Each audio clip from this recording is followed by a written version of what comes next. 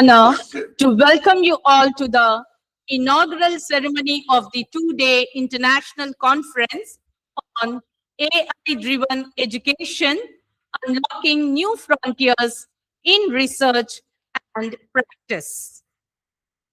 I extend a warm welcome to the chief guest of the day, Reverend Dr. Anthony Robinson, SJ, Director and Vice President of LOYOLA Institutions, whose visionary leadership and commitment to academic innovation have been the driving force behind the growth and development of Loyola College of Education, the century-old Loyola College, Loyola Institute of Business Administration, LIBA, Loyola ECAM College of Engineering and Technology, LISET, and Institute of Dialogue with Cultures and Religions, IDCR, shaping the entire Loyola campus legacy. Hearty welcome, Father.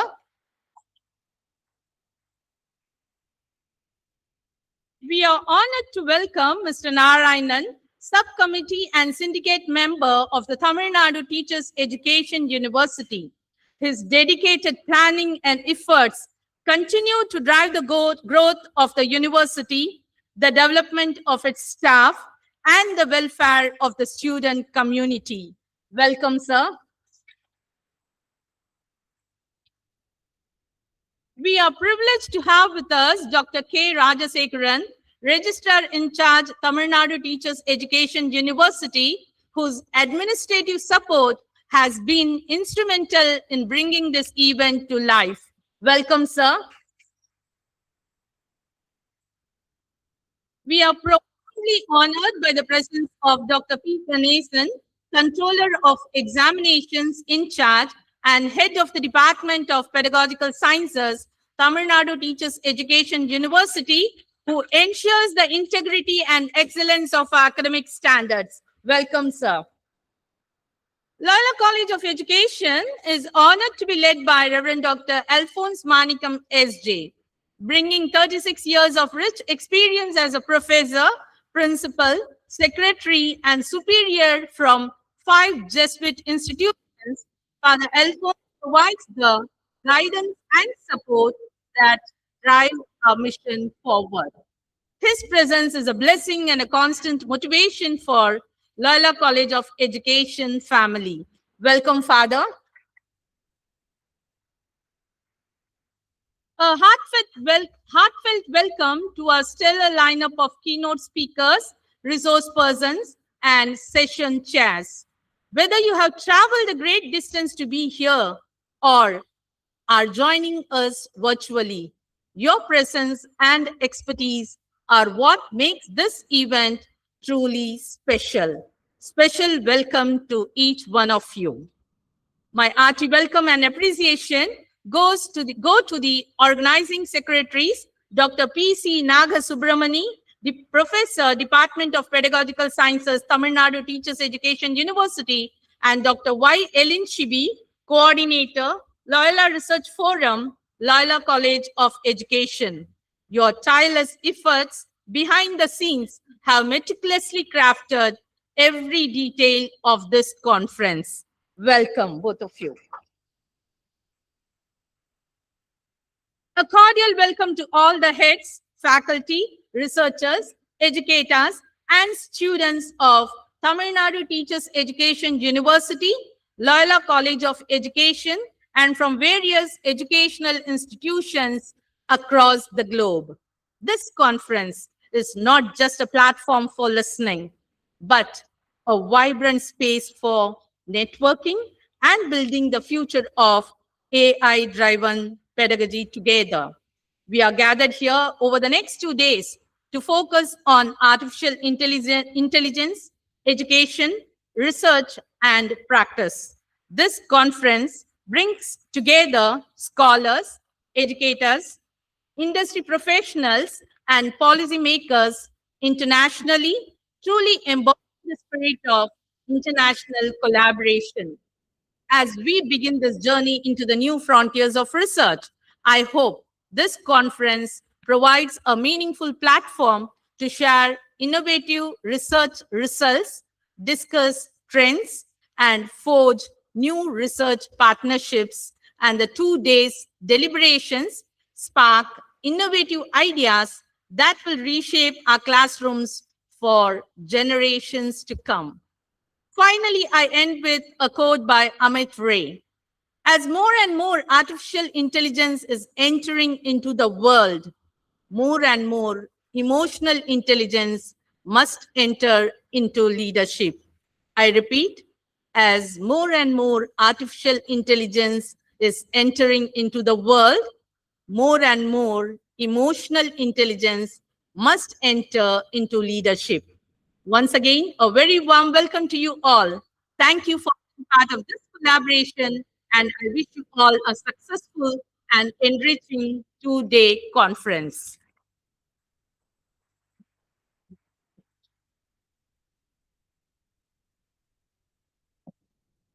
Thank you, ma'am, for your warm welcome. As we light this lamp, may it enlighten our intellect and inspire innovative research practices. Now, I request the dignitaries to light the lamp, symbolizing the spark of knowledge and innovation.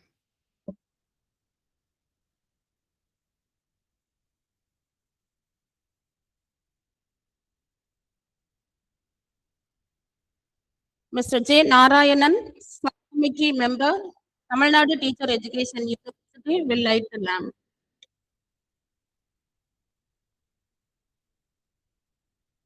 Then Reverend Dr. J. Anthony Robinson, Rector and Vice President, Loyola Institutions, Chennai.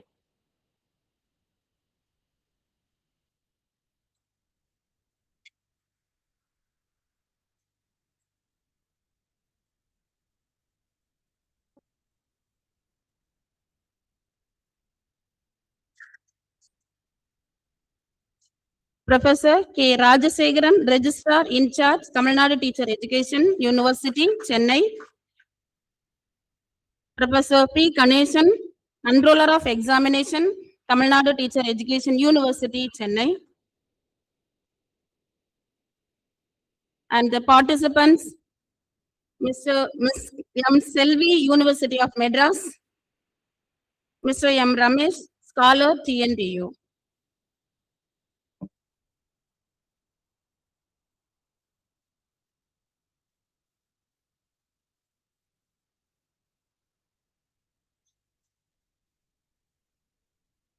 Thank you all.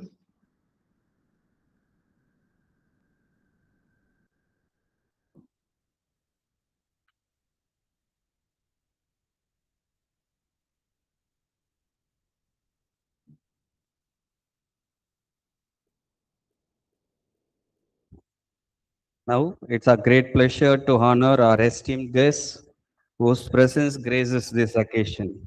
I request Reverend Dr. Alphonse Manikam SJ, Secretary, Loyola College of Education, to honor the guests with a shawl, and Dr. L. Koranditharasal, Principal, LCE, with a memento. I now invite J. Narayanan, Subcommittee Member, TNTEU.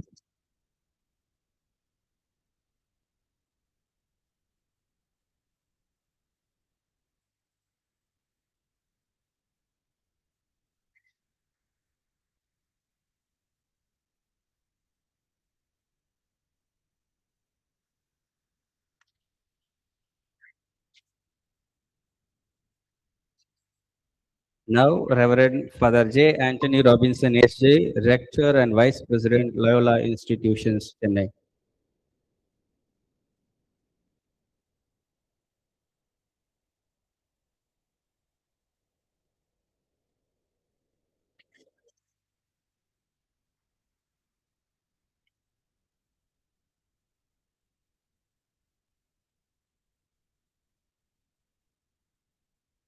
Now, I request Professor K. Rajshekharan, Registrar in Charge, TNTU, to step forward.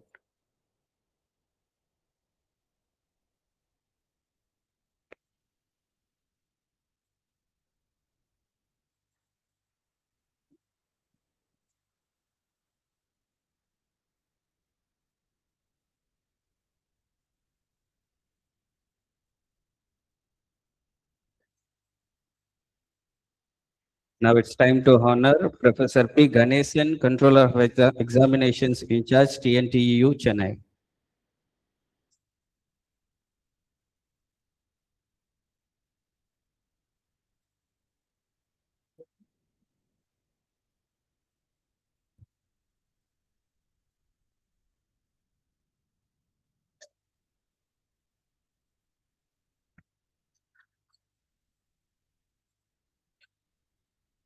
My humble thanks to all of you. Now, I invite respected Professor P.C. Nagasubramani, Department of Pedagogical Sciences, TNTU, and also the organizing secretary of this conference to present the dynamics of the conference.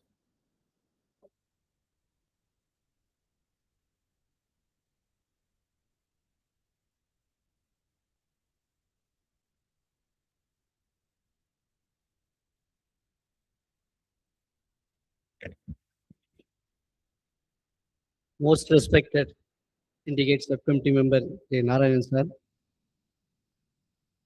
respected registrar in charge of Tamil Nadu Teachers Education University, respected controller of examinations Tamil Nadu Teachers Education University,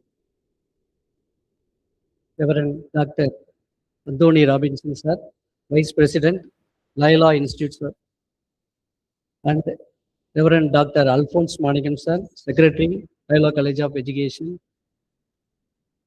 respected dignitaries, distinguished guests, faculty members, researchers, and dear participants.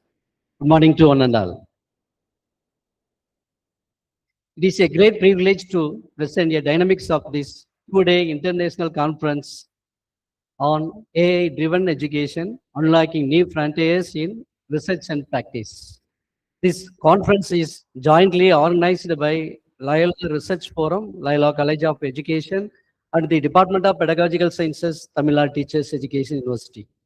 The Department of Pedagogical Sciences has a strong academic tradition of organizing many international academic events.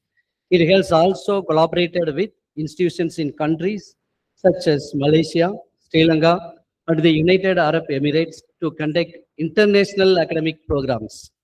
This research experience is global academic collaboration has greatly contributed to the success of the present conference. The main objectives of this conference was to create a meaningful academic platform where educators, researchers, scholars, and students could come together to exchange ideas, share research insights, and discuss innovative practices related to artificial intelligence in education. In the rapidly evolving educational landscape, artificial intelligence plays a crucial role in transforming teaching, learning, assessment, and research practices. During these 2 days, the conference features a series of 5 plenary sessions delivered by eminent scholars and experts.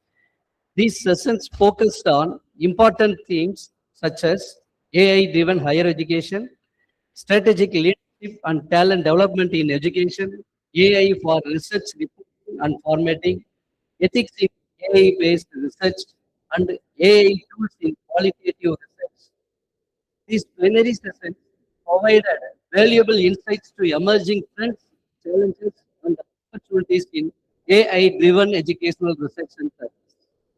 Another important highlights of the conference was the paper presentation sessions conducted in both online and offline modes. In total, the conference included 8 parallel paper presentation sessions. Among them, 3 sessions were conducted in the online mode and 5 sessions were conducted in offline mode. In this conference, research papers covered diverse themes such as artificial intelligence in teaching and learning, AI-supported pedagogical practices, educational technology, inclusive education, research methodologies, and innovative strategies in educational research. Another remarkable aspect of this conference is its wide academic reach. Research contributions were received not only from different parts of India, but also from several countries around the world. Notably, scholars from countries such as Saudi Arabia, Malaysia, Cyprus, Uzbekistan, and United Arab Emirates and the United States of America have contributed to this conference. This reflects the growing global academic interest in AI-driven education and research practices. Artificial intelligence is increasingly becoming an essential tool in academic research. AI technologies assist researchers in various stages of the research process, including literature review, data analysis, research reporting, and academic writing. These technologies help researchers work more efficiently, analyze large data sets, and enhance the overall quality of research. At the same time, it is important to ensure the ethical and responsibilities use of artificial intelligence in research practices. Overall, the two-day international conference has provided a vibrant academic platform for meaningful discussions, knowledge sharing, and intellectual exchange among scholars, educators, and researchers. The ideas and the insights generated through the plenary sessions and the research presentations will certainly contribute to the advancement of AI-driven education and practice at both national and global level. Thank you all.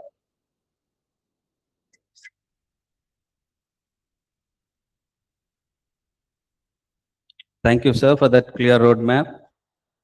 Now, we invite a renowned academic leader, professor in the Department of Curriculum Planning and Development, also the Registrar in Charge TNTEU, Professor K. Rajasekharan, for the felicitation.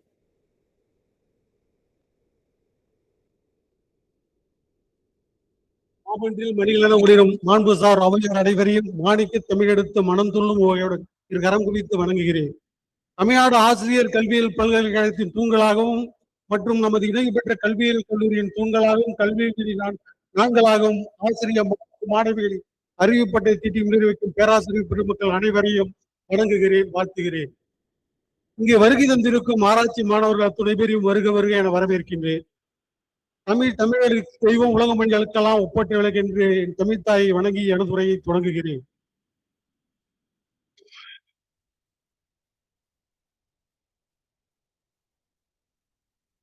Good morning to everyone present here. It is indeed a great pleasure and honor for me to be part of this two-day international conference on AI-driven education, unlocking new frontiers in research and practice.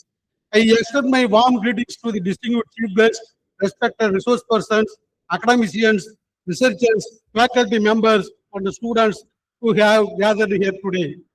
At the outset, I would like to congratulate the organizing institutions for LOYOLA College of Education and the Tamil Nadu Teachers Education University and Department of Pedagogical Sciences taking the initiative to conduct this important academic event.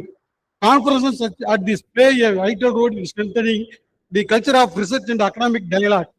They provide the opportunity for scholars and practitioners to come together, exchange ideas, and collectively reflect on the evolving directions of education in a rapidly changing world. We are living in a time when technological advancement is transforming almost every dimension of human life. Among these developments, artificial intelligence has emerged as one of the most influential forces shaping contemporary society. The field of education particularly is significant changes due to the integration of AI technologies, which is redefining how knowledge is assessed, created, and shared. Artificial intelligence has opened new possibilities for education, research, and practice. Today, AI-based tools are being used in areas such as personalized learning, intelligent tutoring systems, auto-combed assessment, research analytics, and digital content creation. These technologies have the potential to enhance the efficiency of education systems and support both teachers and learners in meaningful ways. However, as we explore these possibilities, it is equally important to remember the education is fundamentally a human-centered process. Education is not merely about the transmission of information, it is about shaping individuals, nurturing values, and cultivating critical thinking. Technology should therefore serve as a supportive tool that enhances the role of the teacher rather than replacing the human dimension of teaching and learning. One of the most important aspects of educational transformation is the relationship between technology and human learning. As the American educational philosopher John Dewey once observed, if we can teach today's students as we taught yesterday's, we rob them of tomorrow.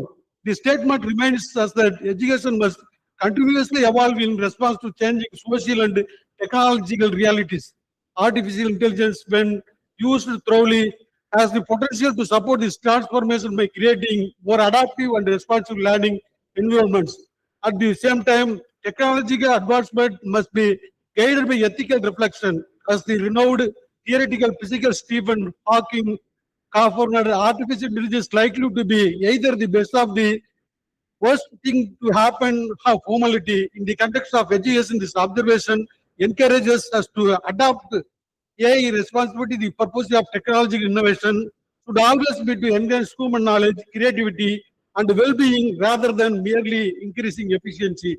In recent years, scholars have increasingly emphasized that the integration of artificial intelligence in education must be accompanied by critical awareness and ethical responsibility. As the historian and the philosopher of technology, you will not RI notes in a world flooded with information carries its power. For educators, this means guiding students not only for access information but also to interpret, evaluate, and use knowledge responsibly in a rapidly changing digital environment. Furthermore, the future of education will depend on our ability to maintain a balance between technological innovation and human values. As the management thinker Peter Drucker famously stated, the best way of predict our future is to create it. Education institutions, therefore, have the responsibility to shape a future where technology support intellectual growth, critical inquiry, and social responsibility. In this context, teacher education institutions have a particularly important responsibility. They must prepare future educators are capable for adopting the technological changes while remaining committed to the core values of education. Teachers must be equipped not only with technical skills, but also with the ability to critically evaluate how technology influences pedagogy, learning, environments, and student engagement. Teacher education program must therefore focus on developing digital literacy, research competence, and ethical awareness among future educators. When teachers are trained in use technological tools effectively and responsibility, they can transform the learning experience and make education more inclusive, interactive, and accessible. Another important aspect that deserves attention in the role of research in shaping the future of AI-driven education. Academic research plays a critical role in examining both the opportunities and the challenges associated with the emerging technologies direction. Through systematic research, scholars can explore how AI can be integrated into educational practices in ways that enhance learning outcomes while maintaining academic integrity and ethical responsibility. The theme of this conference is therefore both timely and relevant. By focusing on AI-driven education, the organizers have created a valuable platform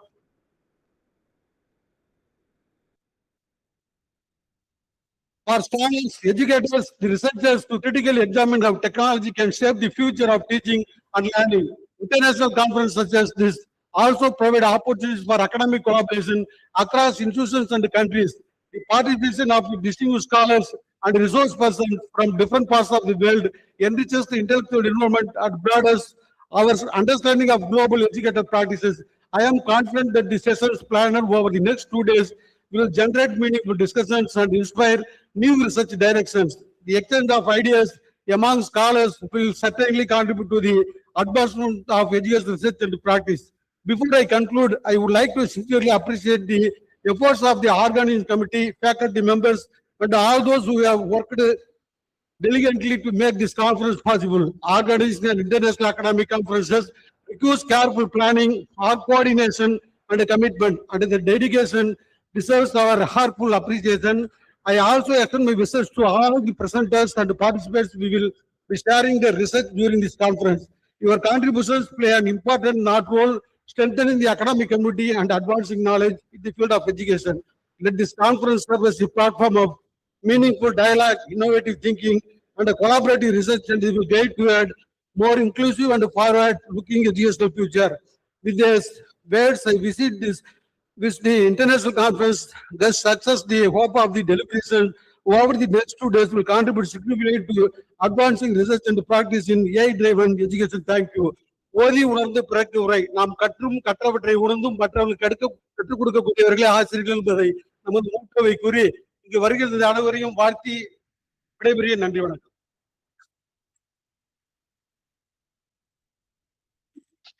மனமார்ந்த வாழ்த்துரைக்கு நன்றிகள் ஐயா. Now we have the report and review of the action research book titled Prospectives Perspectives 2025, which will be released now. I request Dr. S. Pandiselvi, Assistant Professor, Pedagogy of History, to present the report.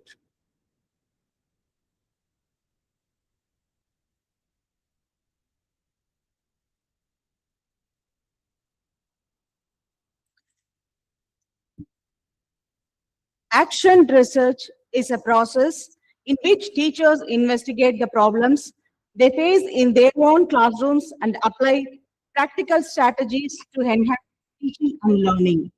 The main purpose of action research for student teachers is to help them identify classroom problems and improve their teaching practices through systematic inquiry and reflection. It encourages reflective teaching practice, develops research skills, helps teachers solve classrooms problems effectively, and promotes continuous professional development. Our prospective teachers have undertaken action research during their school internship under the valuable guidance of our teacher educators. These research studies reflect their sincere efforts to identify classroom problems and explore practical solutions to improve the teaching learning process. Among these studies, the best action research papers have been carefully selected and compiled into a book titled Perspectives 2025. This publication showcases the research aptitude, creativity, and effective practices of our practice teachers.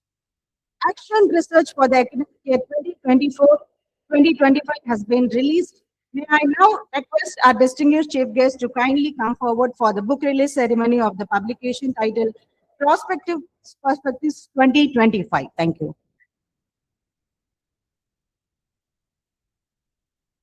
Now, I request our chief guest of the day, Reverend Dr. Anthony Robinson, S.J., Rector, Loyola College, to release the book. And I request Mr. J. Narayanan, Subcommittee Member, TNTEU, to receive the first copy. I invite the editorial board members to join on stage. Dr. Pondi Selvi and Dr. Komalavalli.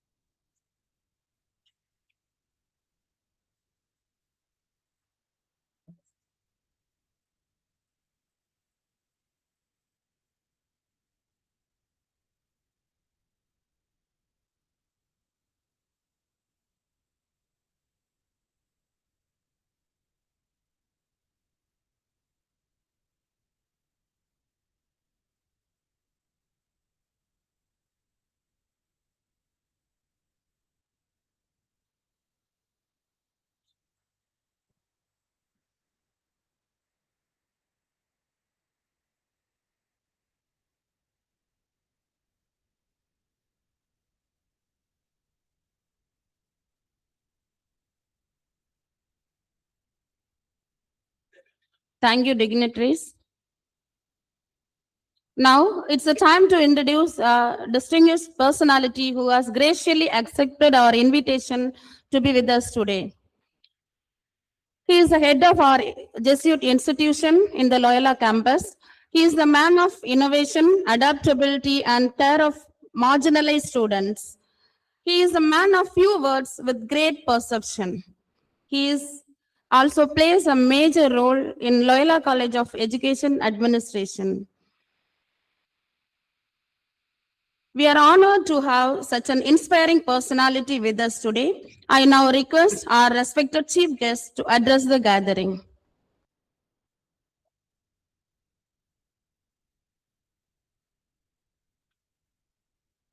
Respected Mr. J. Narayanan, the subcommittee member, Professor K. Rajashekharan, the registrar in charge, Professor P. Ganeshan, controller of examinations, Reverend Dr. Alphonse Manikam, the secretary of Loyola College of Education, Dr. L. Kulandai Therese, the principal of Loyola College of Education, The organizing secretaries, Dr. P.C. Nagasubramani, Professor, Department of Pedagogical Sciences, TNTEU, Chennai. Dr. Y. Ellen Shibi, Assistant Professor, LOYOLA Research Forum, LOYOLA College of Education, Chennai. The distinguished guests who are seated over here, the faculty members, the officials of the college, and my dear students who have come from all over India and abroad, I welcome you all for this two-day international seminar, and a very good morning to all of you. Good morning to you all. Dear friends, as we have seen the topic, it's very vibrating, no doubt about it. The topic is AI-driven education, unlocking new frontiers in research and practice. And this topic itself, I could see two words that are very prominent. Two words that are very prominent. The first word or the two letters is AI, artificial intelligence. That is number one. And number two is research. I think that this is the norm of the day. This is the norm of the world. And we can see it everywhere. This AI is making a huge impact in all spheres of life. In all spheres of life. And research is taking forward the humanity. Seeing the topic, I have divided my speech also into two parts. Number one is AI, and next one is research as such. To begin with AI, I like to begin with a hard statement. The statement is, AI cannot replace jobs, but it is going to replace the minds of the humans. We have to take this into our system. AI is not going to replace jobs.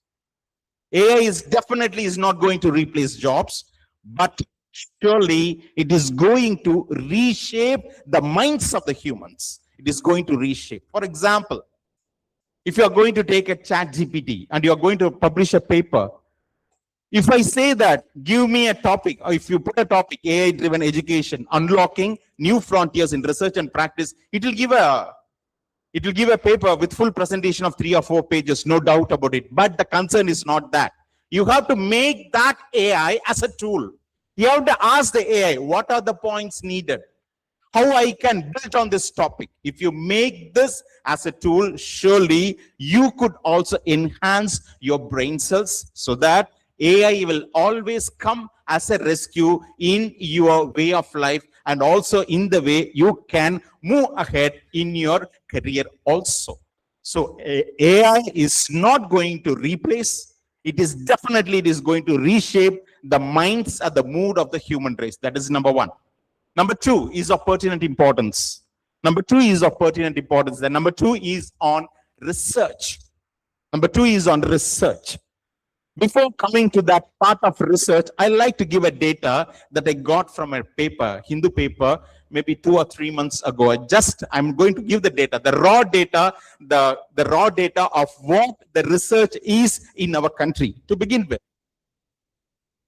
17.5% of world brains are around the world. 17.5% are of world brains, the so-called the super brains. And in that 17.5 of the world brains, from India, we have only 3%. We have to just think of it because our population is 140 crores. Our population is 140 crores. That is more than 1 billion. The population of the whole world is 6 billion. We play a huge part, but the research output is only 3%. Secondly, 3.55 million patent applications are registered around the globe.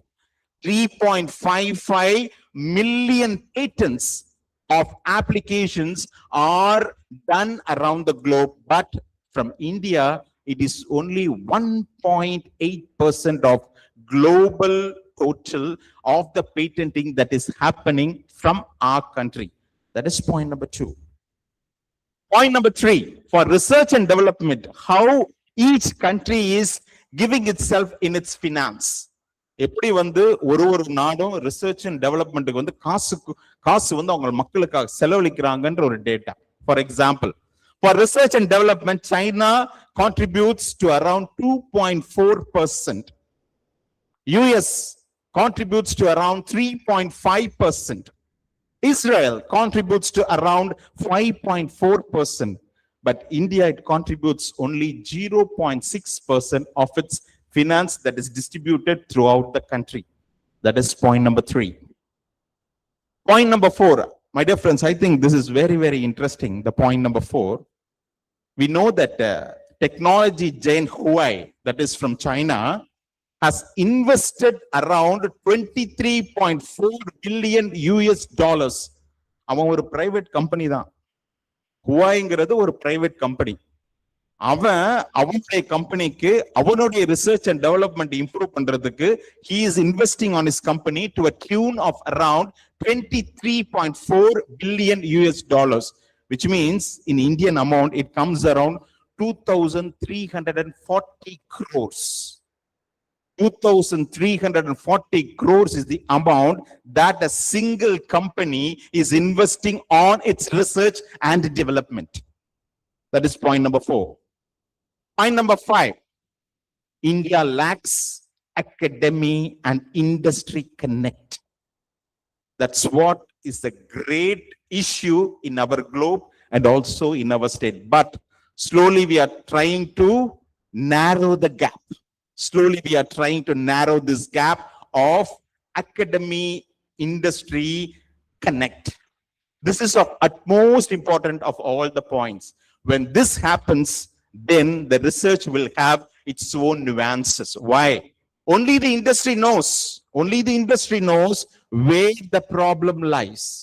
Only the industry knows what is the problem, what the customer needs, etc., etc. The academy as such will know how to teach or how to take part in a paper or etc. That connect is missing, and that connect, if it happens, it will make a huge impact on our research arena. That is point number 5. And point number 6, most of the brains who do the PhD move to places where there are greener pastures, which means most of them move out of India, which is a sorry state of affairs. But still, government is trying to pull in those brains and keep it for ourselves so that our country too may gear up in terms of research and development. That is point number 6. And point number 7 is simplifying the patent. It is very hard nowadays. What is a patent?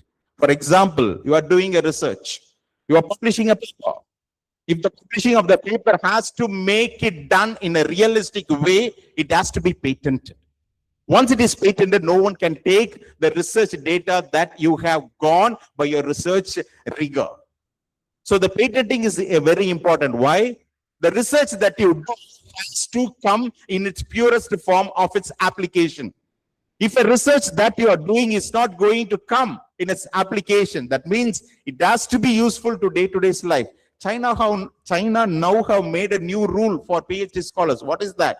If you are going to make a research, that research has to come in the form of an application and it should be useful to the society.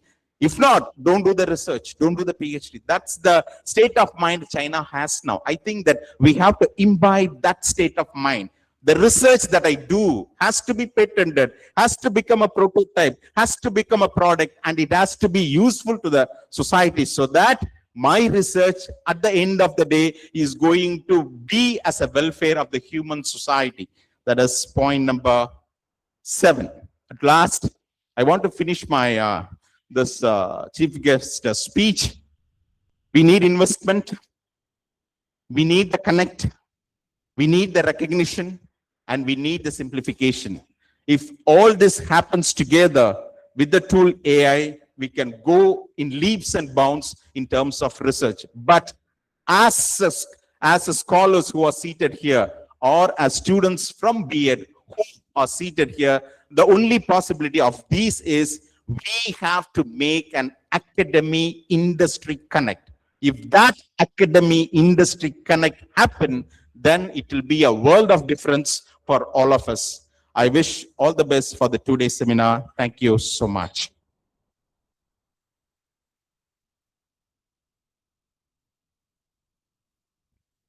Thank you, Father, for your inspiring, motivating message. Now I invite our respected guest, Mr. J. Narayanan, Syndicate Member and Subcommittee Member TNTEU, to deliver the presidential address.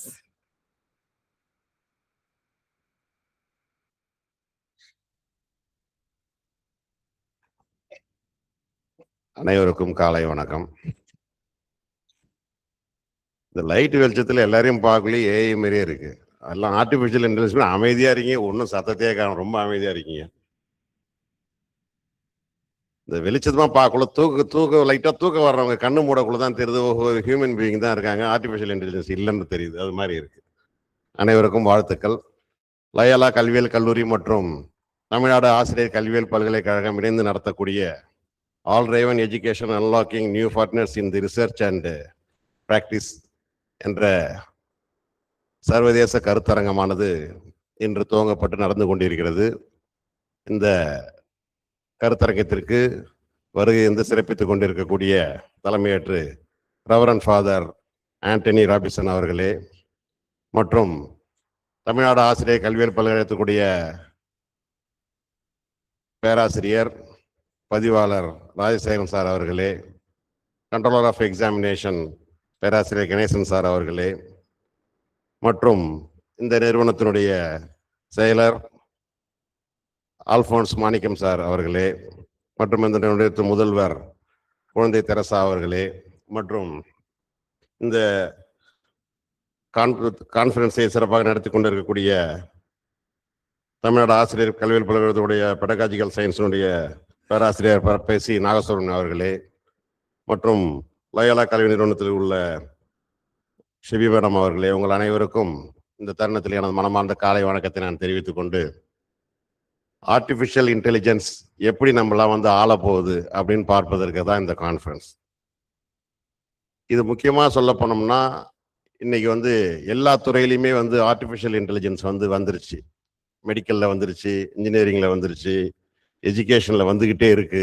எஜுகேஷனில் உங்களுக்கு எந்தெந்த விதத்திலாம் அந்த artificial intelligence தேவைப்பட போகுது அப்படின்றத நீங்கள் பார்க்கணும்.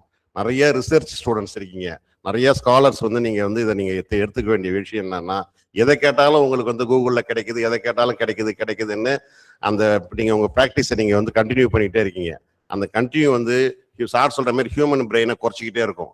Human brain இன்னும் கொஞ்சம் நீங்களாம் இம்ப்ரூவ் பண்ணுறதுக்கு உண்டான முயற்சியை நீங்களாம் மேற்கொள்ளணும். எது கேட்டாலுமே ஒரு ப்ரொனன்சியேஷன் கேட்டால் கூட உடனே கூகுள் எடுத்து அது மீனிங் என்ன, ப்ரொனன்சியேஷன் என்ன, அதுக்கு அர்த்தம் என்னன்னு நம்ம கேட்குறோம். இது எல்லாமே நம்மளோட ஹியூமன் பீயிங்கை குறைக்கக்கூடிய வாய்ப்பு அதிகமாக இருக்கிறதுனால நம்மளோட இயற்கையான நம்ம மூளை வேலை செய்யக்கூடிய அந்த பயன்பாட்டை நம்மளால அடைய முடியாத நிலைப்பாடுகள் நமக்கு இருக்கு. அது எல்லாமே நீங்க மாற்றணும். ஏன்னா இந்த நிறுவனம் ஒரு மிகச்சிறந்த கல்வி நிறுவனம். ஏன்னா எல்லாரும் நான்லாம் படிக்கப்பட்டு ஆசைப்பட்ட நிறுவனத்துல நான் இப்ப இங்க நின்று பேசிட்டு இருக்கேன். அப்படிப்பட்ட ஒரு வாய்ப்பு இங்க எல்லாருக்கும் கிடைக்காது. அப்படி ஒரு வாய்ப்பு உங்களுக்கு எல்லாம் கிடைச்சிருக்கு. அதனால அந்த ஒரு வாய்ப்பை நீங்க பயன்படுத்தி நீங்க நல்லா சிறப்பா படிக்கணும், சிறப்பா இருந்து இந்த ரிசர்ச்சை நீங்க பண்ணணும். குறிப்பா சொல்ல போனோம்னா இன்னைக்கு பொம்பளை பிள்ளைங்க நிறைய இருக்காங்க இந்த ஃபீல்டுல, எஜுகேஷன் ஃபீல்ட்ல நிறைய இருக்காங்க. எந்த ஸ்கூல்ல போனாலும் டீச்சர்ஸ் தான் அதிகம். இன்னைக்கு ஜென்ஸ் டீச்சர்ஸ் குறைவு.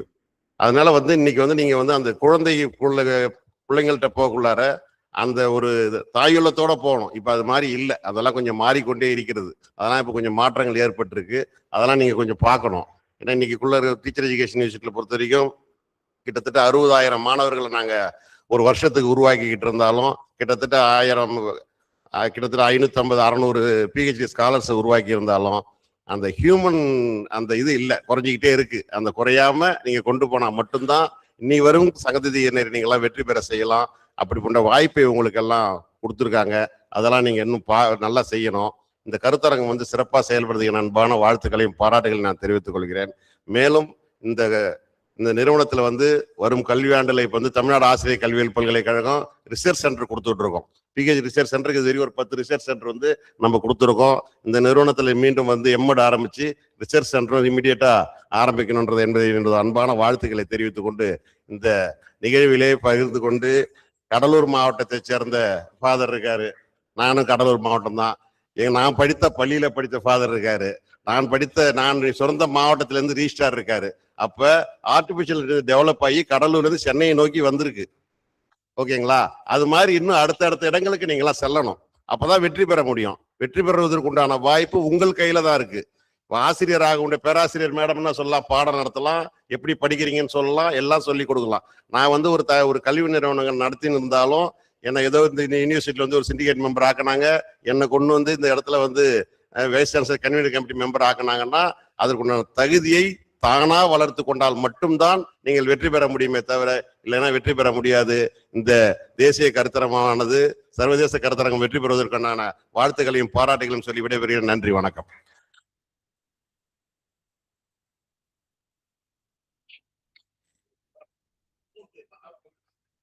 கருத்தரங்கின் துவக்க விழாவில் முன்னிலை வகித்து முதன்மை உரை வழங்கிய தங்களுக்கு நன்றி ஐயா. Now I request Mr. J. Narayanan, subcommittee member TNTEU, to release the conference proceedings, and I request Reverend Dr. J. Anthony Robinson, SJ, our rector, to receive the first copy of the proceedings. And I humbly request the dignitaries to join.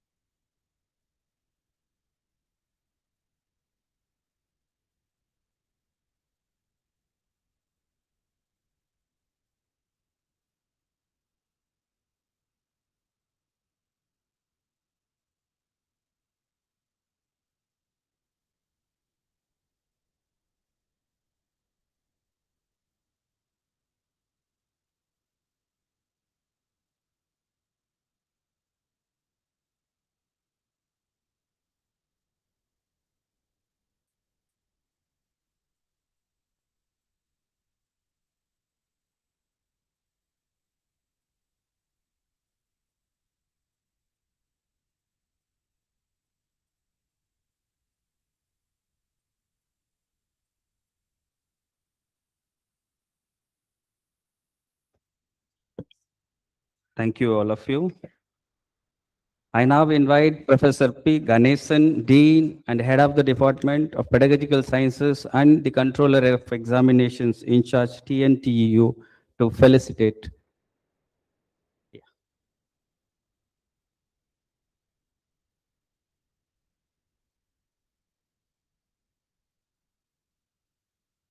Good morning, all of you.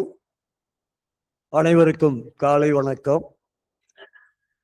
எந்த ஒரு விழாவிற்கு சென்றாலும் நம்முடைய முகத்தில் மறுமலர்ச்சி என்பது இனிமை முகமாக இருக்கும். அது எப்பொழுது இருக்கும் என்றால் நாம் நடத்துகின்ற அந்த செயல்பாடுகளை பொறுத்துத்தான் இருக்கும். இங்கே நாம் பார்க்கின்ற பொழுது AI is a what AI. All of you know what is the meaning of the AI? But the people are telling AI is on. AI என்கின்றோமே, இது என்னதான் தெரிகிறது நமக்கு என்கின்ற பொழுது it is an artificial intelligence. It is an artificial in its part. You make your knowledge in a very good manner. So it is the way we are the people, we get it then AI in your future. It is not the connection. இப்படிப்பட்ட ஒரு விழாவினை துவக்கிய நம்முடைய பல்கலைக்கழகத்தினுடைய அனைத்து பேராசிரியர்களுக்கும் முதலில் நன்றி தெரிவிக்க வேண்டும். நம்மெல்லாம் சொன்னார் கடலூர் அந்த மாவட்டங்களில் இருந்து அந்த மாவட்டத்தை ஏன் குறிப்பிடுகின்றோம் என்றால் இப்படி ஒரு சிறப்பான சீர்மிகு இன்டர்நேஷனல் கான்ஃபரன்ஸை நடத்துவது என்பது எவ்வளவு சிரமம் என்பது நமக்கு தெரியும். அதற்கு முத்தாய்ப்பை அவருடைய பேச்சு இருந்தது. நம்முடைய சிண்டிகேட் மெம்பருடைய பேச்சு என்பது மற்றவர்களுக்கு ஒரு எதிர்பார்ப்பு மட்டுமல்ல, ஒரு உணர்வாக ஏற்படுகிறது. பேசுகின்ற பேச்சுக்கள் நாம் கேட்கின்றதெல்லாம் எப்படி ஏஐயாக இருக்குது. ஏஐ என்பது deliver the matter from human being to the machine. அதுதான். அப்ப நாளைக்கு the gain the knowledge that an artificial வரும். இப்போ கொஞ்சம் 2 நாளைக்கு முன்னாடி பார்த்தீங்கன்னா சைனாவில் என்ன பண்ணிருக்காங்க, ஒரு மராத்தான் ஓட்டம் வச்சிருக்காங்க. யாருக்கு? மனிதர்களுக்கு அல்ல, இயந்திரங்களுக்கு. அந்த இயந்திரங்களிலும் அதுவும் ஃபர்ஸ்ட் யாரு செகண்ட் யாருன்னு ஓடிச்சு. பார்த்துருக்கலாம், நீங்க வந்து பார்த்துட்டு தெரியும். அதுல வச்சுட்டு what are the actual of the human being that the same way the robocal எல்லாம் பண்ணாங்க. It's also given to that one. It is an artificial intelligence. இங்கே லயோலா என்றாலே இன்று மட்டுமல்ல, கிட்டத்தட்ட ஒரு 25 ஆண்டுகளுக்கு முன்பு இருந்து லயோலா என்பதை படித்தால் போதும், நீங்கள் கண்டிப்பாக ஏதாவது ஒரு வேலையில் இருப்பீர்கள். அப்படிப்பட்ட ஒரு உன்னதமான ஒரு இது இன்று என்ன அழைத்து நீங்கள் பேசச் சொல்வது உண்மையிலேயே பெருமை மிகுந்ததாக இருக்கிறது. இந்த international all India it is driven to that welfare they given to the human being. We want to know knowledge.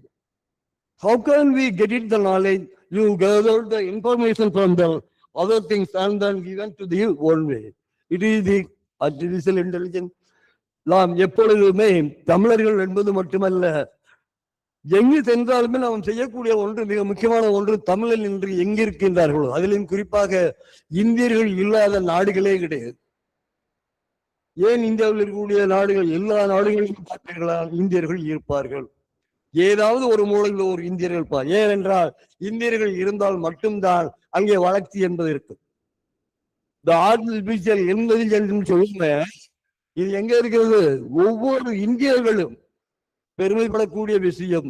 எந்த ஒரு சிறிய நாடாக இருந்தாலும் சரி, அங்கே இந்தியர்கள் இருப்பார்கள். அதற்கு காரணம் என்ன? That the people are getting the knowledge from their family.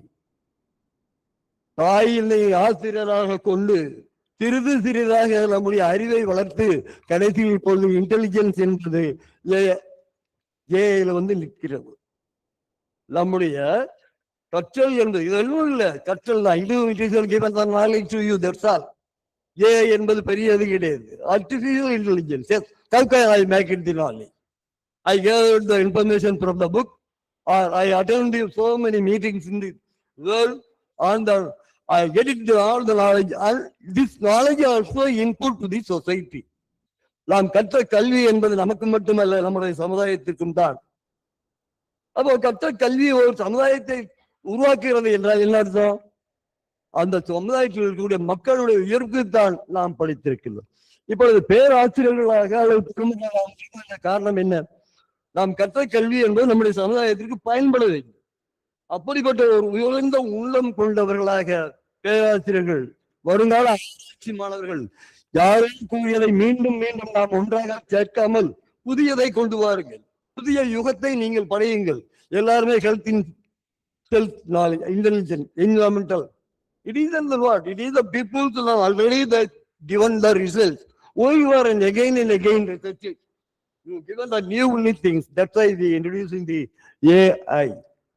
Then I thanks to this group of the AI, those who are organizing our Tamil Nadu Teacher Education University and the LOYOLA College. It is very appreciable because so many people are from the different kinds of the colleges.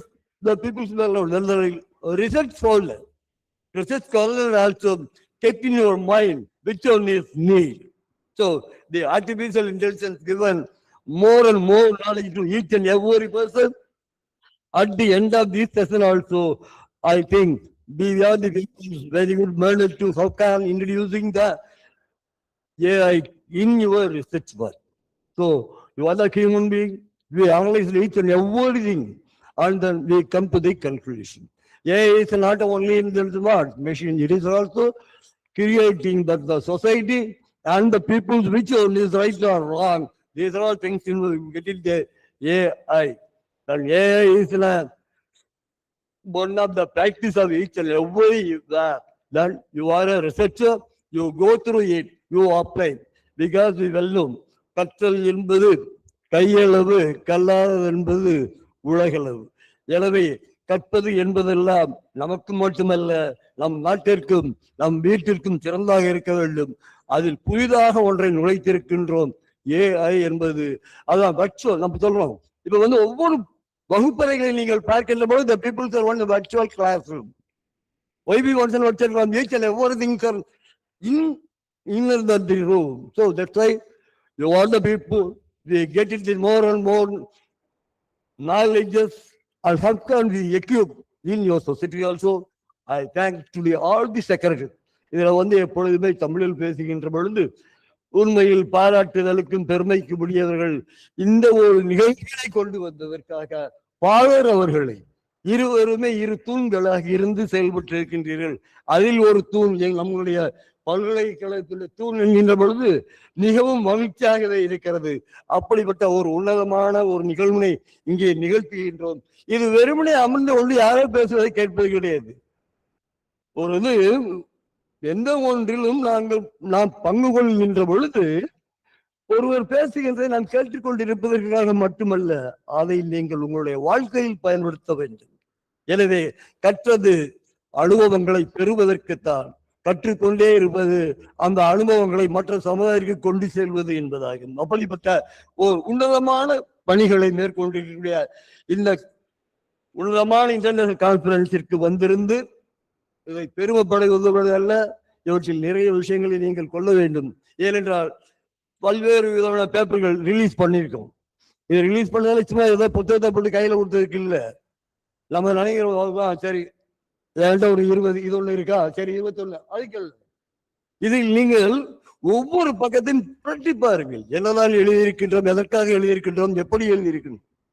எனவே இந்த ஒரு நிகழ்வு என்பது நம்முடைய எல்லோருடைய மனதிலும் ஒரு ஆழமான தன்மையை வளர்த்திருக்கிறது. அவற்றிற்கு இந்த விழாவினை ஏற்பாடு செய்த உங்கள் அனைவருக்கும், எனக்கு வாய்ப்பளித்த உங்கள் அனைவருக்கும் நன்றி கூறி விடைபெறுகிறேன். நன்றி, வணக்கம்.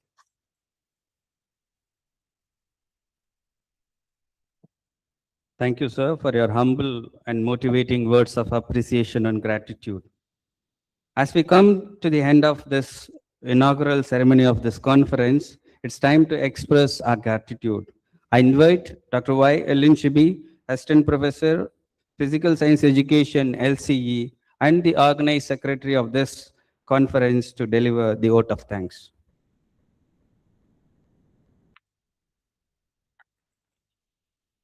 Good morning, one and all gathered here. Gratitude is the fairest blossom which springs from the soul. Henry Ward Beecher. As we conclude this inaugural session, I stand here with a deep sense of gratitude.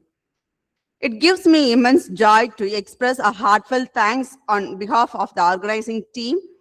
First and foremost, I thank the Almighty for His boundless blessings have enabled us to successfully begin this conference. It is my great privilege to propose the vote of thanks for this international conference on AI-driven education, unlocking new frontiers in research and practice. I express my sincere gratitude to our Reverend Father Anthony Robinson, SJ, Rector and Vice President of LOYOLA Institutions, for his inspiring leadership, encouragement, and continued support in promoting academic excellence and innovation in education. Thank you, Father. I extend my heartfelt thanks to Mr. J. Narayanan, subcommittee member of Tamil Nadu Teacher Education University, for his gracious presence and valuable encouragement, which added great significance to this conference. Thank you, sir. My sincere appreciations goes to Professor K. Rajashekharan, Registrar in Charge, Tamil Nadu Teacher Education University, and Professor P. Ganeshan, Controller of Examination in Charge, Tamil Nadu Teacher Education University, for their guidance, support, and encouragement in making this academic event more meaningful one. Thank you, sirs. I'd also like to express my deep gratitude to our Reverend Father Alphonse Manikam, SJ, Secretary, Loyola College of Education, for his constant support and motivation in organizing this conference. My special thanks goes to Dr. L. Kulandi Teresal, Principal, Loyola College of Education, for her leadership, encouragement, and cooperation throughout this event. Thank you, Father. Thank you, ma'am. My special note of thanks goes to our distinguished international keynote speakers who will be joining us online, will enrich this conference with their expertise and global perspectives. Professor Sami M. Al-Sahib, Professor of Mathematics, King Khalid University, Saudi Arabia, and Muhammad and Dr. Ahmed Sadadi Abdul Razak, Dean and Professor, Faculty of Education, University of Malaya. We are truly grateful for their willingness to share their valuable insights with us in the upcoming session. I extend my sincere thanks to the organizing secretary, Dr. P.C. Dangasubramani, Professor, Department of Pedagogical Science, Tamil Nadu Teacher Education University, for his dedicated efforts, careful planning, and coordination that enrich and the smooth conduct of this conference. Thank you so much, sir. My sincere appreciations also goes to all the faculty member of the Department of Pedagogical Science, Tamil Nadu Teacher Education University, for their valuable support and academic contributions to this event. Finally, my heartfelt appreciations goes to entire organizing team, the teaching faculty and non-teaching staff of LOYOLA College of Education for their tireless efforts, commitment, and teamwork in organizing this international conference. I extend my sincere thanks to all the B.Ed, M.Ed, research scholar, and well-wishers from various institutions for their presence, encouragement, and support. Once again, I extend my heartfelt thanks to each and every one of you for your gracious presence and valuable support. May the knowledge and insight that we are going to gain during the upcoming sessions of this conference inspire all of us to pursue our research with renowned clarity, curiosity, and dedications. With this note of gratitude, I conclude my vote of thanks. Thank you, one and all. Thank you, ma'am. ஓதி உணர்ந்து பிறருக்கு உரை எனும் வள்ளுவனின் வாக்கினை ஆசிரியர்கள் நாம் எந்நாளும் போற்றுவோம். Have a fruitful day ahead. I request all of you to stand in silence as the dignitaries leave the hall.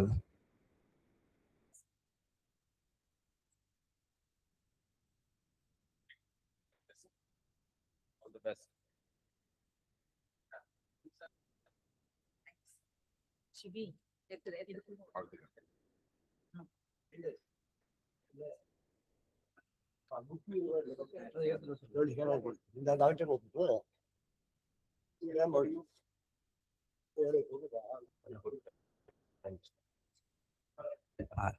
Thank you. I have a small request. It is already time for the online session. So take a break of 10 minutes and be back here. And your refreshment is arranged near the lift. Thank you.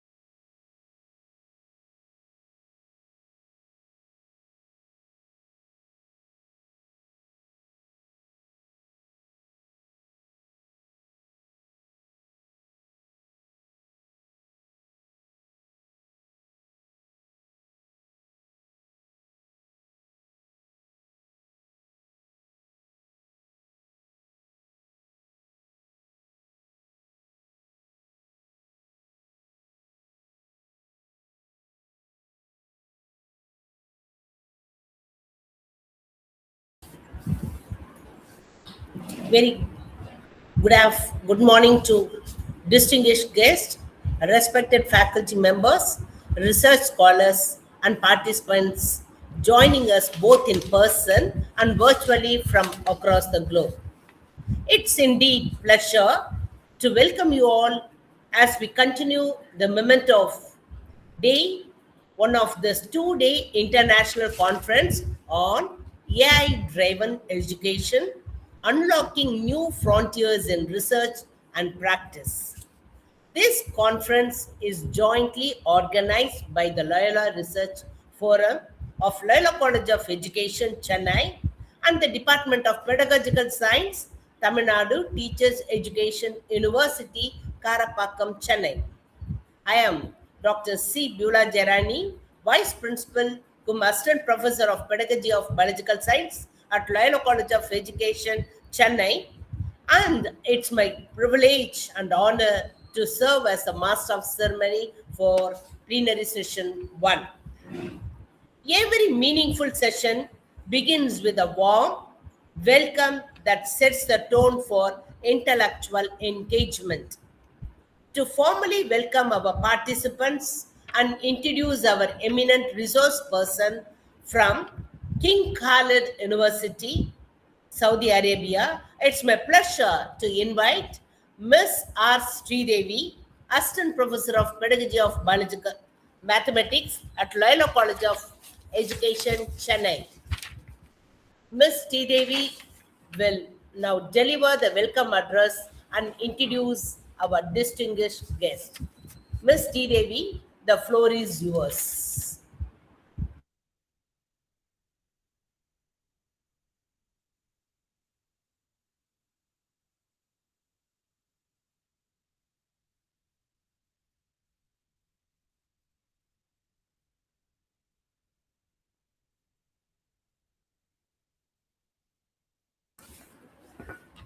Good morning, one and all present here. It is my great honor and privilege to welcome and introduce our distinguished resource person, Dr. Sami M. Al-Shagari. Dr. Al-Shagari is an associate professor in mathematics education at King Khalid University, Saudi Arabia, and currently serves as the Dean of the College of Education. He earned his PhD in mathematics education with honors from the University of Cincinnati, Ohio, USA, and holds a master's degree in curriculum and instruction of mathematics from Al-Qura University, Makkah, as well as bachelor's degree in mathematics from King Khalid University. He has also completed a diploma in leadership from King Abdul Aziz University, Jeddah, Saudi Arabia. Dr. Al-Shagari has held several important academic and administrative roles, including Dean of College of Education, King Khalid University, Dean of Quality and Development, Vice Dean of Quality and Development, and Director of the International Rankings Unit at King Khalid University. He is also serving as an academic consultant at Imam Mohammed bin Saud Islamic University in Riyadh. He is an active member of several prestigious international professional organizations such as the American Psychological Association, American Mathematical Society, the National Council of Teachers of Mathematics, the Judgment Panel for the Reimagined Education Awards, US World Ranking, School Science and Mathematics Association, Saudi Society for Educational and Psychological Sciences, Saudi Association for Curriculum and Teaching Methods, and Saudi Association of Statistical Sciences. He attended n number of training programs, mainly on foundation of project management, excellence in research citation, institutional ambassador program, academic leadership skills, data protecting from cyber attacks, and etc. Dr. Al-Shagari has contributed significantly to the field of mathematics, education, digital learning, and innovative teaching practices with numerous research publications in reputed international journals and active participation in many international conference and academic initiatives. Sir, we are truly honored to have you with us today, and we are eagerly look forward to hear your valuable words and insightful thoughts. Welcome, sir. With great pleasure, I welcome our distinguished plenary speaker, Dr. Sami M. Al-Shagari, for the session of the two-day international conference. Thank you.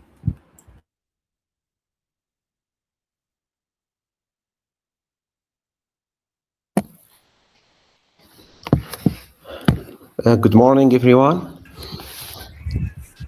Thank you, Ms. D. Devi, for the gracious welcome and thoughtful introduction. It's now my distinct privilege to invite our esteemed speaker for this plenary session, Professor Sami M. Al-Sharif, Professor of Mathematics at King Khalid University, Saudi Arabia. He will be presenting on the topic AI-driven higher education, global perspectives, challenges, and future directions. This topic is highly relevant as higher education institutions around the world navigating the evolving landscape of artificial intelligence. Sir, we eagerly look forward to our valuable global insights. The virtual floor is yours, sir. Good morning, everyone. Can you hear my voice clearly? Good morning. Good morning, sir. It's audible, sir. It's audible. Good morning again. It's a true honor and privilege to be here as a speaker at this two-day international conference on the AI-driven education, unlocking new frontiers in research and practice. I would like to express my sincere gratitude to the Loyola College of Education and the Loyola Research Forum, and also Tamil Nadu Teacher Education University, the Department of Pedagogical Sciences, for organizing this remarkable event and for inviting me to be a part of it.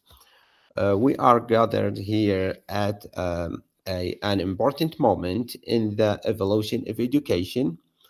Artificial intelligence is not just transforming how we teach and learn, but also how we think about knowledge and creativity and the future of our education system.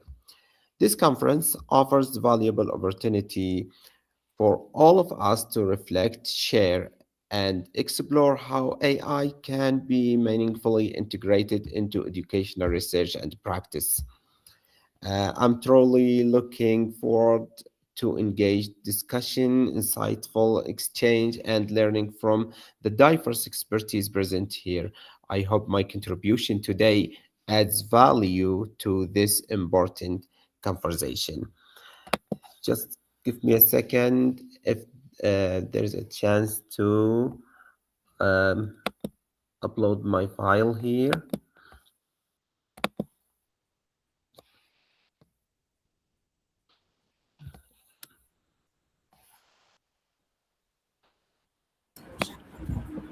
Yes, sir. It's visible, sir. Okay, that sounds good. A second, please.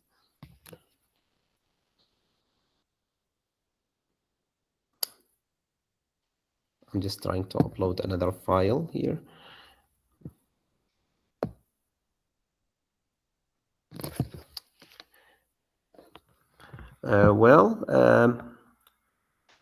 Today I'm going to talk about AI-driven higher education, global perspectives and challenge and future direction. I'm glad to present also my colleagues, Dr. Khadija Asiri. She's an associate professor of psychology. Also, Dr. Nida A. Al-Shahri. She's an assistant professor in curriculum and instructions of English language. Today, I'm going to talk about the artificial intelligence that has emerged as a transformative force in higher education, reshaping teaching, learning, assessment, and institutional management. I'm trying just to move. Here we go. The artificial intelligence is rapidly transforming multiple sectors, including healthcare, finance, industry, and education as well. In higher education, the AI-driven technologies are increasingly used to enhance learning experience, automate administrative process, and support decision making. Universities are integrating intelligent tutoring system, predictive analytics, and generative AI tools to improve teaching efficiency and students' outcomes and also learning outcomes.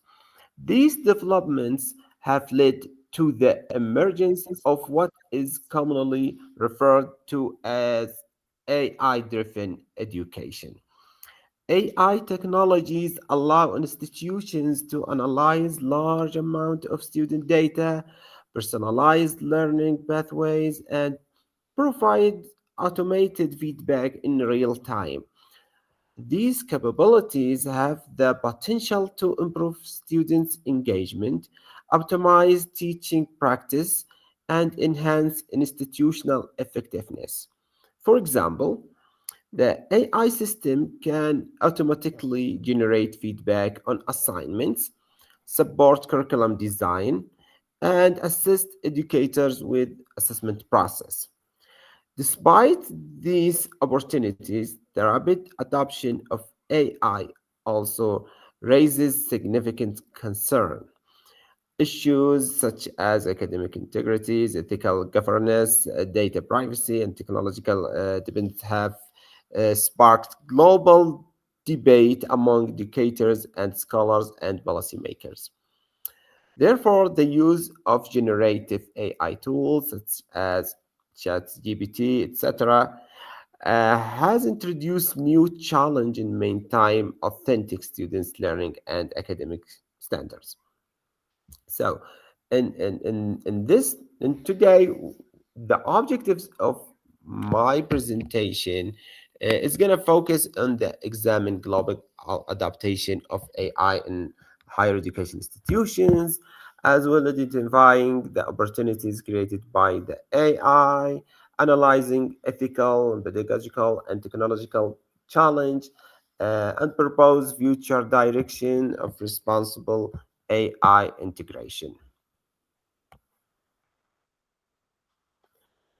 And the core of AI technologies in university, the AI technologies used in higher education can be broadly categorized into several domains, such as intelligence, tutoring, personalized instructions, learning analytics, automated assessment system, as well as generative AI tools.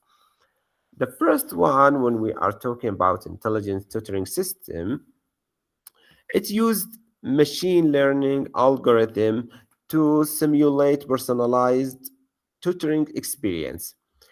This system analyzes students' responses and adapt instructions content accordingly. As a result, students receive individualized support based on their learning needs and progress. Adaptive learning platform powered by AI can identify students' strengths and weaknesses, recommend targeted learning materials, and adjust the difficulty of tasks. This personalized learning approach helps students learn at their own pace and enhance academic performance. For the second one, the learning analytics and predictive system, learning analytics involves the use of data analysis techniques to understand students' behaviors and learning patterns. AI-driven predictive models can identify students who are at risk of academic failure and enable early intervention strategies. Such predictive system analyze factors such as attendance, assignment submission, and online engagement to forecast students' performance. These insights allow universities to design targeted support programs and improve retention rates. The third one is about automated assessment and feedback. The AI-powered tools can automate grading and feedback process, reduce the workload of instructors, and improve efficiencies. These systems analyze student submissions and provide immediate feedback, which can enhance the learning process. Uh, Also, automated feedback systems have become increasingly common in higher education. Research suggests that AI-generated feedback can support both formative assessment and skill development, particularly in large courses where individual instructor feedback may be limited. The last one here is about generative AI in education. The generative AI tools, including large language models, represent one of the most significant recent development in educational technologies. These systems can generate essays, research, summarize, coding solution, and explanation of complex concepts. Generative AI can assist students with research writing and problem-solving tasks. At the same time, educators can use these tools for curriculum design, lesson planning, and content development. However, the widespread availability of generative AI has also raised concern regarding the plagiarism, academic dishonesty, and um, the critical thinking skills.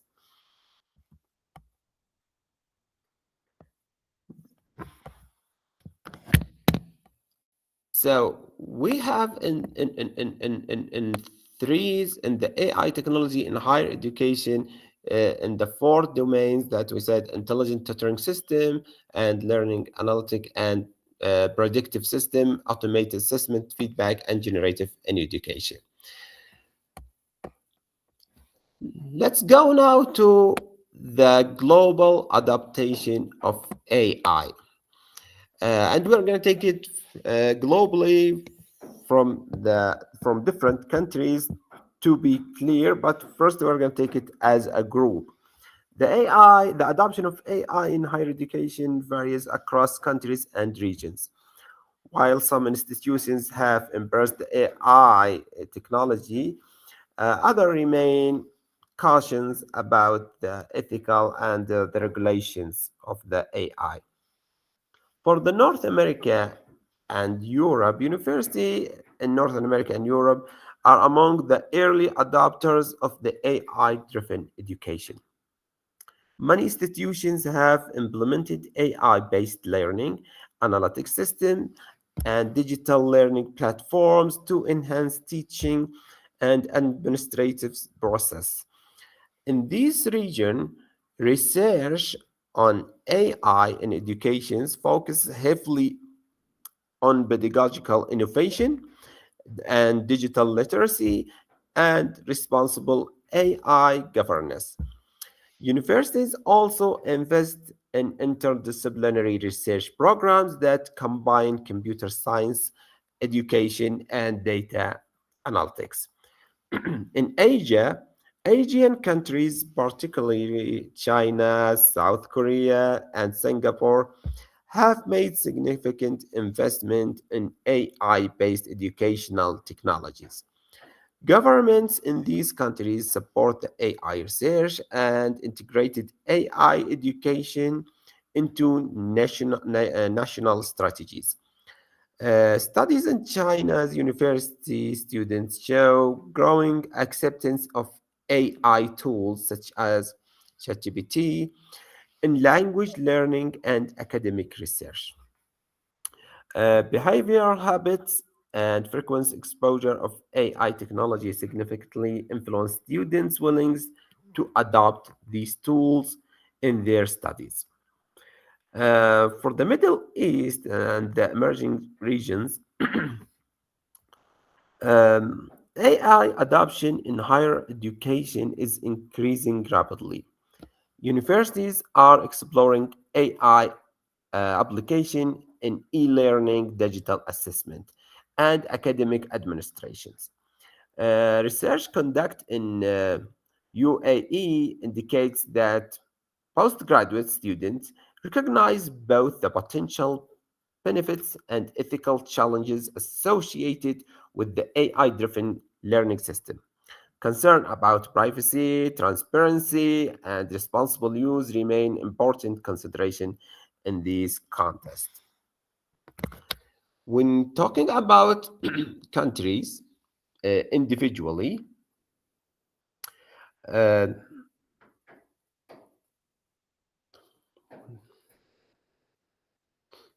one second, please. We're going to start with the United States of America.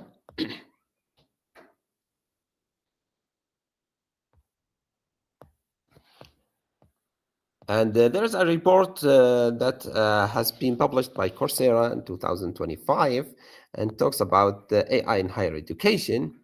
When we're talking about United States of America, it's clearly that 78% of educators and students in the US feel positive about the AI impact on higher education, as it's slightly up below the 83% global average. Also, it shows that 14% of US educators and students view the AI as having a negative impact, slightly higher than the global average. The 50% of educators and students also believe their system is unprepared for AI. Also, the 20% of US universities have a formal policy on AI usage, lower than the 26% in global average. The educators' AI use, 32% of US educators report being heavy users of AI, marking the second highest percentage globally. Also, US they were more likely to identify personalized learning as a key benefit of AI in higher education, while less likely to nominate other benefits like additional support or increased productivities or instant feedback. The US students show greater variation of the AI usage, with 7% reporting not use AI at all compared to the 3% global average. The other using AI for the large proportions of their academic work, similar to the peers globally. For the United Kingdom, for the United, the attitudes toward AI in higher education are cautious yet pragmatic. While there is some skepticism about the benefits of AI, institutions are leading policies adoption and are confident in their ability to manage its use. Educators and students in United Kingdom are already incorporating AI into their work, but there are still doubts about its ability to enhance the quality of higher education and prepare students for future careers. 77% of students and educators in the UK feels positive about the AI impact of higher education. 46% of educators and students believe their system is unprepared for AI. 30% of universities have a formal policies of AI usage. 65% of students and educators in the UK believe AI can improve higher education quality. only 31% of UK university students think AI will help them prepare for the future employment, compared to the 39% global average. 55% of UK educators and students believe unregulated AI will undermine the credibilities of degrees. 53% of UK students and educators think most degrees programs will become obsolete within the next decade due to the AI. 33% of UK university educators report always using AI in their work. So let's give you just an example for the Oxford University. They see AI as a learning companion, not a content authorities or a source of answers. Drawing on the evidence-based learning design, they are building online courses for 2026 where AI helps learners understand ideas, think critically, and create things together, acting like a thought partner. This is how they think about the AI when they use it in the export. For Mexico and the Northern America, it's a little bit different. The Mexican generally align the global average. For the 78% of educators and students believe AI will significantly improve the quality of education in the future. 73% of educators and students in Mexico says AI is currently having a positive impact, while 12% believe AI is having a negative impact. The educators in Mexico are more likely than the global average of describe themselves as a heavy user in AI. 69% of Mexican students agree that the AI has already improved their grades. Mexican students also report less intensive use of AI in their studies compared to the peers in other countries.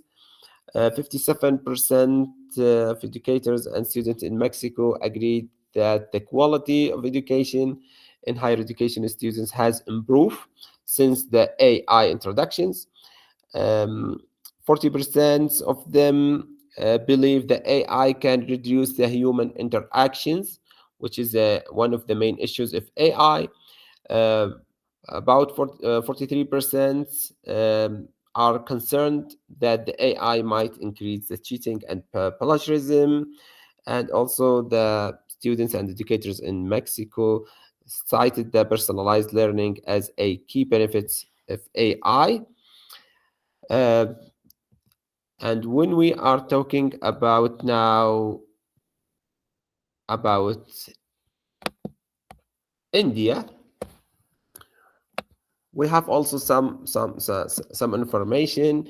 The AI in India is widely regarded as a transformative and empowering force in higher education. Students and educators and institutions are the forefront of the global enthusiasm and adoptions the AI technology.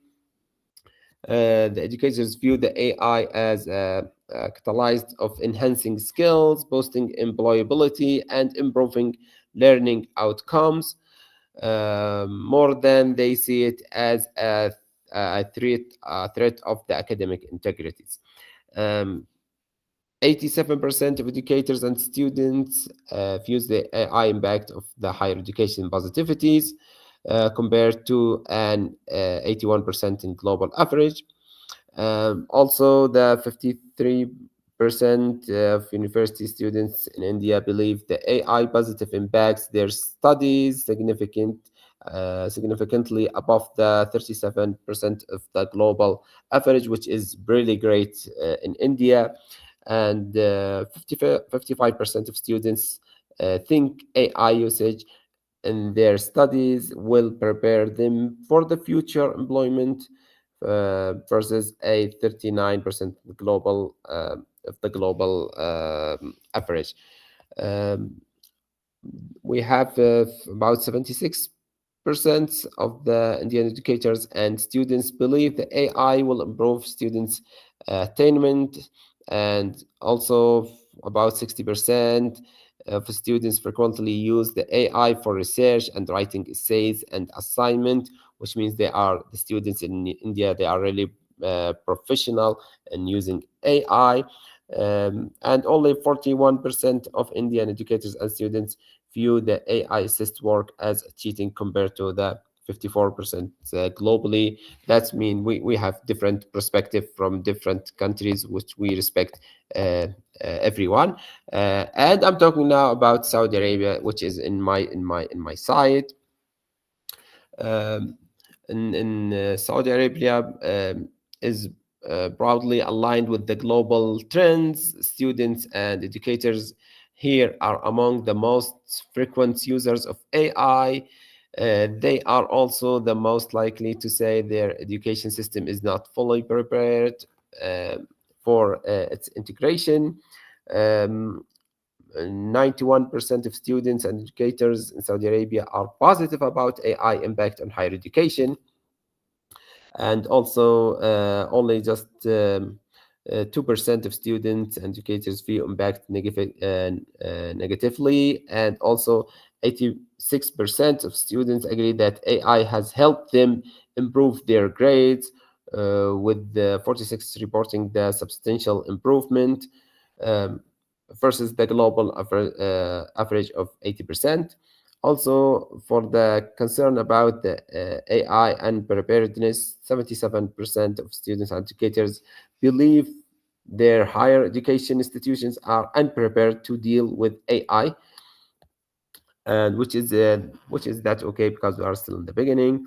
For the students AI use, they use it less for research and content creation than students in other countries. They are more likely to use the AI for exam preparation and also assignment compared to the peer in other countries. 80% of Saudi students and educators believe the AI assist coursework should be considered cheating, might the much higher than the 54% global average.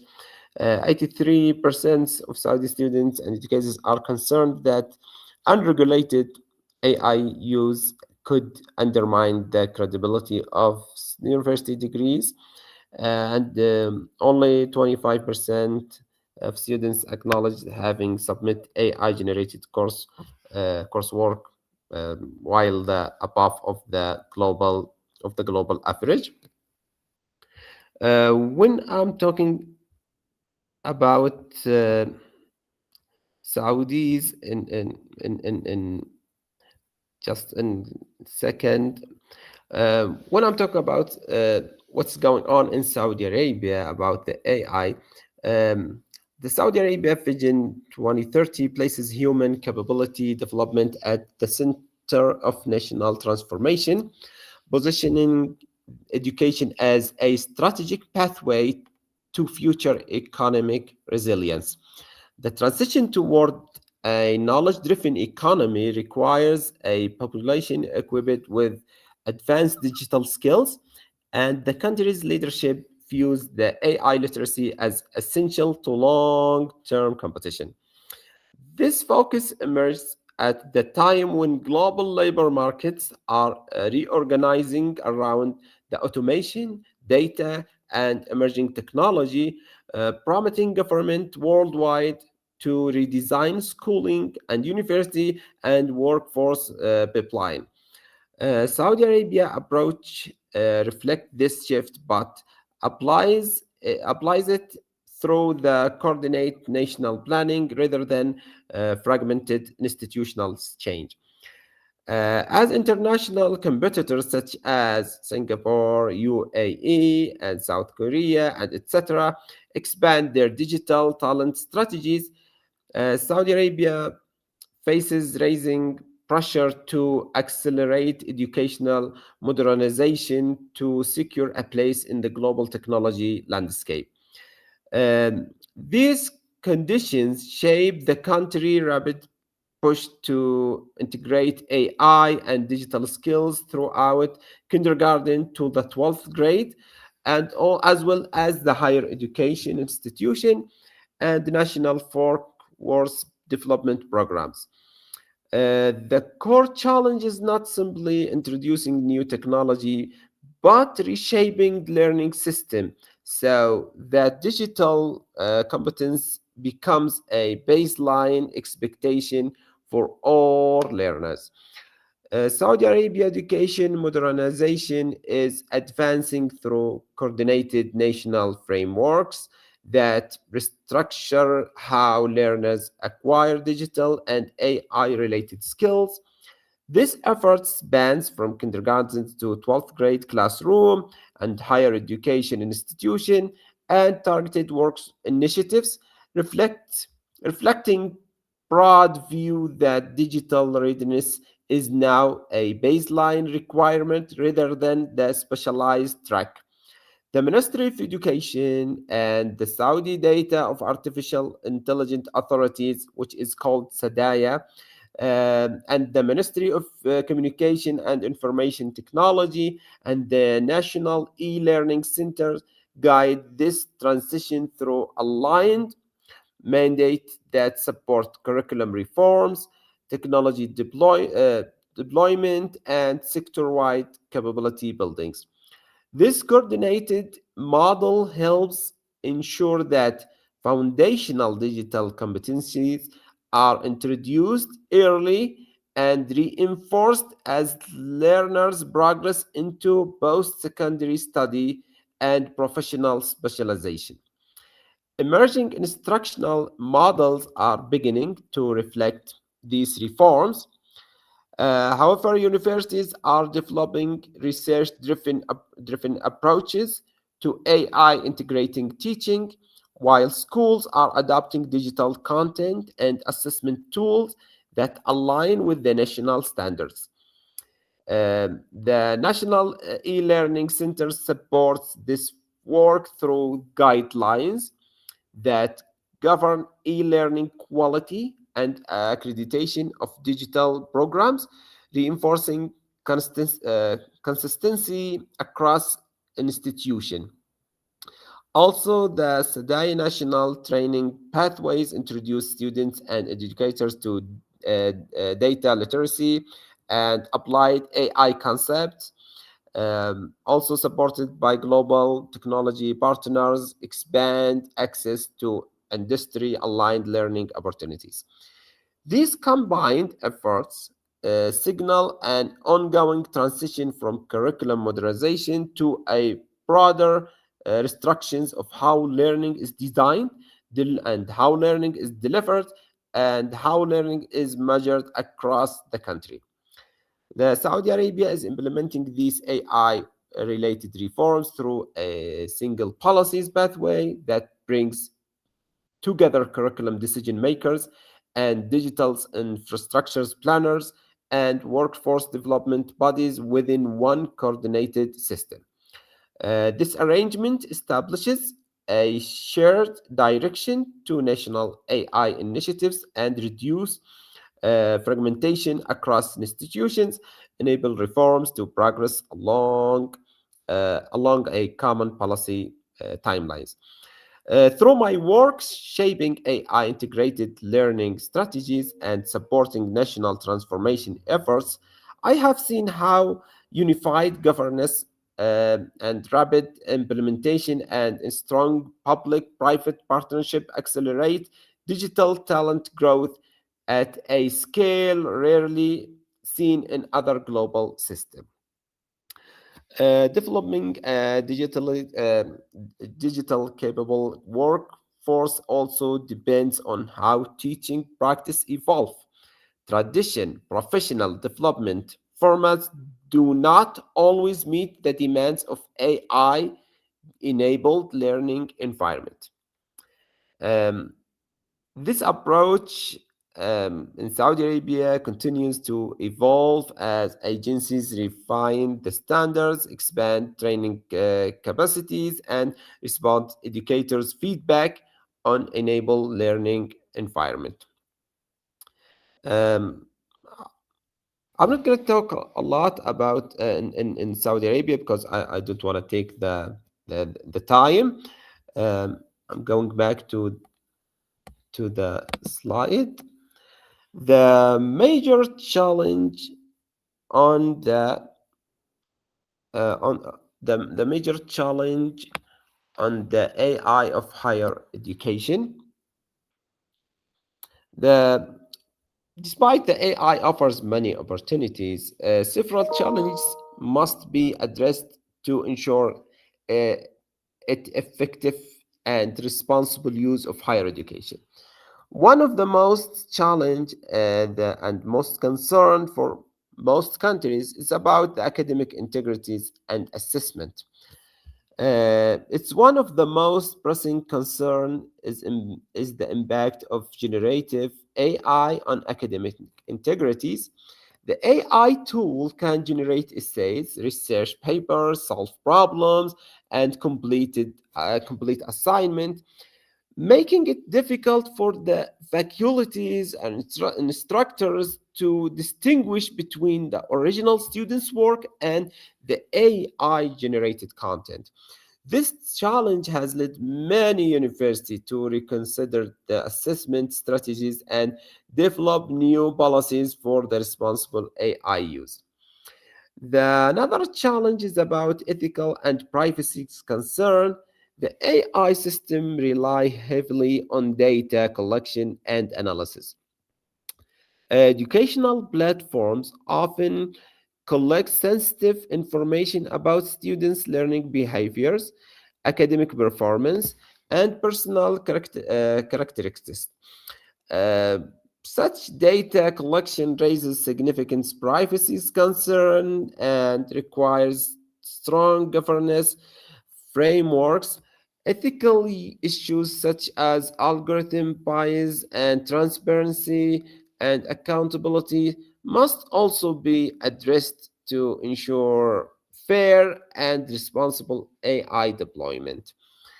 Also, we have another concern, which is about the digital inequality. This challenge is the digital divide.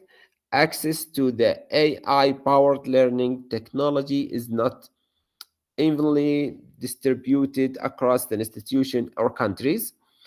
Students in developing regions may face limited access to high-quality digital infrastructures, which could exist educational inequalities. Last one for the challenges about the alliances of technology. The AI may reduce students' critical thinking, also the creativities or creative thinking, and independent problem-solving abilities. If students depend heavily on the AI-generated solutions, they may not fully engage with the learning process. Educators must strike a balance between the leverage AI technology and the maintain tradition learning approach that promote deeper understanding. For the ethical, the key ethical issues that most countries are talking about is the generated assignment threaten the academic integrities, and also the algorithm bias that affect the fairness of the success of in education.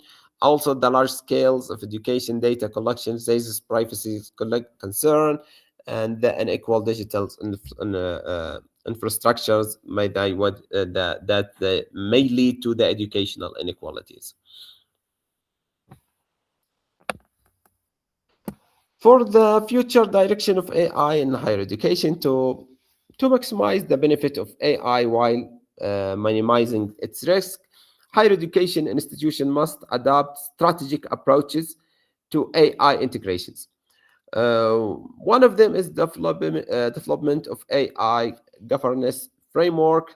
The university should develop clear policies and governance structures of regulated of AI usage.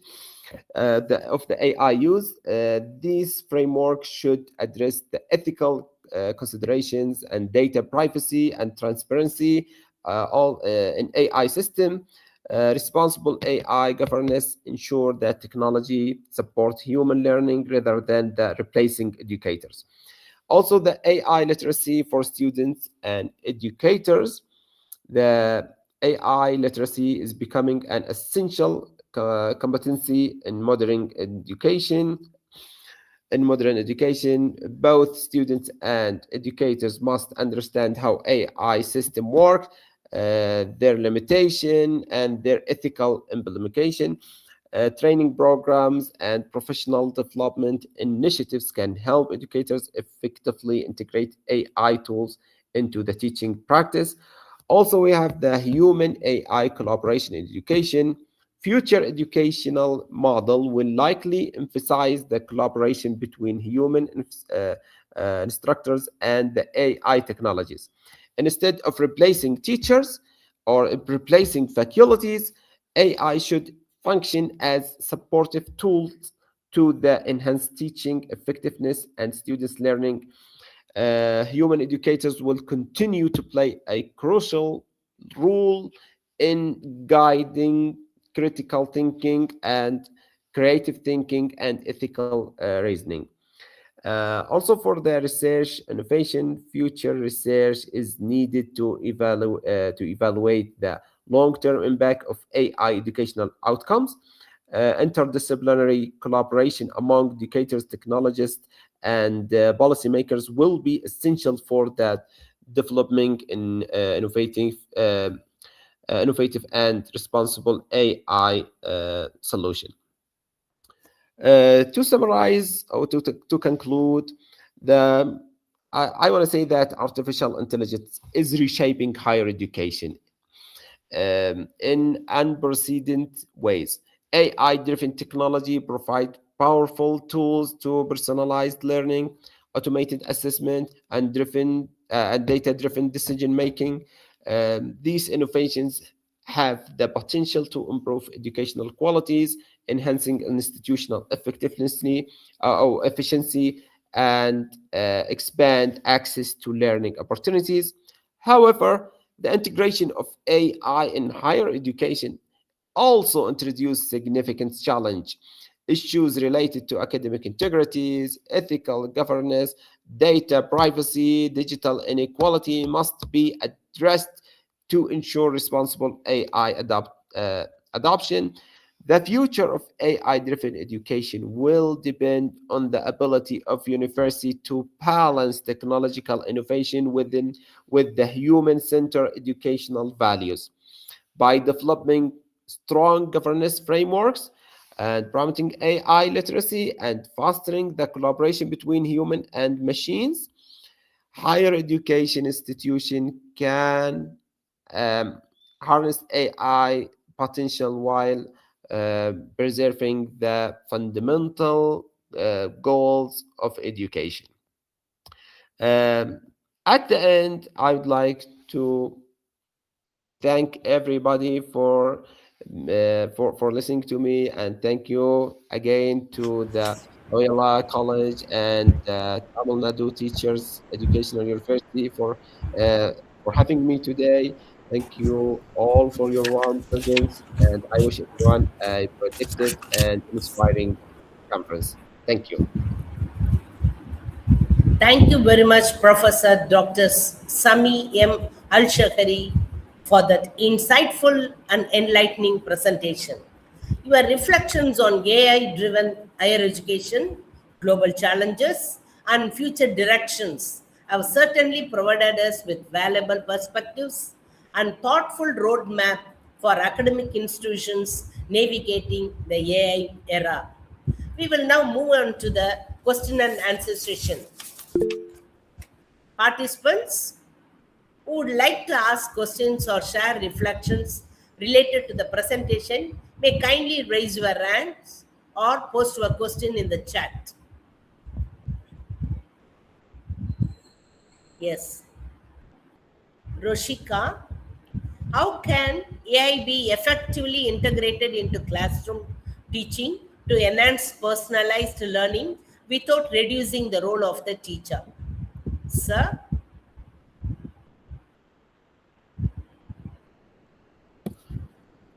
Well, Yes. that's a great question. Yes. We can AI can reflect and enhance and support the classroom teaching in multiple ways, both for teachers and students. Um, let's say for the first, and when we talk about personalized learning insights, the AI can analyze students' performance in real time and provide insights to the teacher about each learner's strengths and weaknesses and learning styles. For example, identifying students who need extra help before they fall behind, or suggestion differentiated activities for varied learning pace. Also, the AI can reflect the overall classroom environment by monitoring the engagement, participation, and comprehension, such as track which topics students struggle with, or show patterns of group interactions or attention during lessons. Teacher can gain a mirror of the classroom dynamics and can adjust the teaching strategies. Also, the AI can analyze curriculum standards, previous lessons outcomes, and students' performance to suggest lesson plan or resource or activities, and recommended exercises aligned with the students' current understanding, or highlight gaps in barrier knowledge that needs reinforcement. Also, AI can provide instant feedback on assignment or quizzes or classroom exercises, grading multiple choices or even short answers, questioned quickly, also suggesting areas for improvement for both teacher instruction or students learning. Some AI tools can simulate classroom scenarios to help teachers reflect on their methods, how a particular teaching strategies might impact the learning outcomes, or predicting students' reaction or misunderstanding to a new materials. Also, for the AI can track the teacher instructional methods and suggest professional growth areas, such as highlight patterns in classroom questioning or interaction. Also, can recommend training resource based on the observed teaching practice. Um, I can say that AI acts as a reflect mirror collection data, analyzing patterns and providing insights to so teacher can make informed, adaptive, and creative decision in a real time, ultimately enhancing the learning outcomes. Sir, thank you, sir. Two more questions. One is from Gladwin, LC Chennai. What are the major challenges educators face while implementing AI in education, especially in developing countries, and how can they be addressed? Number one. Number two, Angeline Devakumari, how can teachers ensure ethical use of AI in classroom while maintaining academic integrity among students? Uh, they are great questions. Now, when we are gathering, we are talking about the challenges for the countries across different countries. It's usually it comes about the resources and policies and the culture. Um, And there are most common challenges that most countries face now about the AI. One of them is about the lack of training and expertise. Many educators have little or no formal trainings in AI tools. Uh, Also, they may feel unprepared to integrate the AI into lessons planning or assessment or personalized learning. The impact of that is hesitation to use AI or sometimes misuse AI or a reliance on outdated teaching methods. Also, another challenge is about infrastructures and resource constraints. The AI tools often require reliable internet devices and software license. In developing countries, um, access to such technologies is limited. And the impact of that, we see the inequality of AI adoption, and also the AI and that affect the educational outcomes. Also, another challenge is about the high cost of the AI. Uh, we know that AI-enabled platforms cost a lot of monies. Maintaining them and updating software, they are really expensive. Not all countries can afford all that money.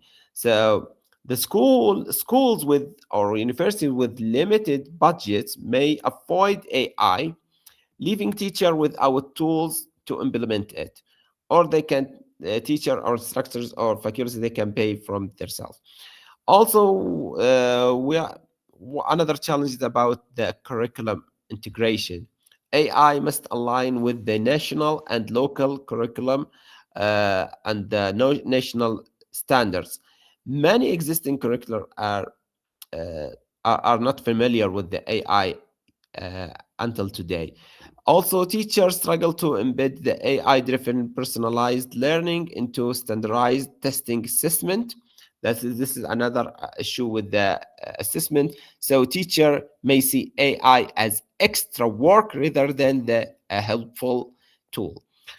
Also, another challenge is most teachers fear to lose their job. Some teachers worry about the AI could replace part of their role, which is grading or content delivery, that may affect the monthly salary. Also, the resistance arrays of if AI is perceived as a threat rather than assistant. Also, another challenge we have here about the ethical and privacy concern. The AI collect data on students and teachers and faculties and learning behaviors and test results, even also about emotional responses. Teacher may be unsure about consents, data privacy, or ethical use of AI. This hesitation is predictable because it's a full implement of the AI in daily teaching. Also, we have another challenge, which is about the cultural and societal barriers. In some countries, there are resistance about AI in education.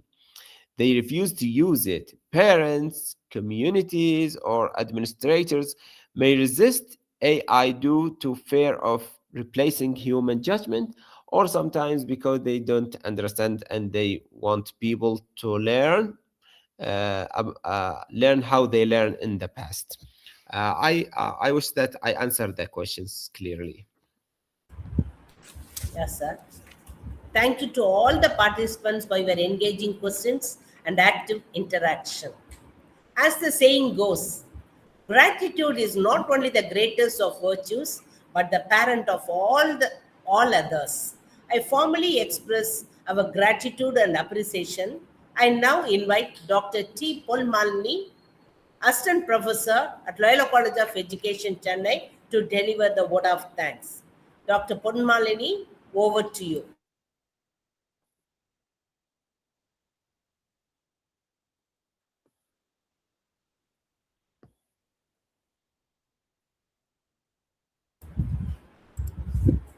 respected dignitaries, esteemed participants, and dear colleagues.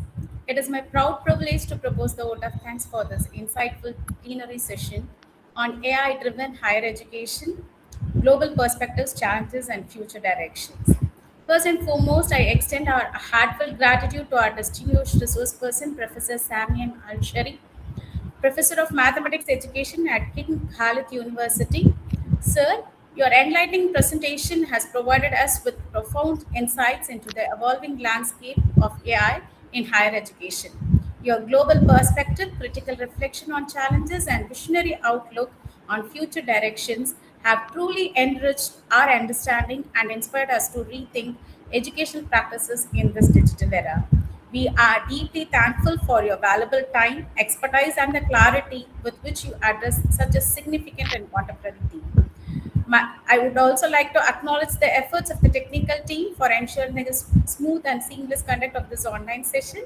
My thanks also go to all the participants, academicians, researchers, and students who have actively engaged in the session.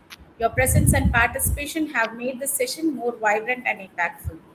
We are deeply thankful for Professor Sami M. Alshari for his valuable time, expertise, and the clarity with which you address such as for the valuable contribution. Thank you. Have a great day.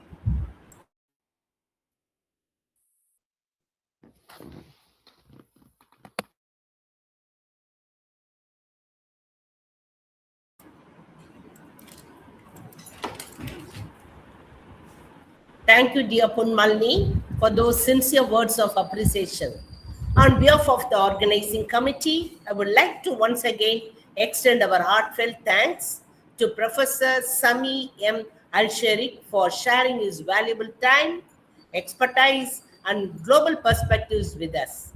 With this, we come to the end of plenary session 1. Dear participants, we will now proceed to the next segment of our conference, plenary session 2. Kindly stay connected and continues to be the part of this enriching academic journey. I now invite Dr. A. Jasmine Christie, IQAC coordinator, to take over the proceedings. Dr. Jasmine Christie, over to you. Thank you, ma'am. A very good afternoon to our distinguished guests, learned faculty members, research scholars, and participants joining us both in person and virtually from across the globe. As we continue the momentum of day 1 of this 2-day international conference on AI-driven education, unlocking new frontiers in research and practice, jointly organized by the LOYOLA Research Forum of Loyola College of Education, Chennai, and the Department of Pedagogical Science, Tamil Nadu Teachers Education University, Tarapakkam, Chennai. We now enter a session that addresses the human heartbeat of technological change leadership. I am Dr. A. Jasmine Christie, Assistant Professor of Pedagogy of Mathematics at Loyola College of Education, Chennai. I am honored to be a Master of Ceremony for this plenary session 2. To set the context for this session and formally introduce our eminent resource person from the University of Malaya, I take great pleasure in inviting Ms. Catherine Nithya, faculty at Loyola College of Education, to deliver the welcome address and introduce our guest. Mrs. Catherine, the floor is yours.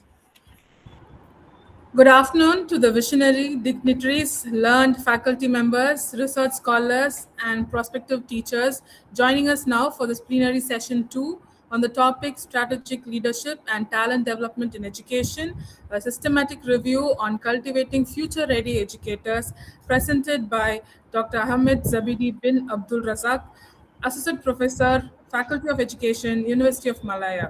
It's my pleasure to welcome and introduce the resource person for the session. Associate Professor Dr. Ahmed is a prominent academic leader and researcher at the University of Malaya, where he currently serves as the Director of Strategic Corporate and the Deputy Dean of the Research Cluster for Social Advancement and Happiness. With a career rooted in education since 1999, he holds a PhD in Human Resource Management in Education from Massey University in New Zealand and has deep established expertise in educational leadership, school effectiveness, and management. As a prolific mentor and scholar, Dr. Hamid has supervised a total of 414 postgraduate students, successfully guiding 12 PhD candidates and 67 master's students to completion.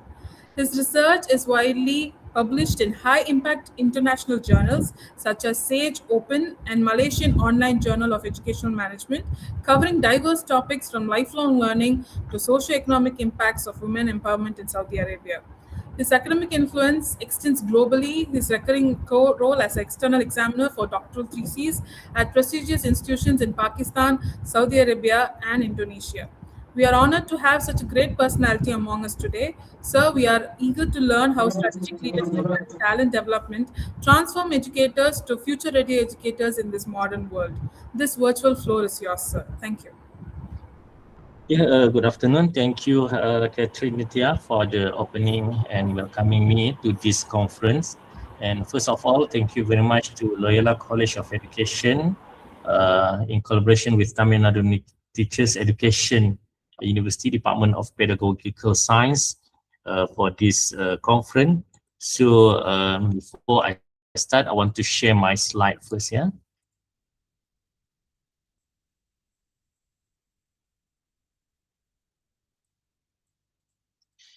Okay, can see my slide, yeah? Yes, sir. Yes, sir. We could see your slide. Okay, first of all, I just want to say thank you again to the committee for inviting me to join this conference. But as we listen to the presentation by Prof. Sami Al-Shahri before this moment, so about the AI, so what I'm going to discuss or to present right now is not about AI in directly, but something that is very important to ensure that AI can be used or can be applied or can be, is used in the context of education. Yeah. So this is the topic that I propose to talk today about the strategic leadership and talent development in education. So a systematic review on cultivating future-ready educators. So now I'm a Dean Faculty of Education, of Malaya, and as I know that this conference is about AI-driven education, unlocking new frontiers in research and practice. So yeah, we listened to the very comprehensive and detailed presentation of from Prof. Sami, but now I'm going to continue what have been discussed by Prof. Sami. Yeah? So as we listened to the presentation before all about the AI, artificial intelligence, so the critical question emerged is who lead the transformation of education? We know this is very important. For example, in my university, we got 17 faculties. Okay, we are one of them, Faculty of Education. And also from our faculty, we also got one faculty is under under computer science. So that AI, we give the task to that faculty to champion on the AI. But other faculty is not just concentrate on AI, but other thing. So to ensure that Sir, excuse me, sir. Pardon? Sir, can you just put the PPT in the slideshow mode because it is not visible for the audience? Your PPT, kindly put it in the slideshow mode. It is not slideshow mode. Okay. It's not visible for the audience. Oh, okay. Okay, now you can see, yeah? Yes, sir. Yes, sir. Thank you. Thank you so much. Okay, thank you. Okay, so as opening, I just want to discuss again. Yeah, we just listened to the presentation from Prof. Sami, discuss the detail about AI, and also Prof. Sami is very expert on that. So I'm going to talk the other thing than AI, but still relate with AI. Yeah?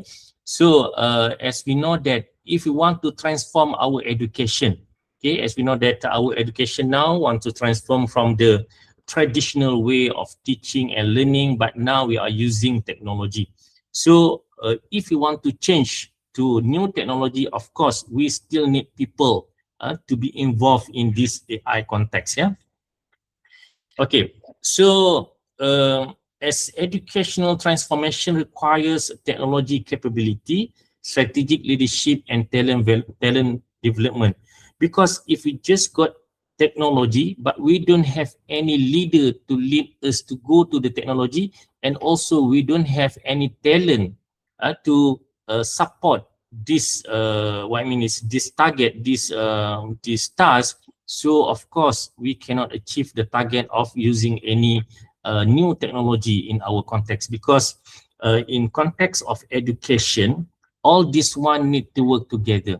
Okay, if you got tools, very excellent tool, very advanced tool of technology, but we don't have any strategic leadership, we don't have any talent, so of course we cannot achieve this technology target. So that's why from our faculty of Education in Malaya, we got 6 departments. One department is curriculum and instructional technology. They are champion in all the technology aspect about immersive learning and etc. But now in our context, to ensure that we can conduct a better research, so this department, they cannot work as a silo. So that means they cannot work as, and what I mean is just focus on the AI only, on the technology only, but they need to work with other department. For example, they work with my department because my department is educational management, planning and policy, more on management. So now in Malaysian context, especially in my university, University of Malaya, majority of our students, either they are from master program or PhD program, they conduct a research about digital leadership. Okay, and also digital leadership means how leader can assist teacher to use AI in the context of education, teaching and learning, etc. Because all about facilities, and in the Malaysian context, if we discuss about facilities, of course, it is involved with the financial issue, with the finance. So without any involvement of the leadership, so how come we can produce or we can provide them with the technology without any supportive, what I mean is support from the finance matters. So that's why in our context, we try to look all this one together, technology, strategic leadership, and also talent. Okay, that's why for our new staff, we want to ensure that they also, what I mean is literacy in technology as well. Okay, so only then can institution cultivate future-ready educators. All these three need to work together to ensure that we accept a new thing about the technology, but human factor, okay, our leader and also our future educators, we need to work together to ensure that we can accept the new thing in education. Okay, so why this study is matter? So because education system worldwide are experiencing rapid transformation, so educators must become adaptive, so adapt with a new situation.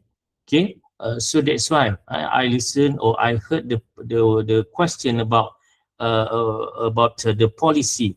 In our context, actually, in University of Malaya, we produce one AI policy for student, for staff, and also before we start new semester, all students need to read the policy about AI, and also policy about, also for staff, they need to read the detail about the policy, and then they need to sign, agree with the policy.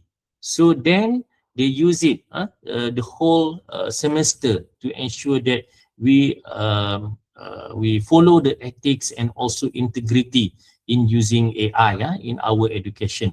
So this one is new for us. Actually, this is starting from this semester. This is new for us. So, but we need to adapt with this one. Before this, in our university, we just focus on research and publication. Okay, so that because we are among the top university, research university in this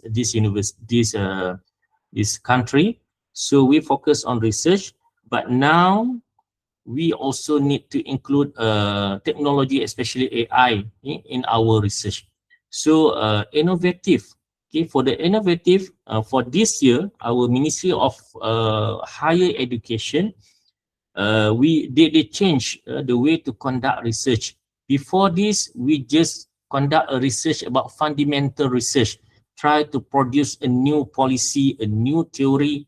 But in this year, it is not enough. So our Ministry of Higher Education, they introduce one new types of research. So we need to produce something from our research. For example, if we conduct a research about finance literacy, then we have to produce something like a module, a model, or a tools that can assist student, for example, to become a financial literacy.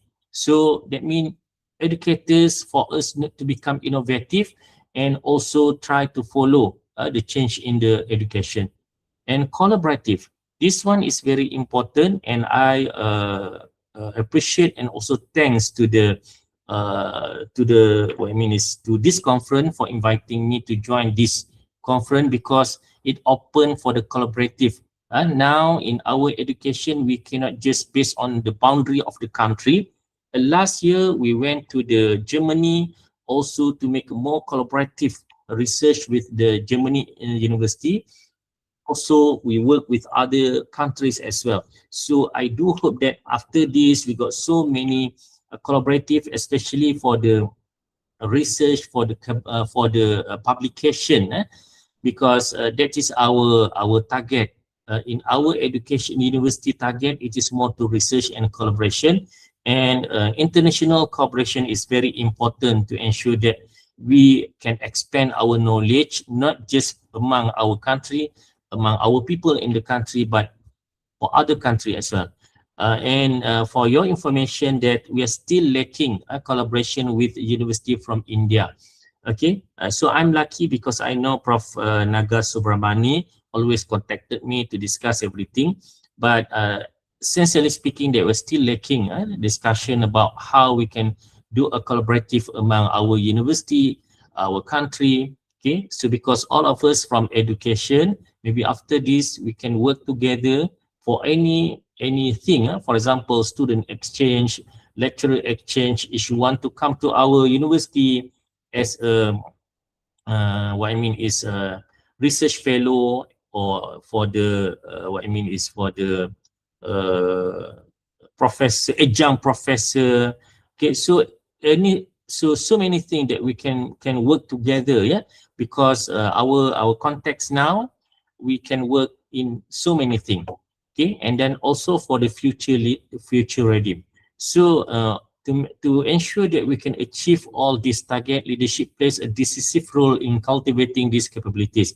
So I know that this conference has been, what I mean is from the Department of Pedagogical Science, but in this context of education, even though I'm from the management and leadership, we still can work how we can work between management and also from the pedagogical science context. Okay, so this is one of the aspects that we can use in order to get a new knowledge. Okay, instead of we conduct a research, we also can use this systematic review investigate. So maybe some of you know about this context. And also, I can share with you also, our student, our PhD student, our master student, especially for the PhD student, one of the requirements for them that they need to publish at least 2 articles, either from Web of Science or Scopus, yeah. So before they can get the, what I mean is can complete their study, without any articles, they cannot complete their study, even though their thesis completed. So what we do is, of course, if they got the data, then easy for them to publish the article. But if they don't have the data, so one way for us to help them to publish article is through systematic literature review.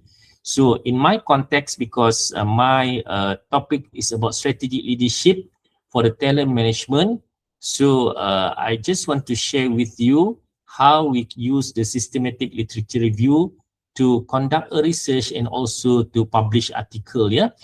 Okay, so so they got 3 things for the purpose of the study: how strategic leadership influence talent development, how institutions cultivate future-ready educators, and what leadership practices sustain educator talent pipelines. Okay, so as I said to you, we can use systematic literature review.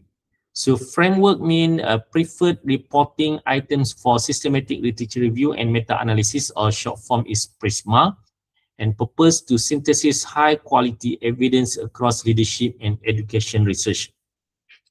So to get the information, so we use two major international databases. We use Web of Science and also Scopus. Yeah. So as I said to you, for our student, it is compulsory for us to ensure that our student publish article.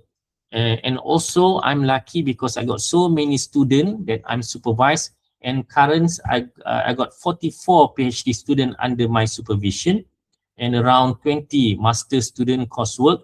So so for every year, my student need to publish at least 2 articles. So that's why, so I can publish so many articles.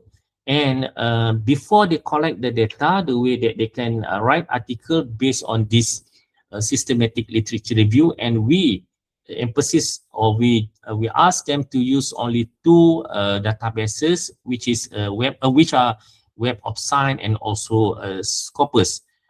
Yeah, because these databases provide extensive peer-reviewed scholarly literature across education and leadership discipline. So for our master student, our PhD student, from your part also, as I think you know about this, please use this one to get the good article. Yeah. So for this title, initial search result, I found 1,286 studies about my topic, yeah, about talent management. And then after applying Prisma filtering, so duplicates removed, screening conducted, and eligibility criteria applied. Eligibility, for example, we just decide from 2010 years, for example, 2016, 2026, and also article in English. And final studies analysis, I found only 19 articles suit to my study. Yeah. Okay, so analysis approach to analytical technique were applied. So descriptive analysis to observe research trend. So that means try to find what's the trend in the research, and also content analysis to identify patterns of leadership and talent development practices. Okay, so this is to answer the research question. Yeah, try to find trend and also identify pattern of leadership talent management practices. Okay, so research trend from 2015 until 2025. This one also is very important, especially for our PhD student, our master student. If you want to conduct any study, you want to find research gap, this is also one way that you can use it. You use a systematic literature review, because from that you can find, for example, research interest in leadership and educators' talent development has increased significantly in recent years. The highest number of publications appeared in 2024 and 2025. This reflects growing global concern about developing future-ready educators. So that means this way also that you can use, for example, for your title, from the pedagogical science title. So what are the current topics? What are the current issues that relate with your area? So this one actually can help you to conduct a better research, because you got so what I mean is so many articles that from the article you can identify what is the research trend from the article. Yeah. So from this analysis, I found the key findings. The first one is 3 major themes emerge from the review: visionary and distributed leadership, professional learning environment, and also institutional system supporting talent pipelines. So as I said to you, my topic is discuss about leadership. So visionary and distributed leadership is very important, especially in the era, in this AI era, because if the leadership, you as a student, you as a you as a student, you as a lecturer, you have got a very ambitious, very high target to use AI in the context of your institution, but it is not supported by your leader, so you can't do anything. So that means visionary and distributed leadership is very important to ensure that everything about new thing in the context of education also can be accepted easily by your leader. Yeah. So in our Malaysian context, we got a little bit issue, especially in our Malaysian context, school context. Yeah. Especially for our principal. Okay, our principal at the school, secondary school, they are close. They are going to retire soon. For example, 2 years going to retire. Okay, so this type of principal, they sometimes they don't want to talk the new thing. Okay, they just think about the time that they are going to retire 2 years ago, 2 years ago, 2 years in coming 2 years. So this one, some teachers, they feel frustrated because they want to know, especially for our new teacher.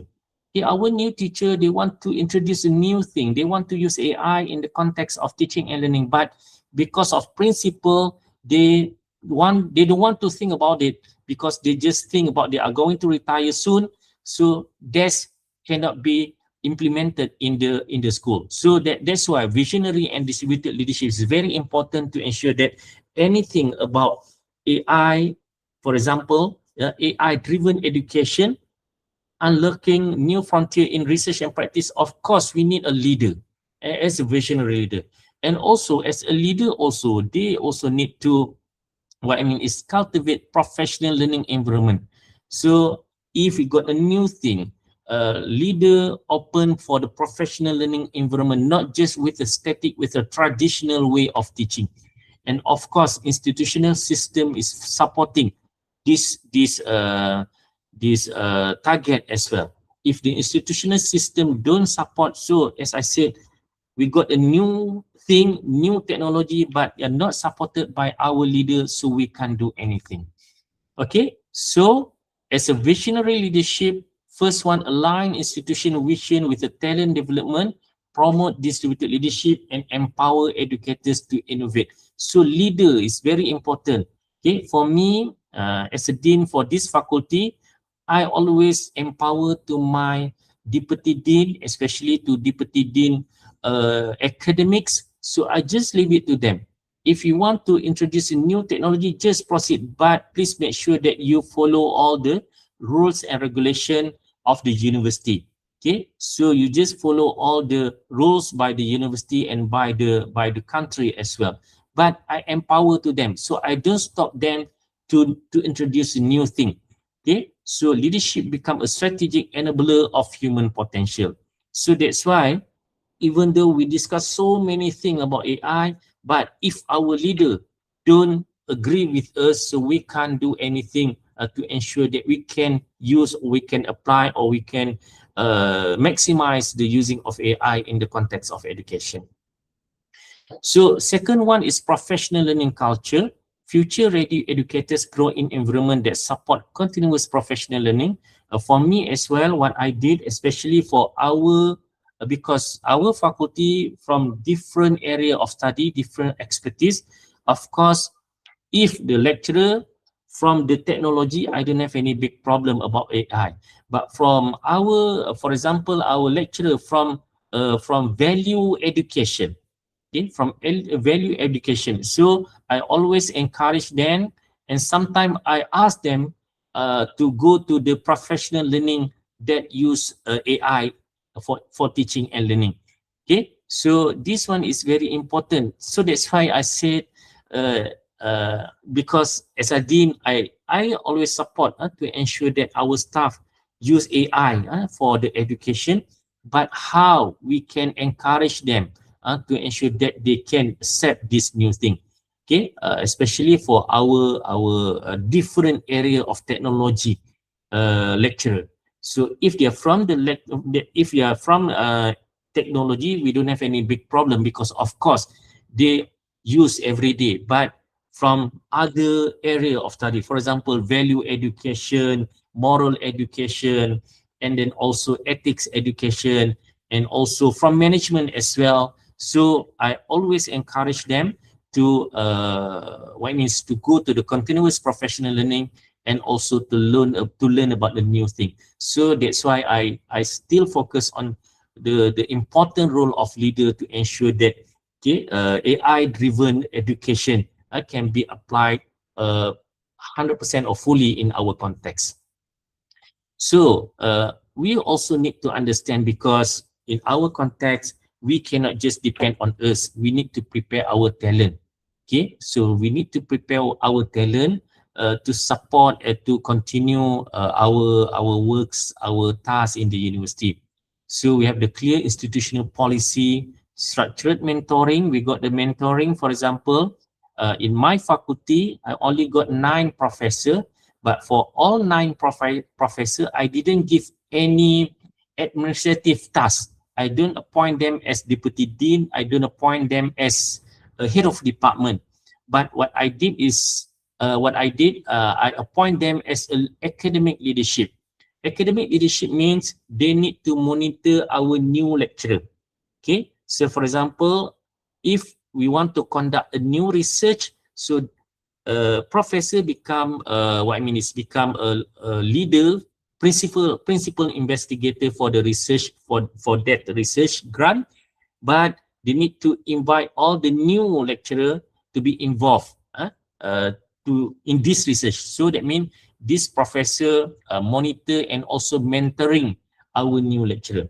Okay, so leadership commitment and supportive organizational culture. So talent development must be systemic, not accidental. So that means we prepare our new lecturer with a systemic to ensure that they can achieve the higher target as a lecturer as well. Okay, so strategic educational talent development framework. This study proposed a conceptual framework integrating, as I said earlier, strategic leadership vision, talent development processes, and future-oriented educators' competency. So in this context, because this is conference on AI-driven education, so future-oriented educators' competency means focus on AI-driven education as well, either in research or in the teaching and learning. So together, this element cultivate future-ready educators. Yeah. So relevant to AI-driven education. Yeah, that's why I present at the first I present about the human role of educator, role of leader, and now I try to relate with the AI-driven education. Okay, so this study intentionally does not focus on artificial intelligence, as I said earlier, because first, I'm not from the AI area. My area is human resource management in education, but that's why I really understand that this conference is about AI. So I just present other thing than AI. So in the era of AI-driven education, technology transformation requires strong human foundation. Okay, strategic leadership and educators' talent development make AI meaningful in educational practices. So that means we need to work together, collaborate between human and also non-human. So final reflection, the future of AI-driven education will not be determined by algorithm alone. It depends on visionary leadership, educated talents, readiness, institutional commitment to human development. So technology transforms system and leadership transform people. Okay, this is strategic educational leadership in the AI era. So leveraging for the organization. Okay, open your institution, your organization to get a new thing, because in this AI era, ethical and value driven is very important, as we heard from the presentation previously from Prof. Sami, discussed about ethics in AI, etc. And value driven also is very important. Agile, adaptable, and resilient. So we hope that our leader, so agile, adaptable, and resilient, okay, digitally empowered and innovative, expert and knowledgeable, relational, communicative, and emotionally intelligent, and strategic, globally minded, and future oriented. So actually, when we try to apply this strategic educational leadership, work together with the technology, so we can achieve better. Okay, instead of we just focus from the tools without any leader to support to achieve or to utilize the tools. Okay, so please make sure that this is the conclusion. Make it work-life balance between AI and also people concerned. And then, okay, then we need to managing change. So in the AI era, in this context of AI, especially for our leader, so we need to unfreeze our mind that we have to follow this AI-driven, and then we move and we rephrase, and then we can get the outcome. So as a closing, the future of AI-driven education will not be determined by algorithm alone. It will be shaped by visionary leadership, by future-ready educators, and by institutions that remain deeply committed to human development, because technology may transform system, but leadership transform people. When people are transformed, education changes the world. So as we move forward, let us transcend borders, humanize research, and mobilize practice. Let us lead with wisdom, act with courage, and educate with humanity, because the true power of education is not the technology we create, but the life we inspire and the future we build together. So that's all from me. So thank you, and mikanari, and terima kasih.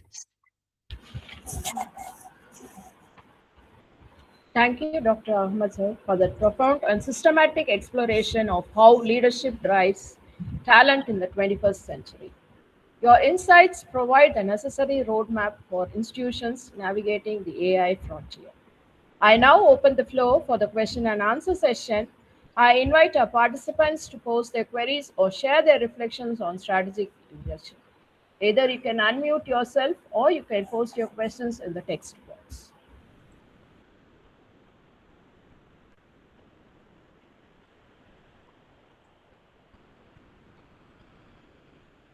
Sir, I have a question. Yeah, Dr. Jasmine. What specific leadership behaviors were found to be the most effectively, it fosters an innovation mindset within a school's faculty? So what specific leadership would you recommend? Okay, thank you, Dr. Jasmine. Yes. For me, I got two types of leadership. One is distributed leadership, because in our context now, as a leader, we need to mix with our follower. We need to mix with our student. We need to mix with our staff, because from there we can understand actually what they need. If we just come to office and then we just sit in our office, just give instruction from our office, we don't understand the reality of our needed, they mean from our student, our lecturer, our stakeholder. So once is, of course, for me, I believe distributed leadership is very important. That means we meet with so many people, then we can understand. So I'm also lucky, because before I was appointed as a dean, I was appointed as a corporate performance office. So actually, I've created KPI for this university. Okay, and then to become our top university in the world. Now we got 60 in the world US ranking. So to understand the KPI, I need to meet with so many people, because I'm from education, but I need to understand what our friends from medical needed. Okay, what are our friends from dentistry need? What are our friends from engineering also need? So that means for me, I believe that if we can mix with others, with a distributed leadership, we can understand the context and the needed for, then it's easy for us to plan for the future. That is the first one. The second one for me, I believe transformational leadership. Transformational leadership, that means we try to transform anything, not just a static in our context. So as we know that our AI driven, and also I understand, especially for our senior lecturer, they still want to use a traditional way of teaching and learning. In the context of Malaysia, they always use chalk and talk. You use a chalk and talk. But now cannot. So how we can transform them? Of course, we provide them with the training, etc. But the way that we want to persuade them to be involved in the new thing is not so easy. But if they don't follow this one, they can be they can left backward. Yeah, so that's why for me, Dr. Jasmine, I believe that distributed leadership and transformational leadership is very important to ensure that any new thing in our context of education, we can follow it. Thank you, sir, for your very convincing answer to the question. There are No two questions posted on the text box. I'll just read, sir. How can educational leaders strategically identify and nurture talent among teachers to prepare them for future challenges in education? Okay, thank you, Prince, for the question. How can educational leader strategy identify? Okay, for me now, what I'm using now, in my context, I always use data-driven decision making. So, for example, this very, very important in the university. We need to ensure that every faculty know enough expert. The problem before I became a dean, when I asked my lecturer, so actually you are expert in what area? Our associate professor and some of professor, they said, they asked me back. So what? So I'm expert in what? So that means they don't know what are their expertise. So this one is very important to identify and nurture talent. We need to know what you want to become in what area of expertise. So from there, so once I got that point, so try to identify and nurture talent. So I try to find the data. So what I mean is the how or where we can get a new talent that can fulfill this what I mean is this expertise. For example, now we want to use immersive learning in education. We don't have it before. So how we can identify this expertise, this lecture to our faculty. So that means, for me to answer this question, I always refer to the data, not just based to hearsay. So for example, okay, my staff say, oh, we don't have enough lecturer for this area. We don't have enough lecturer for this area. I say, no, I don't want to just listen to this. Show to me, why do you need this lecturer?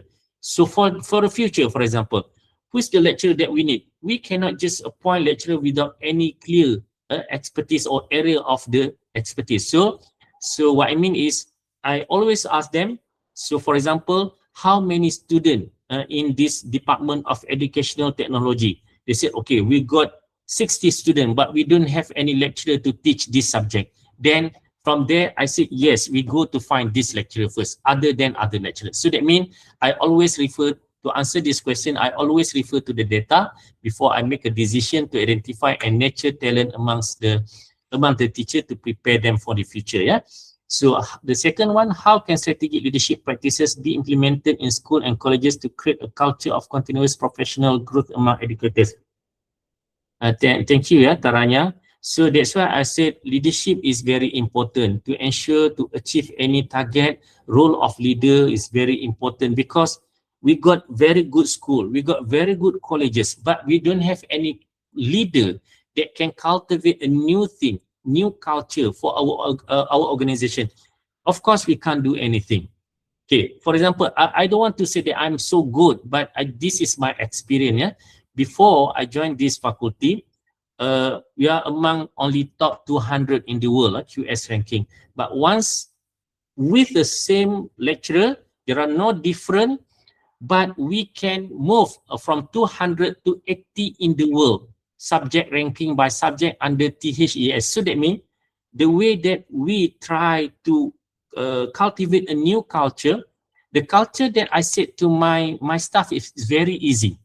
Once I become a dean, I said to them, I just want to make sure that you're happy to work in this faculty. That's all. Because I know they can do their research, they can conduct research, they can publish article, they can, they teach. But I just want to ensure that all this one, they are happy to work in this faculty. Once they are happy, so easy for them to contribute more to our faculty, not just based on what they need to do, but they give more because they're happy to work in this faculty. So that's the only thing. So that means, how can strategic leadership, so as I said, role of leader to understand the needed of the staff in the organization and try to impose a new thing that they're happy, then less stress among them to work in this university, this faculty, then they can produce more and they can, we open to them. I always say to them, I'm very open-minded to accept a new thing if you can give me a new thing, different with me, but your suggestion is better than me, I will accept it. It's no problem at all. So this is the way. Then we really happy to work in this faculty because we got so many things this year because the role, not just me, because this is my team lah. Of course, we got management team, dean, deputy dean, head of department.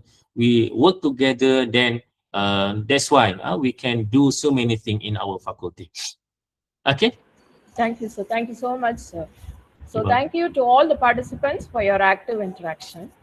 Gratitude is the inward feeling of kindness received. To conclude this session with a formal note of appreciation, I invite Dr. Nandini, Assistant Professor at Loyola College of Education, Chennai, to propose the vote of thanks. Dr. Nandini, over to you. Good afternoon, respected dignitaries, distinguished resource person, esteemed faculty members, and dear participants. It is my great privilege and honor to propose the vote of thanks for this insightful plenary session 2.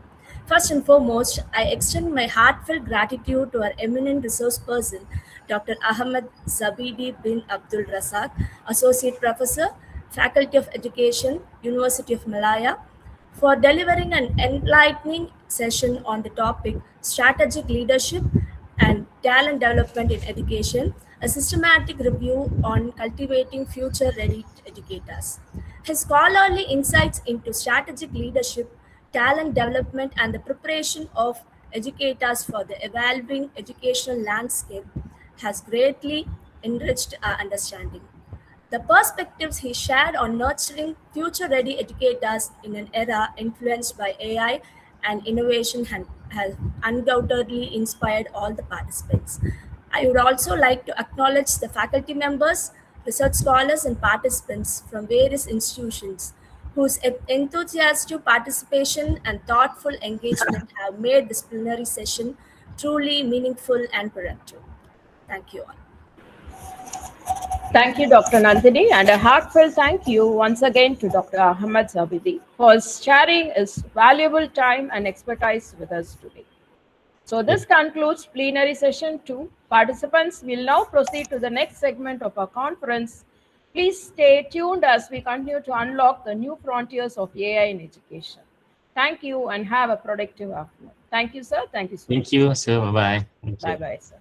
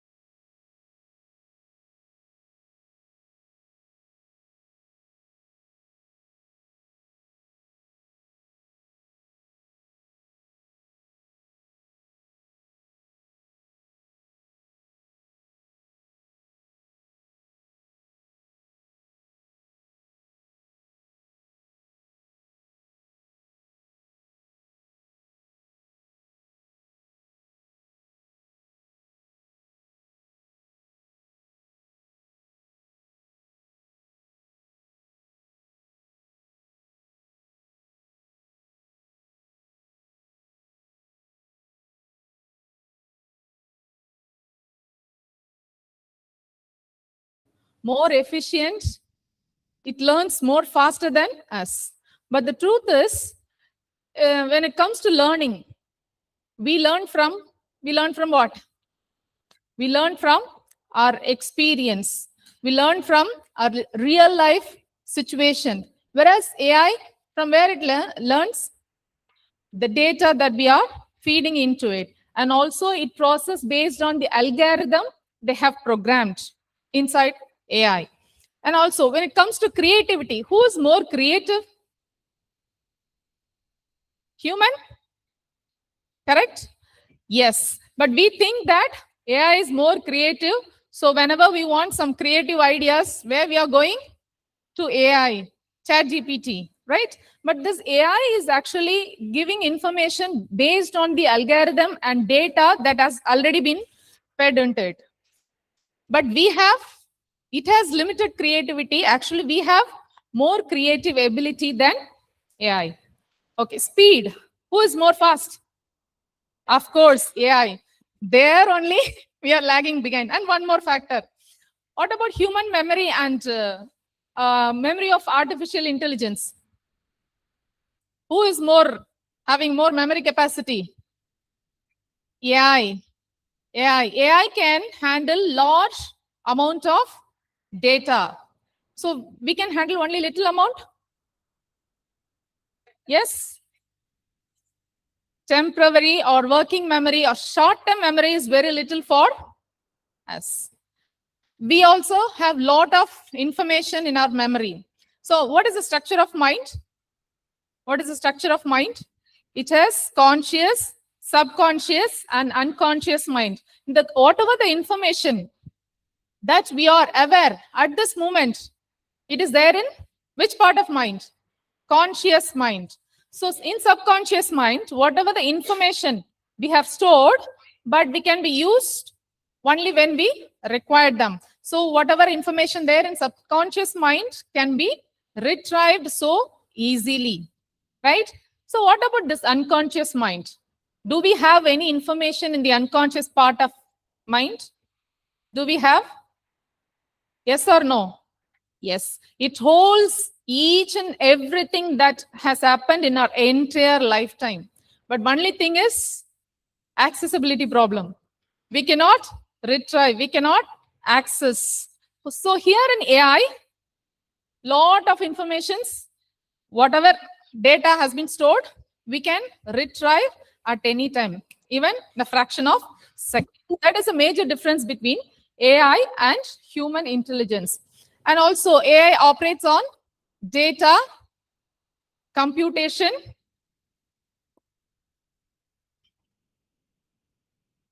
so algorithm, data, and computational models. What is algorithm? What is the algorithm of making a tea? What is the algorithm of making a tea? Huh? First, we boil water and put tea powder, and then we add milk and sugar. Right? That is the algorithm. In the same way, for each and every activity, inside AI, we have developed algorithm. So whatever information we are giving, it chooses the suitable algorithm to process that information. AI chooses the appropriate algorithm to process the information and give us the result.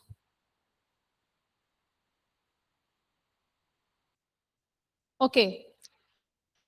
Are you aware of different types of AI? Yes.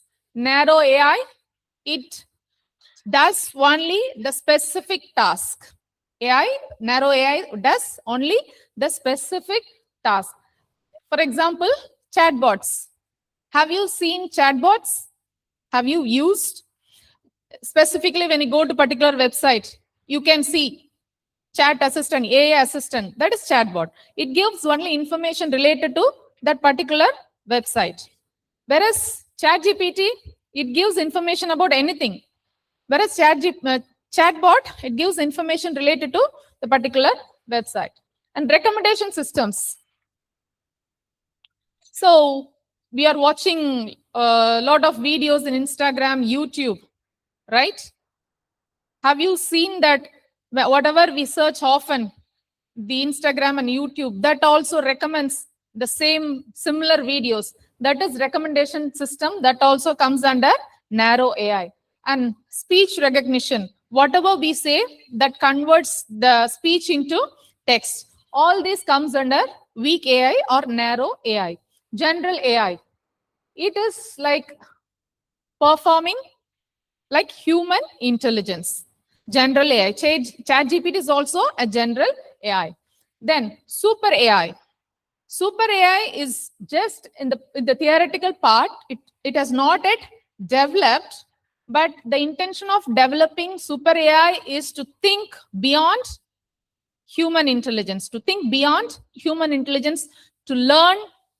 They learn by themselves, self-learning, independency, thinking beyond human intelligence. That is the objective of super AI. So we must be ready to face who? Super AI in future. And key technologies behind AI, machine learning. So whatever data we are feeding, it learns from the data and gives the output. That is machine learning. Natural language processing. It allows the computer to understand and generate human language. So Siri,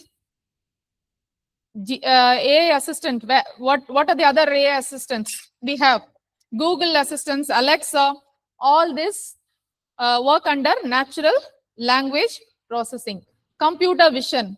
It enables to interpret images and videos.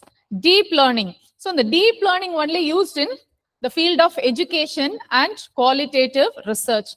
What is deep learning? It uses neural network. You all know in our brain what we have? Neurons. It's all connected based on the informations that we know, the neural connection. So neurogenesis is there, neuroplasticity is there. In the same way, in deep learning, it is there to process the complex data. If the data, the information is very huge, what we have to use? Deep learning. Okay, AI in the field of education. For what AI can be used? It can be used for getting feedback. It can be used for evaluation. It can be used for personalized learning. What does mean by personalized learning? Based on the individual needs, it gives the information. Okay, based on individual need, it gives the information. Next, in qualitative research, AI tools helps the researcher with interview transcripts, coding qualitative data, identifying themes and patterns, and organizing huge information. So what is qualitative research? Why we need qualitative research? I have visited a lot of universities and educational institutions all over India. I have seen that only in South India, there is no much qualitative research. We are largely focusing on qualitative research. Very less research has been done in South India. You want me to be captured by camera?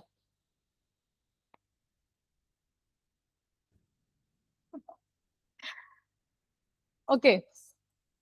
So why there is a need for qualitative research? It is less. That is one reason. What is the need for qualitative research? See how excited I am about presenting here. If you ask me to rate between 1 to 5, I may give 4 or I may give 5. What if I want to give between 4 to 5? It's difficult, right? In that case, if I want to express my feelings, excitement, I can express only words. There comes the need for qualitative research to focus on understanding human experiences, perceptions, and social phenomena. Okay? And it uses non-numerical data. In qualitative research, we do analysis in terms of numbers 1, 2, 3, 5, rating, agree, disagree, yes, no, 0, 1. That is qualitative research. quantitative research. In qualitative research, we operate on non-numerical data. What are those data? How we collect data? Through interview, focus group discussions, observation, and documents. So you all know what is interview. I don't want to go deep into what is interview, how to conduct interview. For interview, what we need? What we need? Experimenter or researcher and a subject and set of questions. Set of questions based on the objective of your research study. So we'll see one by one.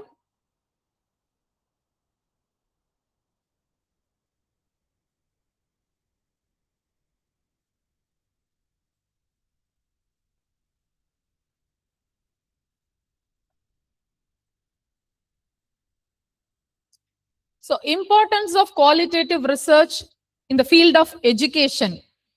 First, to understand the teaching practices, teaching methodologies, which is more effective. We want to know the experience, real perception, real feelings of an individual, and exploring the students' learning experience, studying educational policies. If you want to study educational policy, it comes around pages like 100, 200 pages of educational policies.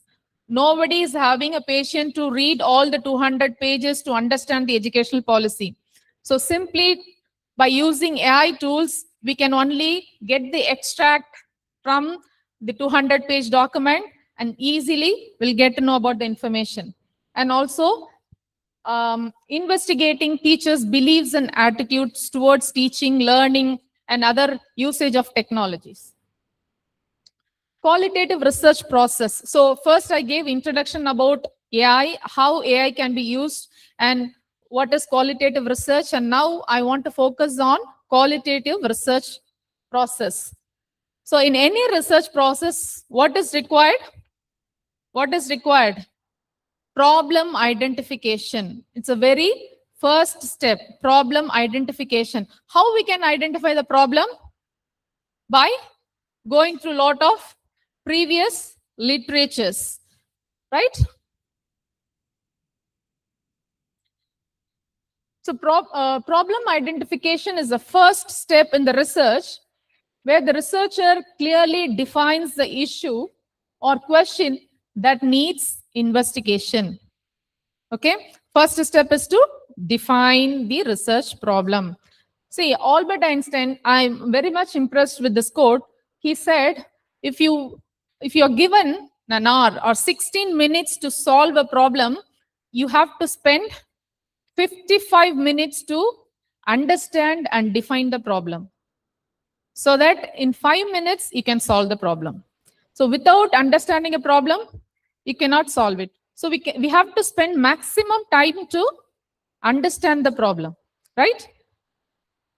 So example, a researcher observes that many teachers are start to use AI tools in teaching, but their experiences and challenges are not clearly understood. So here the problem arises. So for this, I have to frame a research question. So if you're finding difficult, you know the problem, but if you're finding difficult to frame a research question, you get the assistance of AI tools. So this research question is generated by AI. What is the question? What are the experiences of teachers in using AI tools for classroom teaching?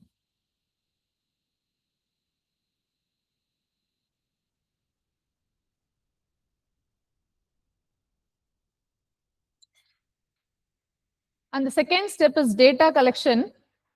I'll explain you what are the tools we can use for, not for exact data collection. What are the relevant things we can collect? I'll explain you.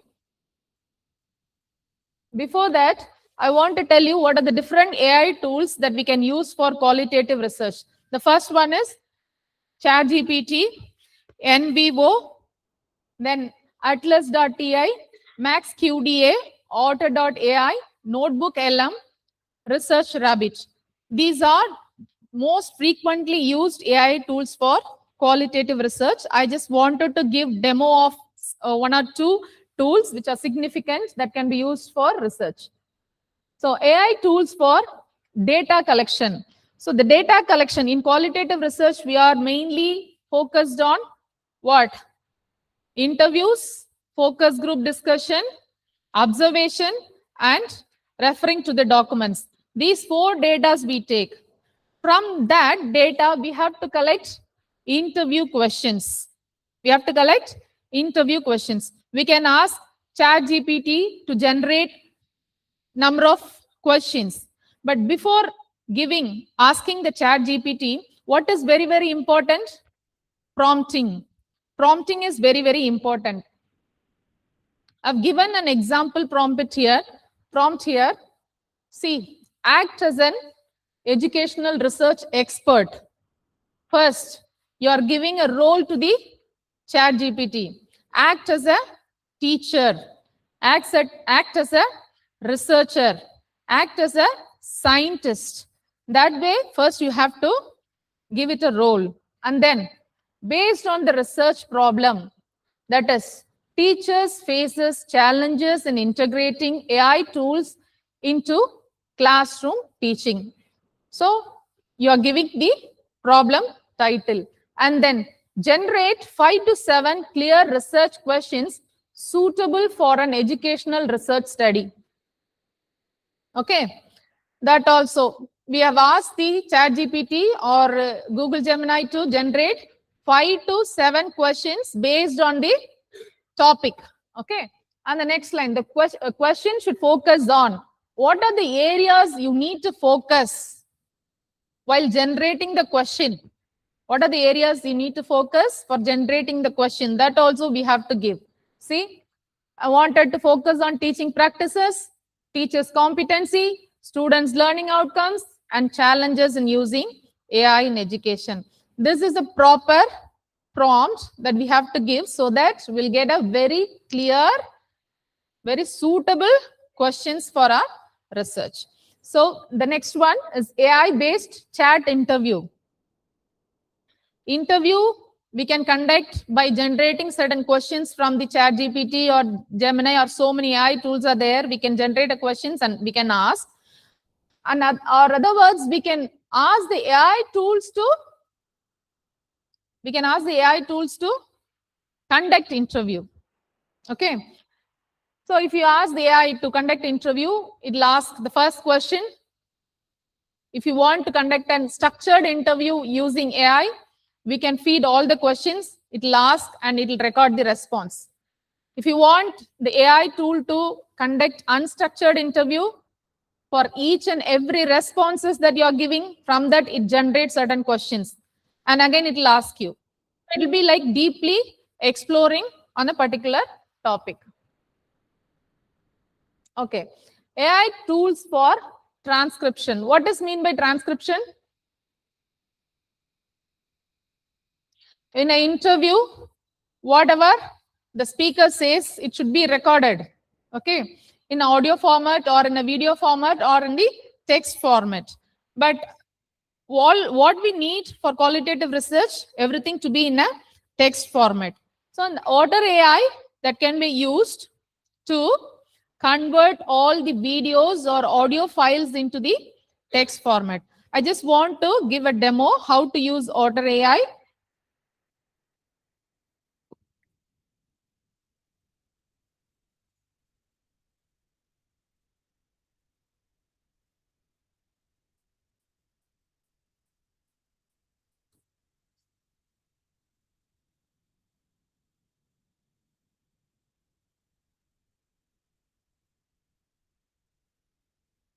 See, Otter AI, you can just go and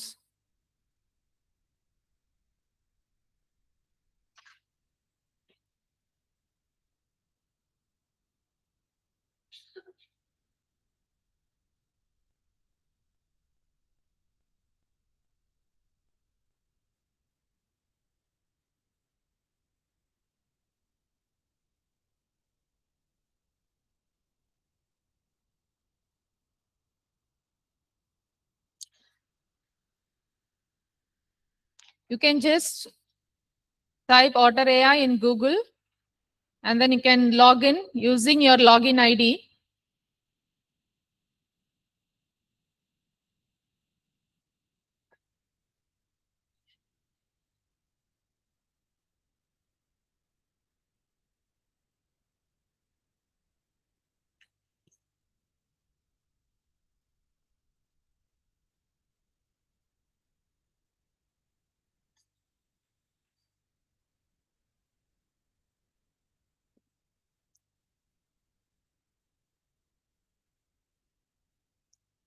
Okay.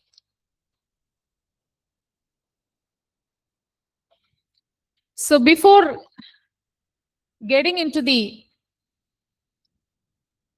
AI tool, I want to highlight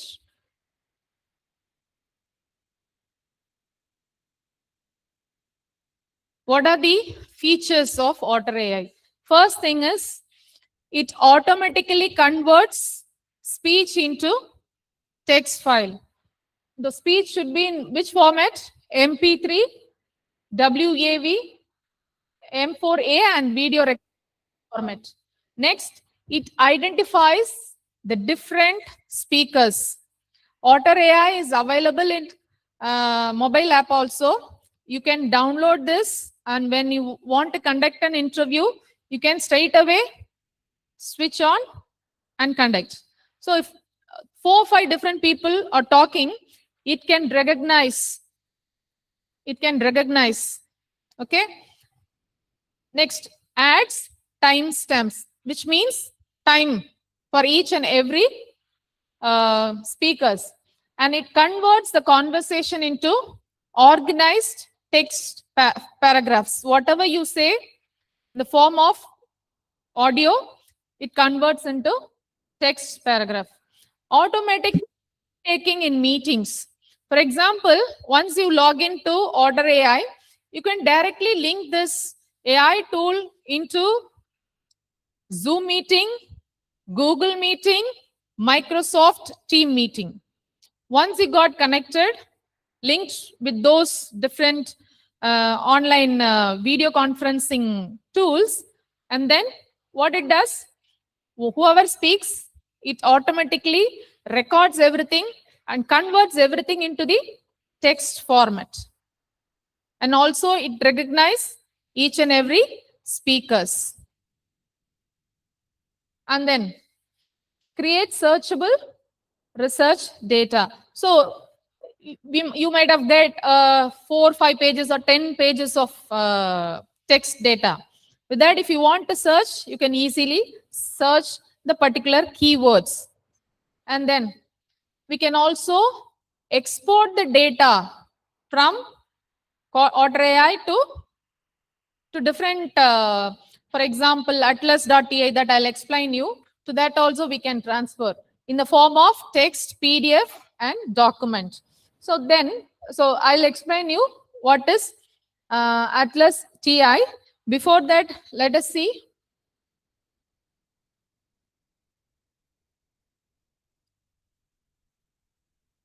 Can you see?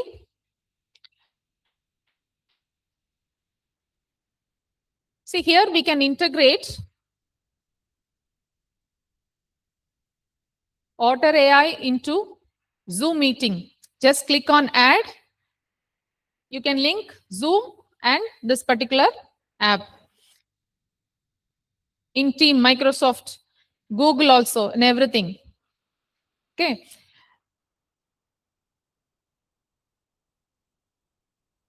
You can share the data with all the people in the event, or we can create a workspace members, like only to the experts. If you want to share the information shared in Zoom meeting or Google Meet, those informations alone can be shared to those particular experts. Or if you don't want to share, there is no need of sharing. So all these options are there.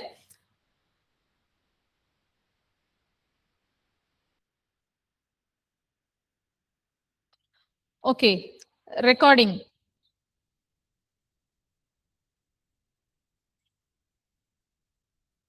If I click on record, it automatically types whatever I'm saying. Can you see? Okay, that is one option. You can directly let the interview to speak, and then it can record and make transcript now and done. You no need to wait for a long time after recording everything in audio, how to type everything, listening to each and every word said by the participants, and we no need to write everything manually. Whatever you say, it automatically types, and also it comes in mobile application, so it will be very easy for you.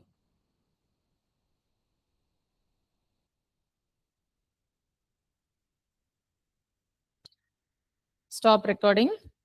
Or if you have any audio file or video file, I have an audio file.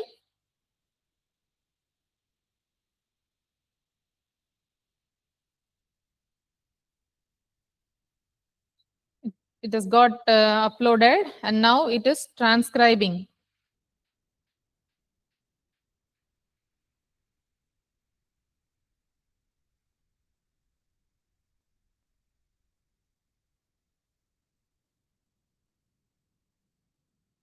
See, you can see AI chat here. Once the process is done, we'll get the all audio information in the form of text. If you want to ask any particular information from that content, you can straight away use AI chat. See, it is automatically suggesting you some questions to be asked. You can use these questions, or you can straight away type the questions to get the responses. Is it easy? Because in Tamil Nadu Teachers Education University, so many students have boldly come up in doing qualitative research, ethnographic research, case study, all that research they are doing. So it will be very useful for those students. So the process is taking a little time.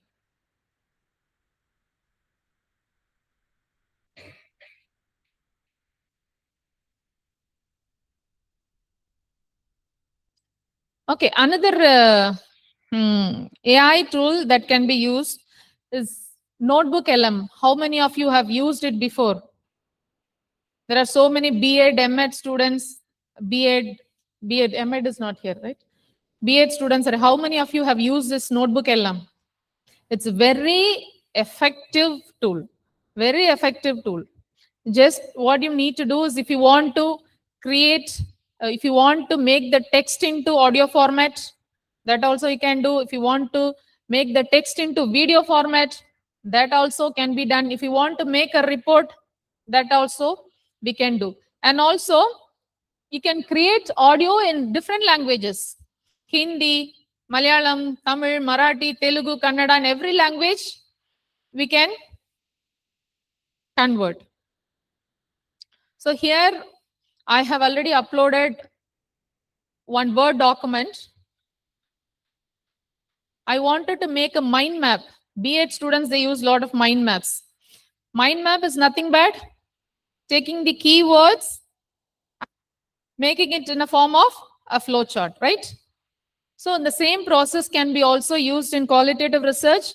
Whatever the information that you are getting from interview, you can make a mind map so that you can get the keywords.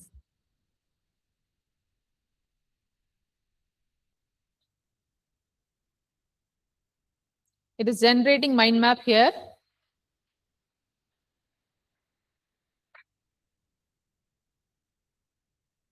Can you see the mind map?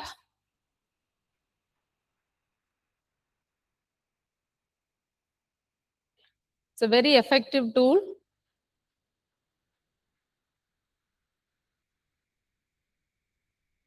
So each, the components here can be called as codes, and the keyword which is given here can be considered as themes for qualitative research. This can be codes and this can be themes.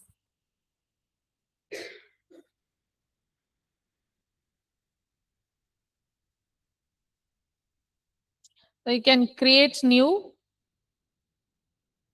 It automatically asks you to upload a document.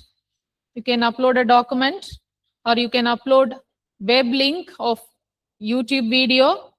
If you want to make whatever given in the YouTube video in the form of text, upload the link, ask it to give in a text format. You can conduct quiz, you can write a report. Here the network is little slow. So it is taking a lot of time for upload.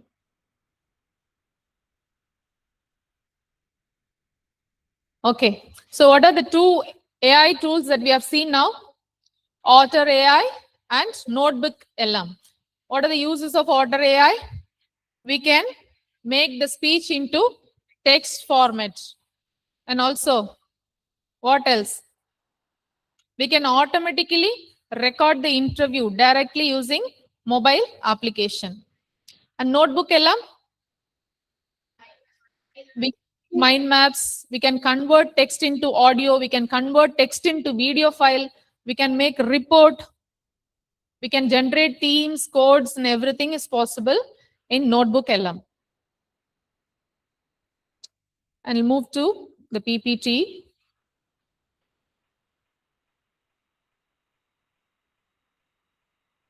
So I have given two more AI tools.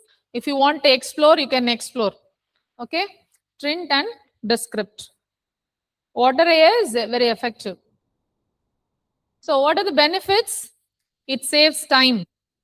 Manually recording and writing, reading, all this takes a lot of time. It saves time. Highly accurate, and it is very easy for editing the information when it is required. Then AI tools for coding qualitative data. Coding is very, very important in qualitative research. So I've seen PhD scholars having no clue how to write a code, how to generate a theme, right? So coding is nothing but a keyword. For example, I'm giving you a statement. AI is helping me to write lesson plans very quickly. This is the statement. You are asking opinion about AI tool to a participant. He is giving you the statement. What is the statement? AI tool helps me in writing lessons very quickly. So, can you generate a code? Two keywords we can take. One is quickly. Quickly means fast, means time saving. So time saving is a code. Time saving is a code. Then AI tools helps us to write lesson plans quickly. Can you generate any other code? Can you generate any other code? Planning lessons. Planning lessons. It is another code. From a single statement, we can generate different codes based on the key idea. That is code. So we have to group the similar codes and we have to frame the themes. How will you frame themes? Time saving is one code. Another one is planning lessons. What is it? What theme we can generate? Efficiency in teaching. Effective for teaching. Teaching effectiveness. This is a broader than code. So easy. From the statement, we have to get the key idea, that is code. So we have to group the similar key ideas to form the themes. Okay, we'll do it manually, but when we use AI, it makes it very simple.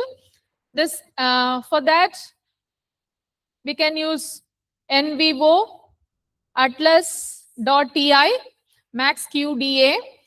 See, NVivo, if you want to learn about how to do coding, mapping, sentimental analysis, at least you need to attend 3-4 days workshop to understand how to work on NVivo. Similarly, Atlas AI-TI also takes time to understand, but just I'll show you how it can be used. So you can go home and explore. There are a lot of videos are available in YouTube how to use these tools.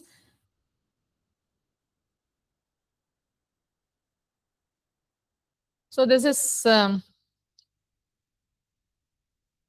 atlas.ti.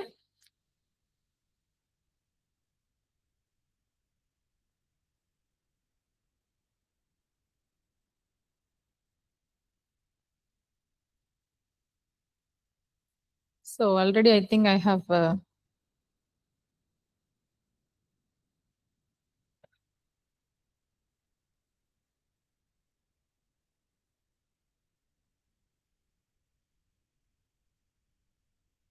we'll send the link to the mail ID.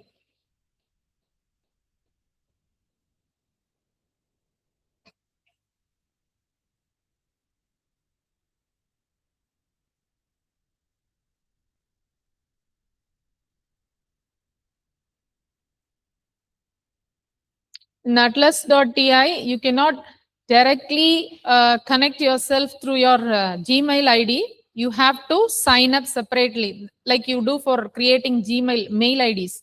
You have to sign up separately. You have to give the link, and the link will be sent to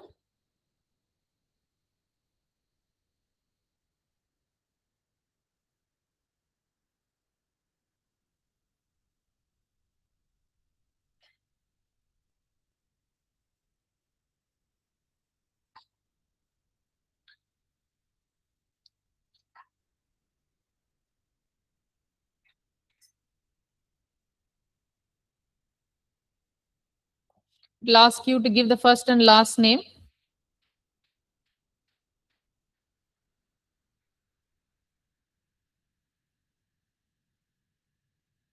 So you can download this for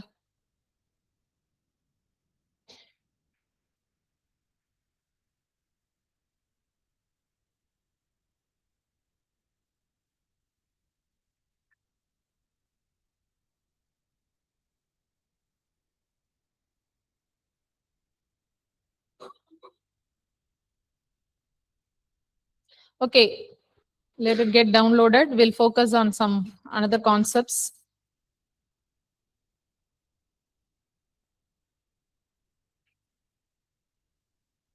So this Atlas TI, it helps you to generate keyword analysis. It helps to recognize the patterns in the text. It also do sentiment analysis, like what are the positive words, what are the negative emotional words in the statement, what are the neutral words. So all this it recognizes and give it to you, and it also creates the theme.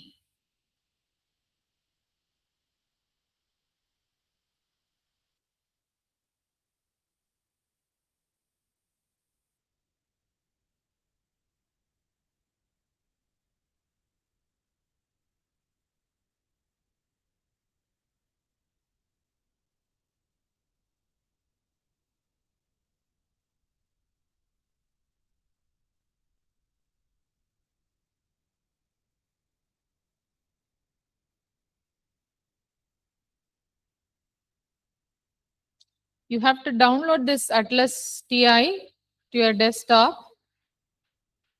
Then only you can work on this.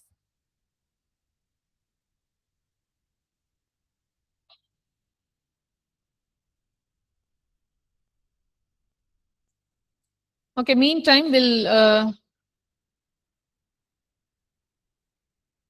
look at the other AI tool. Here, AI tools can also be used for literature review. So ChatGPT everybody uses, but it is not very much suitable for research work. And the Research Rabbit is very good. It was completely free earlier. Now we have to pay something to upgrade. If you want to use very advanced version, we have to pay. So this is a Research Rabbit. Just you can straight away log in with the help of your Gmail ID. Go to Research Rabbit. You can add a collection. Can you see? Collections. Here you have to click Add Collections. You can give your title. For example, if I give creativity, this is a variable in my research work, suppose.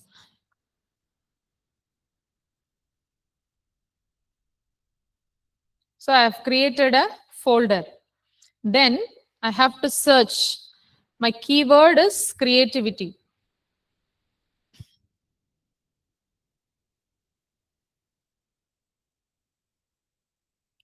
See, it has collected lot of research papers from around 50 databases.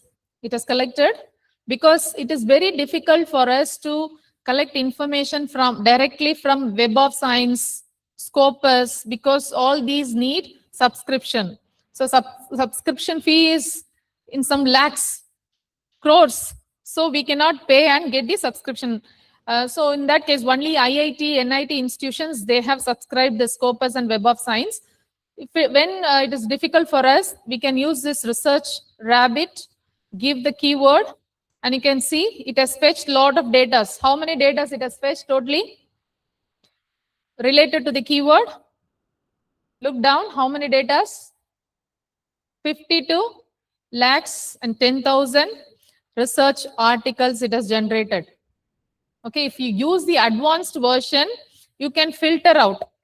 I wanted information, or I wanted the research papers only from Q1 journal, only from Web of Science database, only Q2, Q3, that category. I want the data only from the year 2010 to 2025. We can limit. For that, you need to upgrade by paying. So it has given you a lot of research papers. Now what we have to do is you have to read every paper title, not the complete paper, only the title, and you can select the papers which you think very relevant for your study. So whenever I select, all this is getting added on the other side. Can you see? This getting added on the other side. And also you can omit the articles which was published in there 1967, the very old articles you can ignore, the latest one alone you can select.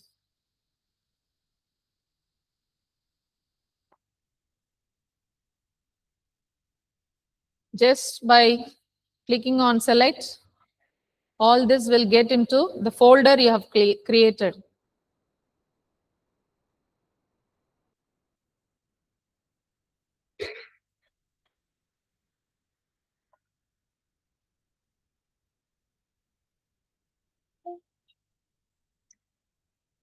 Okay, then I have selected 8 papers.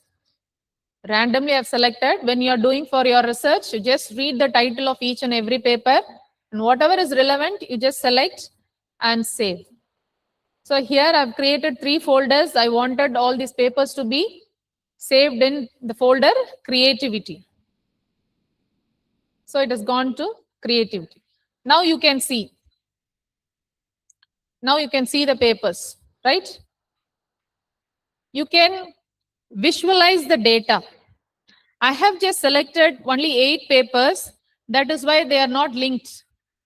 If I select some 100 papers, it will get linked based on countries. So in India, out of 100 papers, 20 papers are from India. Then all these papers will get connected. Okay. Very latest papers that get collected. Then keywords based on the keywords that we have given. So all this get connected and it will be like a network. So this particular AI tool you need to explore to search and get the data. And also after selecting the papers, you can also download these papers. See here you can see download. You can export all these 8 articles in 3 formats. Downloading articles in a particular format is very, very essential when you want to work with NVivo, Atlas.ti, HubMeta. There is one more AI tool is there which is used for systematic literature review.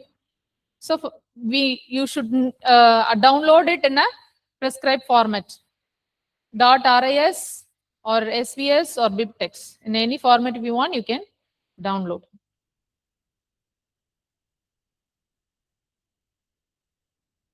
So all the papers are downloaded. You can use it for further research. So let me see the. Oh.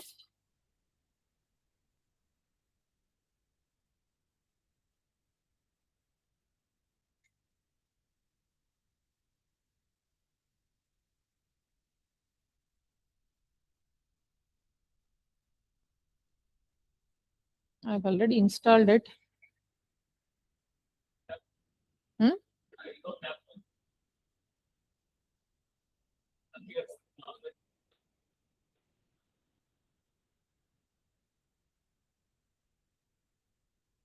So it is taking time. Okay.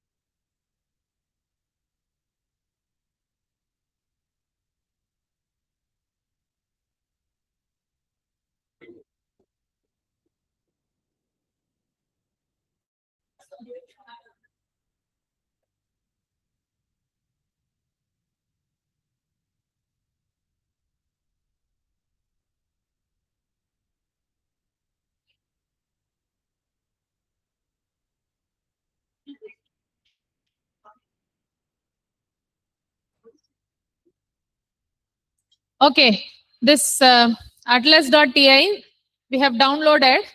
Here you can create a new project. You can give the name to the project.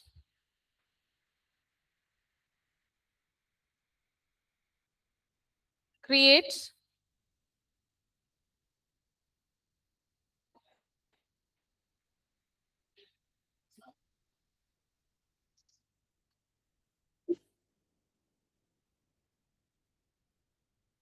So this project I have created, it is giving lot of ideas. Like we can upload the documents, we can generate codes, we can do memo, we can create networks, all this we can do. So what we need a document to generate codes and themes. We need a document to generate codes and themes. So click on document.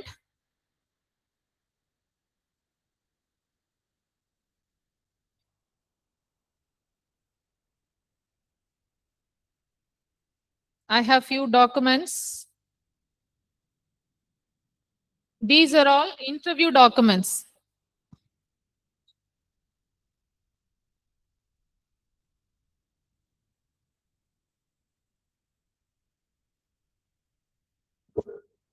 So you can see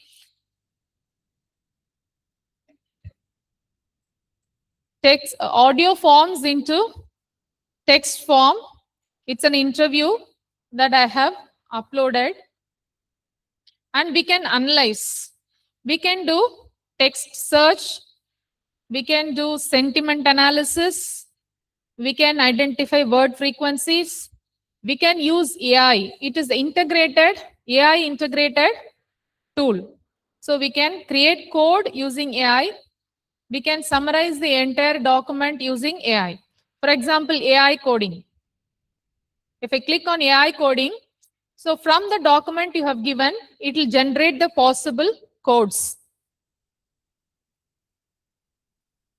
Start coding.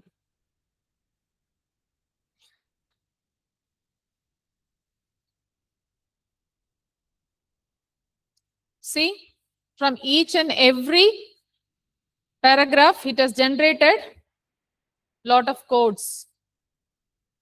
It has generated lot of codes. So we have to group all these codes and we have to do the thematic analysis. And also we can look for sentiments in the document.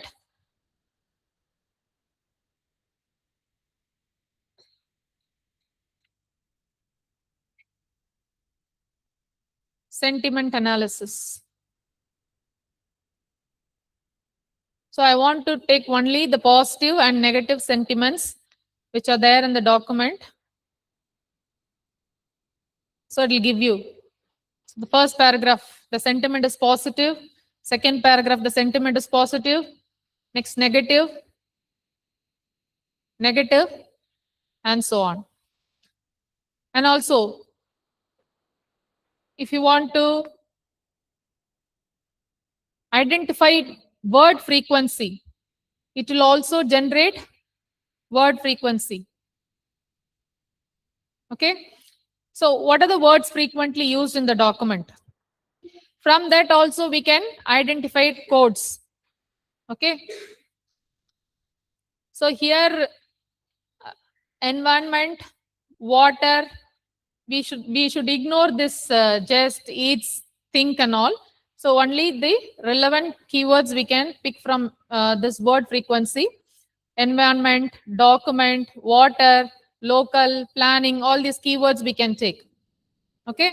So it will generate word frequency also. There are plenty of things to explore in this particular application.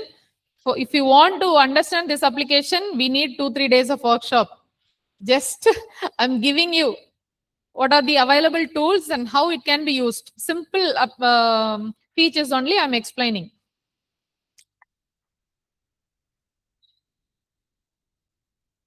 Okay.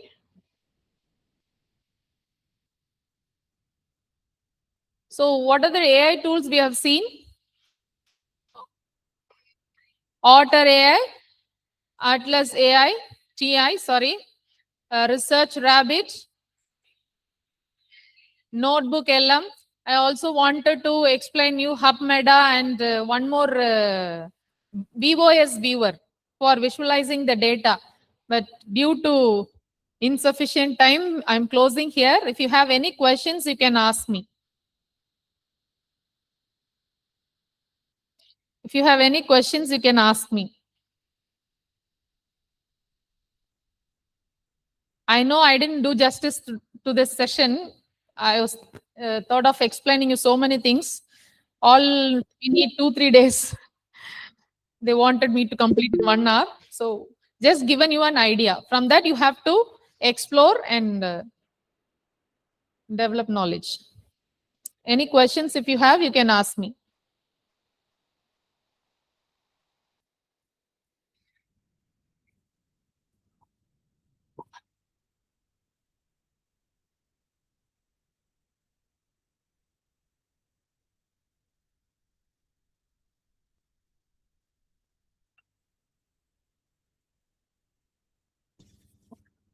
Ma'am, you were telling about Notebook LM that supports all languages. What about the other apps, ma'am, that other softwares? Are they also supporting all languages? Because when they convert the speech to text, many people, they give interview in, they mix English and Hindi or English and Tamil together. And will it also convert As them for into my text? knowledge, Notebook LM is very effective and very useful, widely used. It is giving accurate results. What Apart about from other things, ma'am? Other things, there are plenty of AI tools available, but this one is efficient. No, you were explaining about software which was Otter, converting no, no. all the interview speeches into text. Those are English only. Those are English only. Yes, Only English. Thank you so much. Any other queries? Any clarification you need? So you can use Notebook LM to convert audio files into mother tongue, and then you can use the translator to translate, for example, from Tamil to English, and then you can go to other AI tools. Thank you. Thank you all.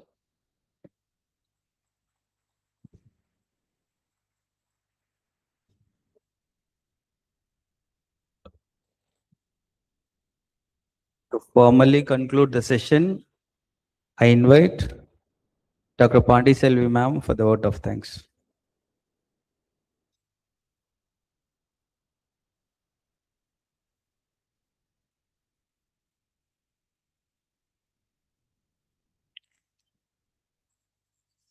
Good afternoon, everyone. So it is my proud privilege to propose the vote of thanks on this special occasion. First and foremost, I extend my heartfelt gratitude to our esteemed resource person, Dr. J. John Priya, Assistant Professor on Education at Western College of Education, Chennai, for sharing her valuable knowledge and insights with us today. Her vast experience in teaching, research, and educational psychology has truly enriched our understanding. The session was highly informative, engaging, and inspiring for all of us. We are deeply thankful for the time and effort she has taken to guide us and broaden our perspectives. Her achievements and dedication to education serve as a great motivation for students and faculty and research scholars from various colleges. I would also like to express my sincere thanks to our respected Secretary Father, Principal, for providing us with this wonderful opportunity. My gratitude extends to all the faculty members and organizers who worked hard to make this program a grand success. Last but not least, I thank all the participants for their active involvement and cooperation throughout the session. Once again, I extend my heartfelt thanks to our distinguished resource person and everyone present here. Thank you all. Thank you, ma'am.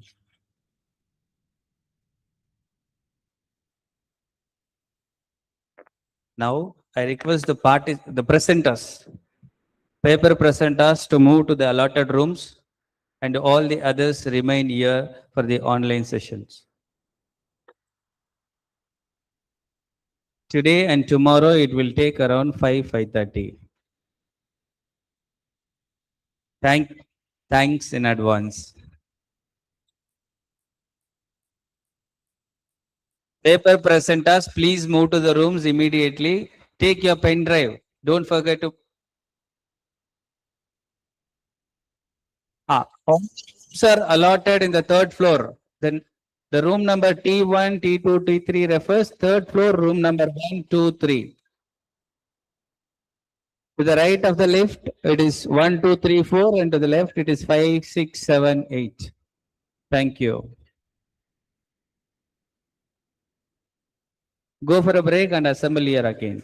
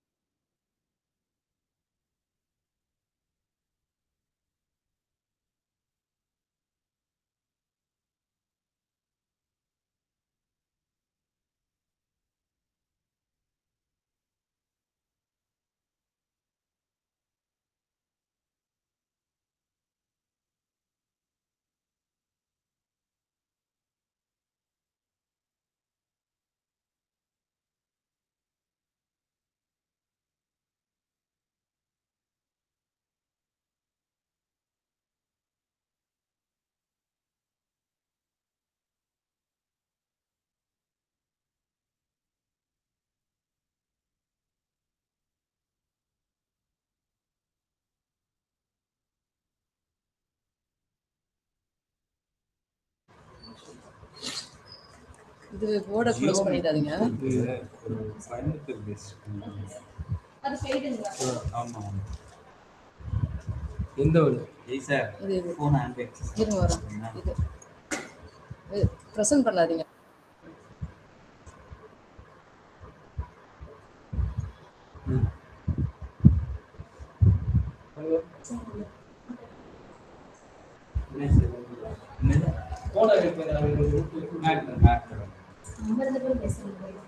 Good afternoon, everyone. On behalf of LOYOLA College of Education and Tamil Nadu Teachers Education University, I warmly welcome all the distinguished resource persons, respected faculty members, our research scholars and paper presenters to session 3 of the international conference. We are delighted to have you all join this online academic gathering now. It is my privilege to introduce our esteemed resource person for this session, Dr. A. Shyamla Devi, who is currently serving as Assistant Professor, Department of Education, University of Madras, Chepauk.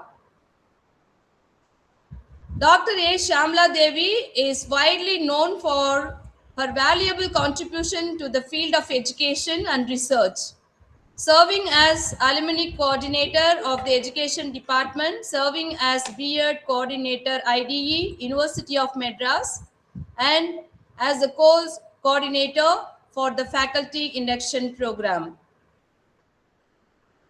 We are truly honored to have such a distinguished academician with us today. Dear ma'am, we are eager to listen to your valuable insights. I now request you to kindly address the gathering and share your expertise with us. Thank you, ma'am.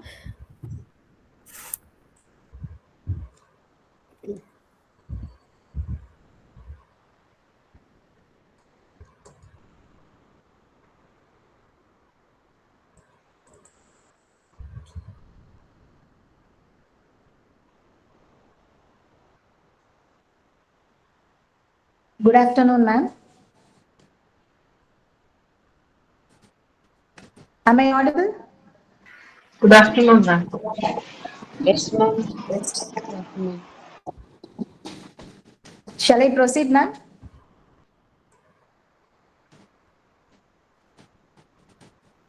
Sound வரல எங்க ஜெயிச்சு?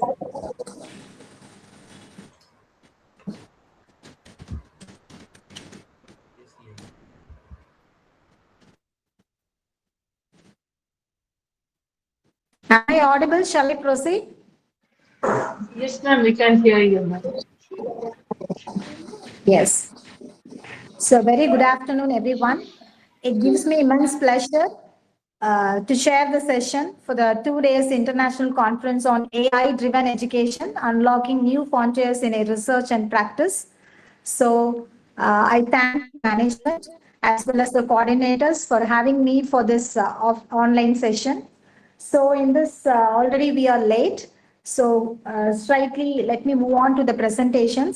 So totally we have 12 presenters for this session and 14 presenters. I hope everyone is present here. Ma'am?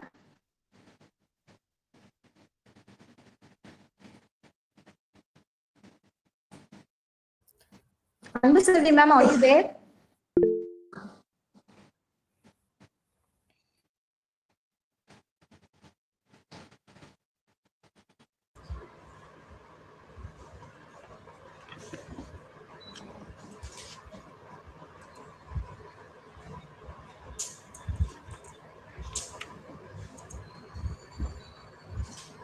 Ma'am, kindly read out the presenters who are present in this session, ma'am. Yes, ma'am. Sure. Thank you, ma'am. Dr. Jerlin Femi, Professor, Shivandi College of Education. Shall I read all the names, ma'am? Yeah, I think that all the presenters are not present here. So I want to make sure that everybody is present here or not. Jerlin Femi, may I know, are you there in the group? No, okay. So let me move on to the next presenter. Ma'am, can we have the presentation for, ma'am, can we have the presentation for 4 minutes and 2 minutes for Q&A? Yes, ma'am. Sure, ma'am. Yes. So next one is Kuldeep Kumar and Harindra Singh. Are you there? No. And next one, Miss Varalakshmi and Dr. Ponraj.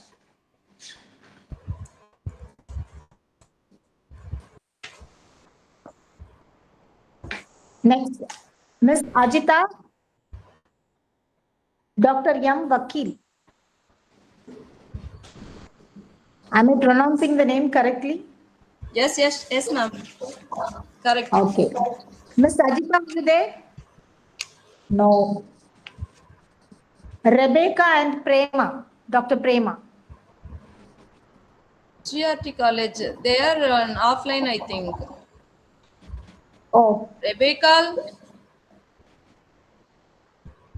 Okay, let's move on to the next presenter. Kritika.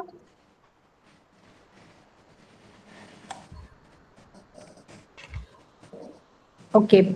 Next one, Priyanka and Dr. Sharavanan from Tamil Nadu Teacher Education University.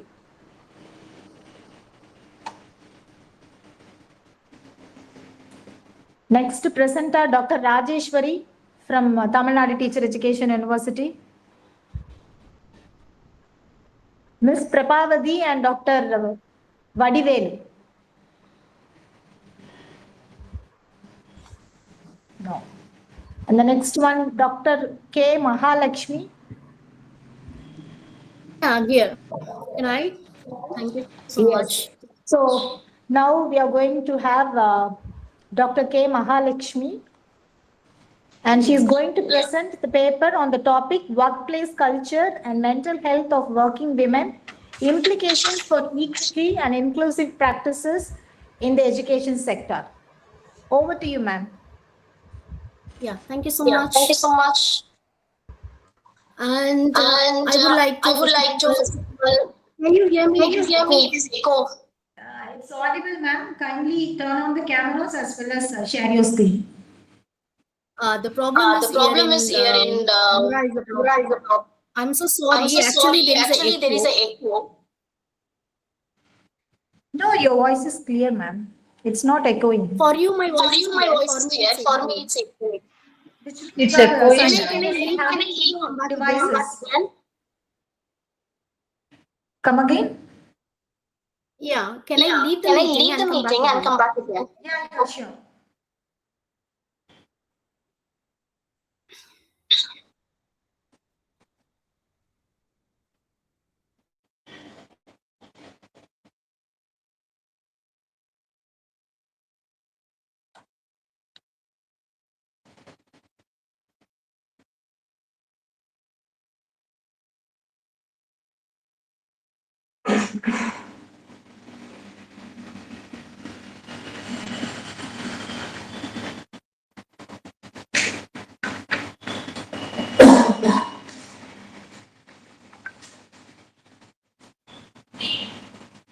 I'm sorry, is it audible? Yeah, audible. It's still echoing. It's still echoing. I don't know why. Ma'am, Shamla ma'am. Yes, ma'am. See, kindly mute yours, ma'am, then we'll see.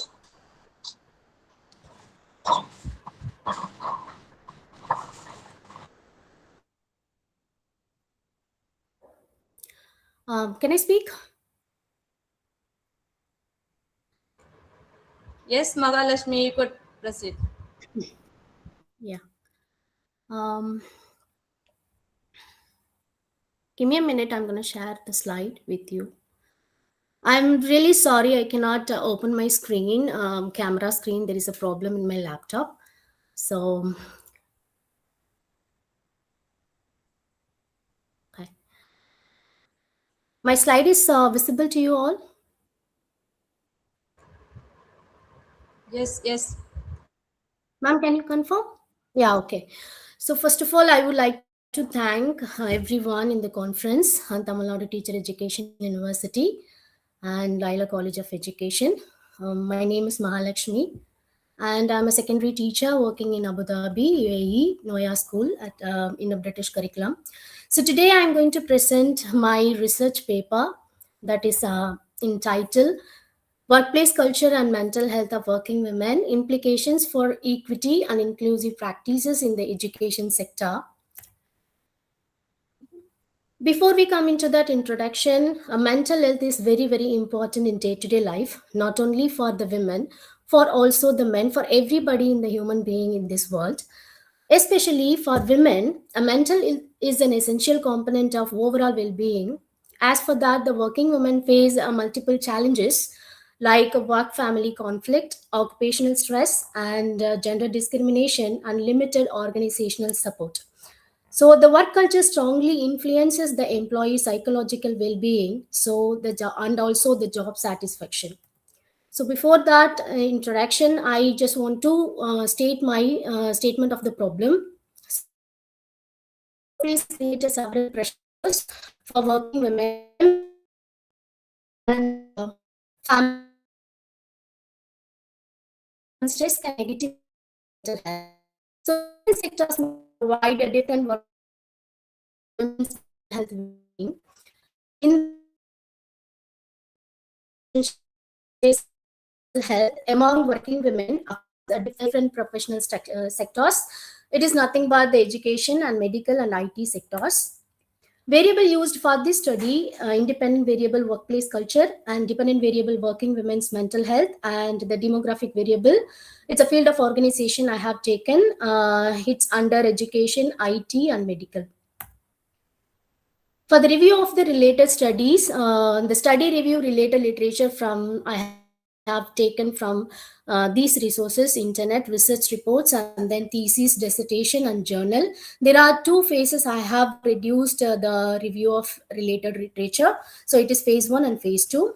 Finally, the investigator comprised an important significant reviews for my study. It is decoded in the year of 2001 to 2022. Objective of this study to find the difference in the mental health among the working women across the sector, to identify differences in the workplace culture across the sector, to analyze the relationship between workplace culture and mental health. Hypothesis formatted for this study: there is no significant difference in mental health across professional sectors. There is no significant difference in workplace culture across the sector. There is no significant relationship between workplace culture and mental health. The research design I have made with the method used for normative survey method and sampling techniques. It's a random sampling techniques. Geographical area is I have chosen in Chennai, Tiruvallur, Kanchipuram district of Tamil Nadu, India. The population constructed within the working women in the field of education, medical and IT sectors. And the sample size I comprised of 820 working women from the field of education institution 362 and medical field 220 and IT sector 238. So I chose the tool used for the study. There are two tools I have to introduce. Working women's mental health, the scale was developed and validated by the investigator with the help of my research supervisor 2018, Dr. Nagasubramani sir. And the mental health scale has 54 items. The reliability of the scale 0.82. The workplace culture scale was developed and validated by the investigator with the help of the research supervisor in 2018.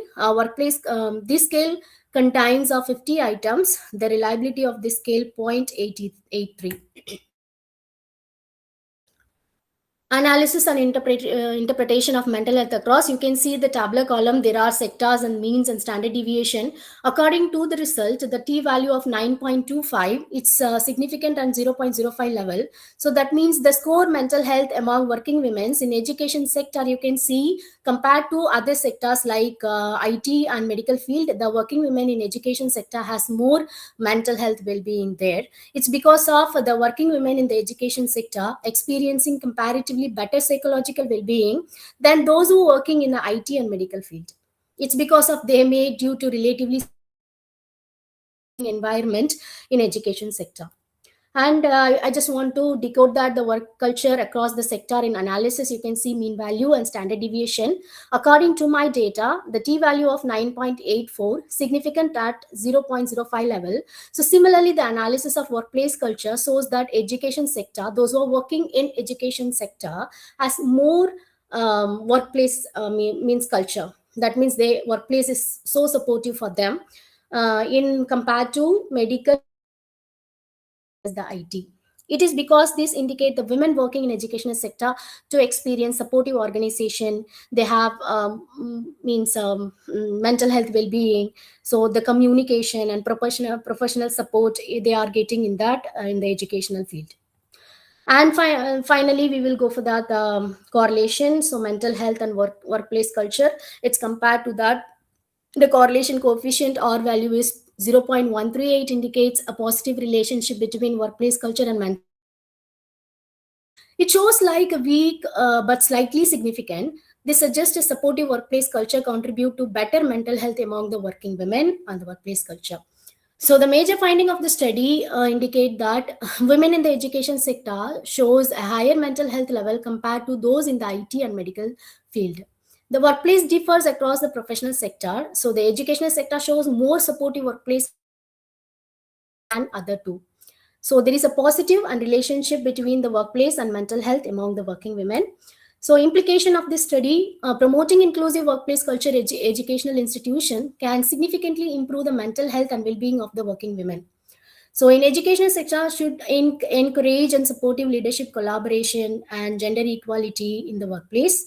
Also, institution should implement policies, not only the institution, also the government in a different field of the sectors. That means the policy makers also that reduce occupational stress and support work life balance for women in the education field, not only in the education field, also in the IT as well as the medical and other professionals also. So the creating positive and respectful work environment can enhance the both teacher well-being and professional productivity. The limitation of the study only focused working women in the education, IT and medical. So the findings may represent only the professions. So the limitation of this study included in this level. So in future it would be elaborate for in other sectors also. And another limitation, sample was only limited for 820 working women, which may restrict the generalization of the result. And the study was conducted only in selected district in Tamil Nadu. So findings not reflect conditions in other regions of the country. We have many states, so we didn't go for that. So only restricted within the state of Tamil Nadu. The research considered limited variables, workplace culture and mental health. Other factors influencing the women well-being were not included.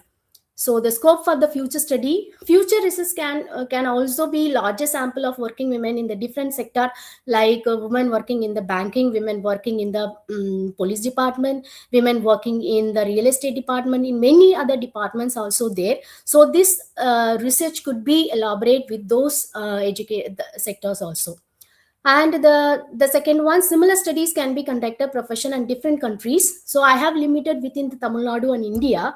I just want to elaborate if I want to go, if I get an opportunity, if I want to go and work in any other countries, I would like to elaborate my research in other countries also with the working women's. And for the future studies may include additional variables such as age, socioeconomic status, and work experience and family support. And comparative study could be done because this is only focuses on working women's. Maybe in future it will be elaborated with comparative study of men and women. And my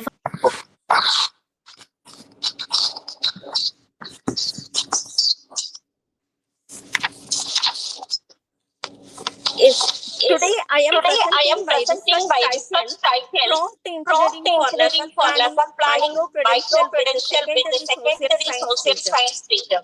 This study focuses on how teachers can use AI tools effectively for lesson planning by learning prompt engineering skills through a micro-credential training program.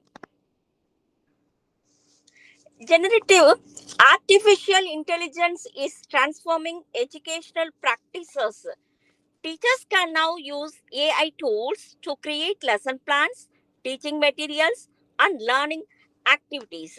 However, to obtain useful results from AI tools, teachers must learn prompt engineering, which means giving clear and specific instructions to AI systems. Many teachers do not receive proper training in using AI for lesson planning.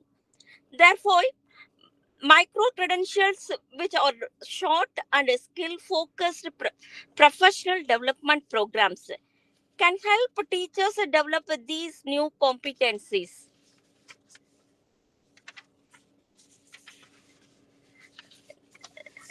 This study attempts to design and evaluate a micro credential program for prompt engineering among secondary science teachers. Objectives and hypothesis. The study had two objectives. First, to refine the micro credential program through 3 cycles of design based research. Second, to examine whether age, teaching experience, and prior AI familiarity influence teachers' prompt engineering skills and confidence. 3 hypotheses were formulated. First, prior familiarity with AI positively influences prompt engineering proficiency. Second, teaching experience influences AI lesson planning self-efficacy. Third, age negatively influences prompt engineering proficiency. Next, methodology. May I audible, ma'am? Yes, ma'am, you are audible, ma'am. Yes, ma'am. Thank you. Thank you. And the study used design-based research, which involves designing, testing, and improving an educational intervention through multiple cycles. The participants included 22 secondary social science teachers from Karur district. Next, the micro-credential program was conducted in 3 cycles, prototype, refined, and final. Each cycle included a training workshop followed by a practical application where teachers used AI tools to develop lesson plans. Data were collected using 3 instruments: demographic survey, prompt engineering proficiency rubric, AI lesson planning self-efficacy scale. The collected data were analyzed using Pearson correlation. Next, results. The results showed the prior AI familiarity had a strong positive relationship with the prompt engineering proficiency with a correlation value of 0.67. Therefore, hypothesis 1 was supported. The relationship between teaching experience and AI lesson planning self-efficacy was very weak, with a correlation value of 0.08 only. So, the hypothesis 2 was not supported. Similarly, the relationship between age and prompt engineering proficiency was weak and not significant. Thus, hypothesis 3 was also not supported.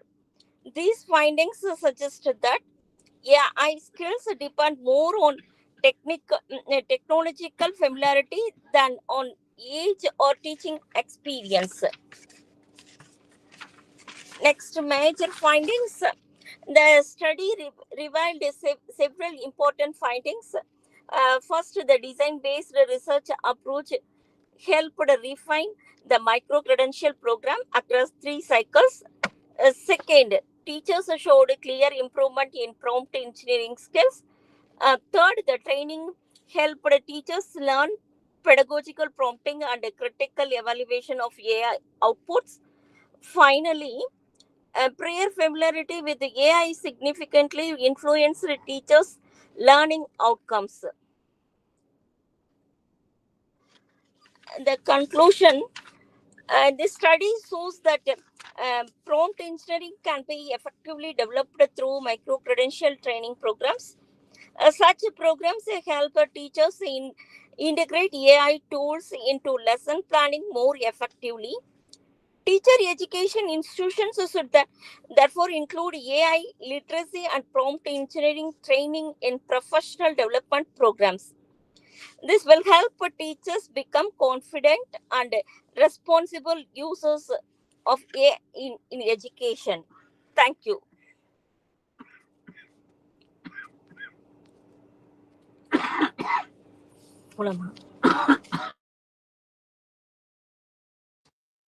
Okay.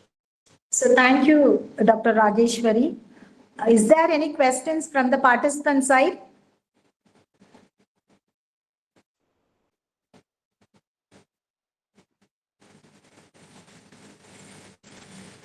Ma'am,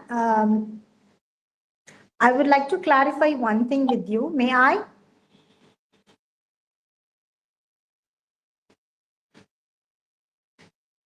Rajeshwari, ma'am.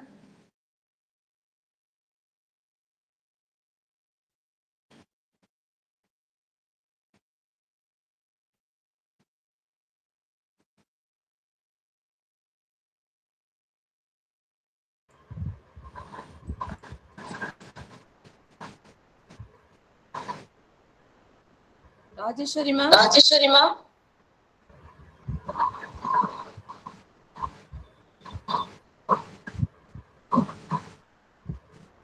Okay, ma'am. Then let's move on to the next presenter. I think she left the meeting.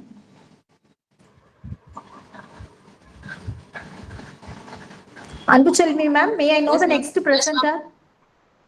Yes, Sam. Yes, Sam. Sam Stephen. Sam, Stephen, Are you ready? Are you ready? Yes, ma'am. Yes, ma'am, I'm ready.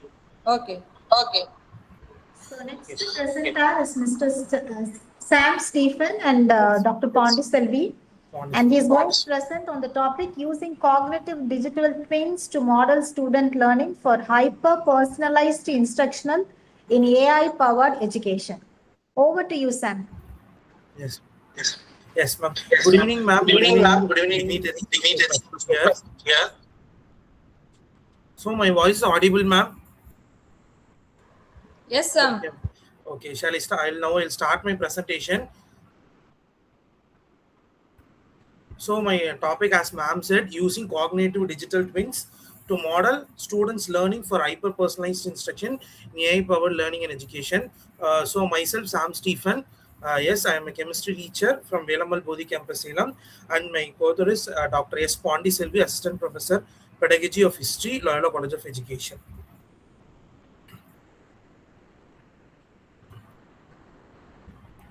So first of all, I would like to elaborate my abstract.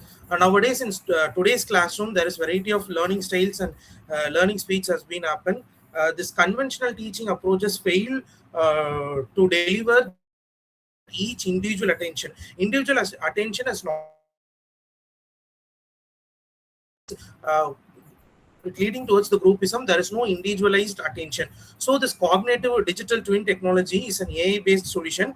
By creating a virtual mode of each student's learning process can be tracked, and it could be enabled through highly personalized instruction. It is based upon only the individualized attention, not about the group attention.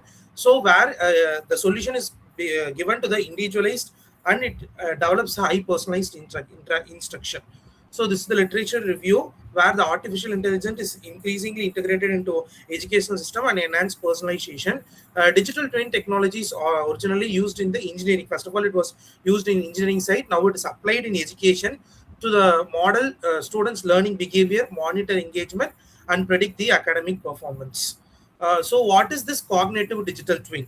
A cognitive digital twin is a computerized model that represents students' thinking, learning, and academic performance. It continuously updates information based on their assessments, participation, and learning behavior to create a personalized learner profile. So it can able to create a personalized learner profile based upon their assessments and participation and learning patterns and everything what they are going to take. So first, the data collection resource starts with the system gathers data from online tests, in class assessment, homework submission, and student participation. The learning speed and error patterns. This data is analyzed using AI to understand each learner's progress. First step one is gathering information. After the class, each student takes a digital test. The system keeps track of the time spent responding to the each inquiries, the quantity of right and wrong response, the types of error they made, and the student self-confidence based on their feedback. First, it gathers information. And second step is pattern-wise analysis. What is this pattern-wise analysis? After analyzing the collected data, the system identifies the learning pattern where one student may understand fraction will struggle with decimal conversion, and other may interrupt with denominators, or while other may can answer quickly, but they will make a careless mistakes while doing their math. So for each learner, the system creates a digital twin that represents knowledge level, learning speed, problem solving ability, and conceptual understanding. This model is continuously updated whenever the student completes a new task. If the student completes a new task, when he enters and he completes the new task, everything is recorded and it is followed continuously. And last is the system recommends customized learning activities based on their digital. For instance, students may receive additional practice exercise, visual animation, or accuracy focused activities to their specific needs. And last is the teacher is provided with a dashboard that displays students who require additional support, concepts, and students find difficult and suggest teaching strategy. So what they are lacking, the dashboard will shows to the teacher upon that the student is who require more additional supports in the concepts and finds difficult in particular concept. Either it can be decimal fractions or mensuration. Where they are lacking, it shows. This allows the teacher to provide focused and effective instruction. So the advantages of this cognitive digital twin helps teachers quickly to identify the learning gaps, reduce evaluation, workload, support, and large classroom, and improve instructional effectiveness by enabling target teaching. The main application is that this technology enables personalized learning, as I said before, paths of learning challenges, intelligent tutoring system, and real-time for monitor system. Then the challenges is include first major is the data privacy concern, high implementation cost, and there will be more dependency on technology. Why they are depending on technology now? Each time the student has to enter in, and they have to he or she has to take the test, and it will be like continuously monetarily recorded. So the technology plays a major role here. And risk of algorithm basis. What is about this algorithm basis means, as is sometimes even if you are making some error analysis through the step method, it also shows some risk of algorithm places. It can able to show some wrong answers, and the need for teacher, and there should be need for teacher training. So conclusion, this cognitive digital twin technology can transform traditional classroom into intelligent learning environmental. It enhances students engagement, improve academic performance, and supports personalized teaching while requiring ethical implementation and proper infrastructure. That's it, ma'am. Thank you, ma'am. Thank you, Sam. Yes, ma'am. Is there any questions from the participant side to Sam? Okay. Sam, yes, ma'am. Can you turn on your camera? Okay.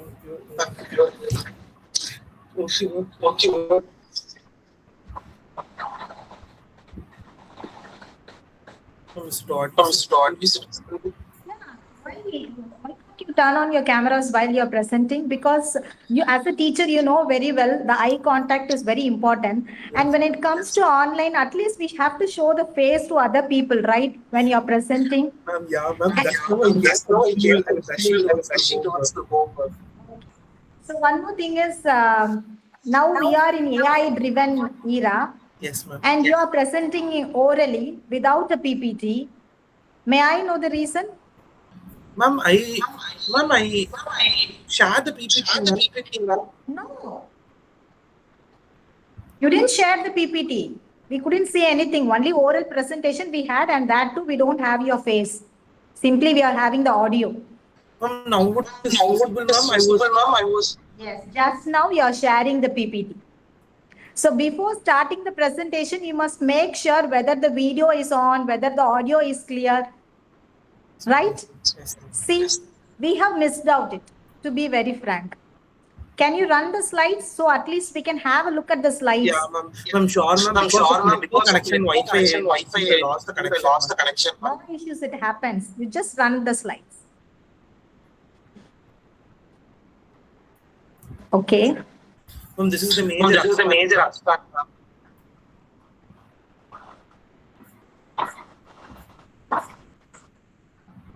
Just go to the next slide. Just few seconds for each slide is enough. Ma'am, this is okay. Next one.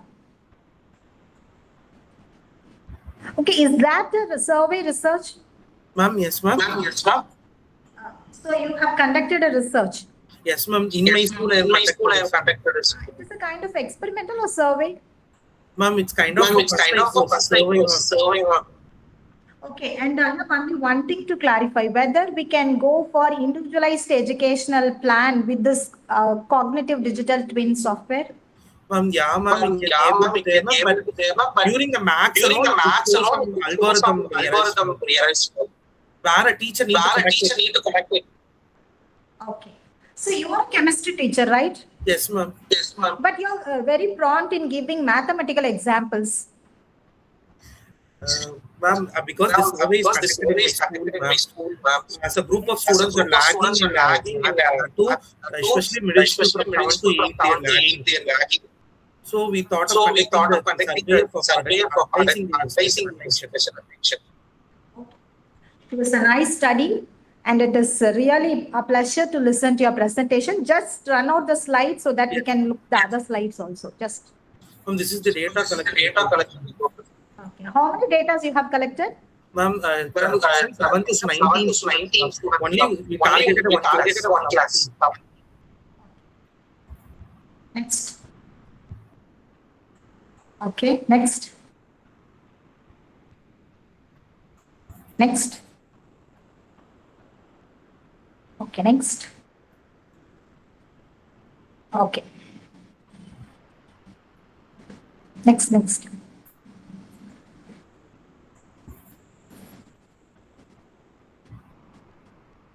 Okay, thank you, Sam. Thank you so much. I'm really sorry, ma'am. It was I was starting the presentation. The slide was. Sorry. Thank you. Sorry. Thanks for the opportunity. And thanks to LOYOLA project.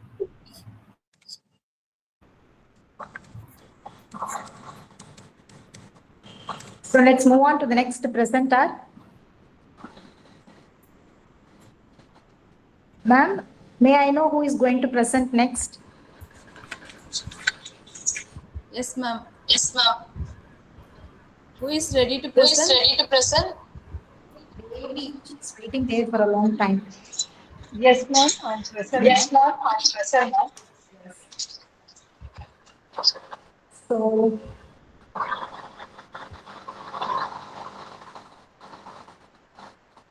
Devi Rams. Yes, ma'am. Devi Rams. Devi and Dr. Muthamal Selvan, am I right? Yes, ma'am. Yes. He is from Tamil Nadu Teacher Education University, and he is going to present the paper on the topic role of digital career counseling platforms in enhancing career maturity and self-confidence of students. Over to you, Yes, Devi. ma'am. Yes, thank you. Kindly share your screen if you have a PPT. Yes, ma'am. Yeah.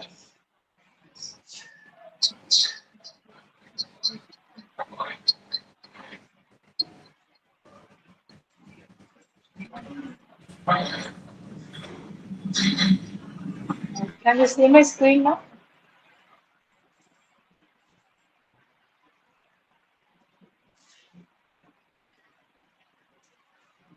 Ma'am, are you able to see my screen?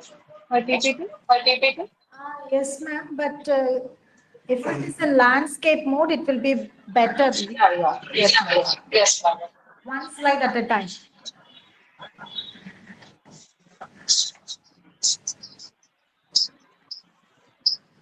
Yes, ma'am.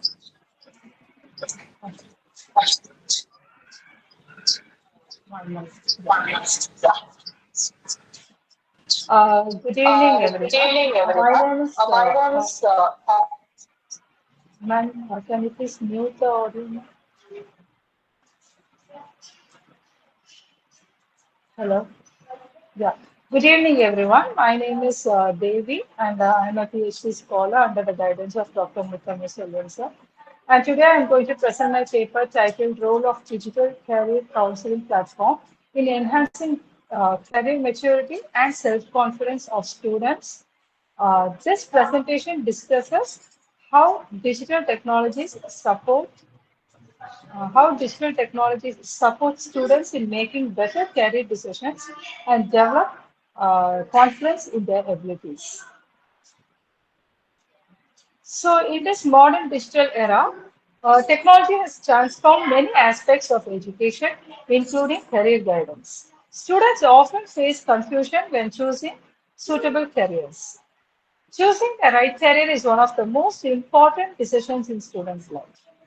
In rapidly changing digital world, students need proper guidance to identify their strengths and choose appropriate careers. Digital career counseling platforms provide guidance, assessment, and information that help students understand their strengths and make informed career choices. Career guidance in the digital era uses online tools and platforms to help students explore different career opportunities. These platforms include career websites, mobile applications, and online assessment tools. One of the key advantages of this is easy access to career information. Students can quickly find details about various career courses, required skills, and future opportunities through digital courses resources. This easy access to information supports students in making informed career decisions.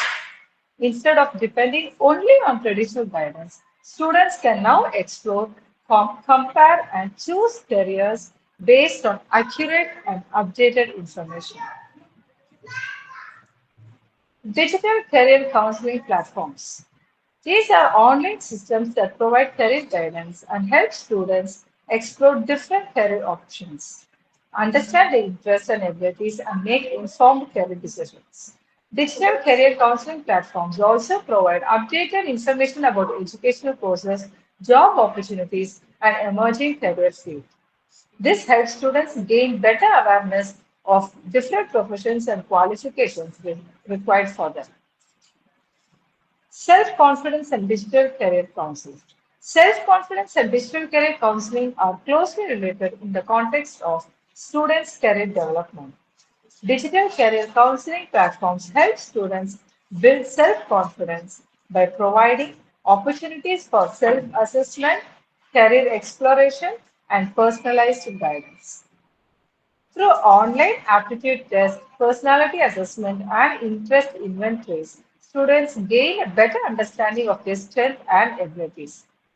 This self-awareness helps them feel more confident about their potential and career choices. Key features of online career assessment tests. Online assessment tests are designed to be simple and easy to use so students can complete them without difficulty. They usually include different types of tests such as aptitude tests, interest inventories, personality assessment, and skill-based evaluation.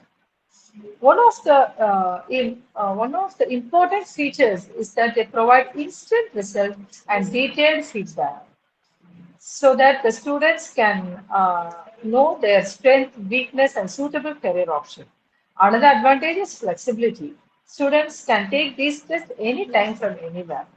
Additionally, these tests are interactive and engaging, which keeps students interested.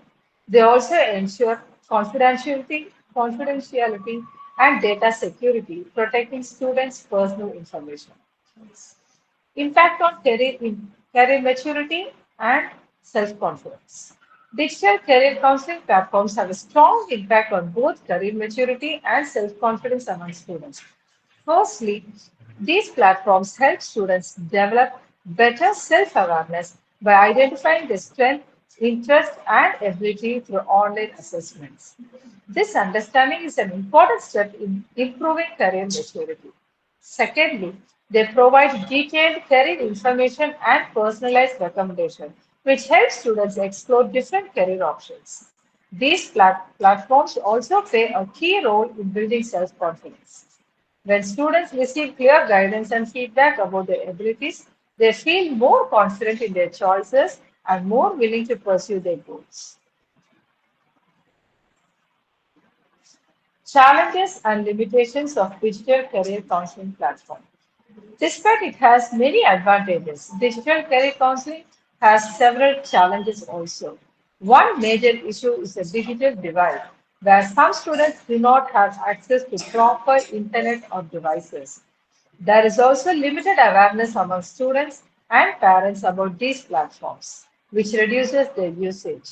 Another challenge is low digital literacy, which makes it difficult for some students to use online platforms effectively. Digital counseling Digital counseling may also lack personal interaction compared to traditional face-to-face counseling. Finally, issues related to data privacy and language barriers can affect the accessibility and effectiveness of these platforms. Educational implications. So, enhanced access to career information. Digital career counseling provides students with easy access to updated career information anytime and anywhere.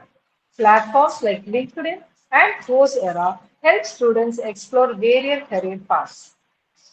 Personalized guidance. Digital tools use AI to analyze students' interests, abilities, and personality traits. Platforms such as Career Explorer provide customized career suggestions. This helps students make more suitable and informed career choices. So, career awareness. These platforms expose students to a wide range of career options, including emerging fields. Students gain better understanding of job roles, required skills, and future opportunities, which broadens their career outlook.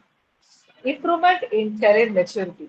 Digital counseling encourages students to take responsibility for their career planning. It helps them develop decision-making skills and prepares them to handle future career challenges effectively. Digital career counseling boosts self-confidence. Through regular assessments and feedback, students become more aware of their strengths and weaknesses. This self-awareness builds confidence and helps them make decisions with clarity. Integration with curriculum. Schools can integrate digital career tools into their teaching process. This connects academic learning with real world career skills and makes education more meaningful and practical. Students can access skill development opportunities. Students can access online courses through platforms like Udemy. These help them develop both technical and soft skill, making them more prepared for future careers. So finally, conclusion. To conclude, integrating digital career counseling platforms in education can greatly support students in career planning and personal development. With proper guidance and access, these tools can help students make confident and informed career choices. Thank you all once again for giving this opportunity to present my paper in this conference. And thank you for your valuable time. Thank you, ma'am.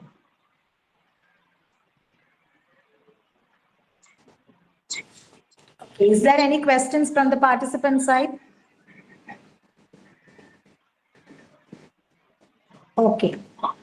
So my question is, you have given enough information about the pros and cons of digital career counseling platforms.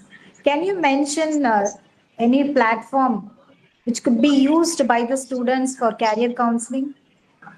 Yes, ma'am. There are platforms like Udemy, Coursera, Mindler, Proki. These are all digital career counseling platforms which helps the students to analyze themselves.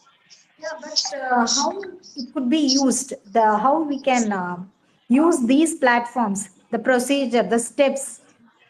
Because it could be used to analyze the attitude as well as to understand the interest and personality. For that, we could make use of these platforms. In that case, in which options or features, the procedure to make use of that? Yeah, once you log in, you will be having a separate login ID in that Coursera or Udemy, whichever platform you're using. And whatever you want to assess, for example, if I want to assess my current interest, they have a set of questions to that is self-assessment test. So by answering that question, they will the AI will conclude my career interest, the student's career. Thank you so much. Thank you, ma'am. Thank you for joining.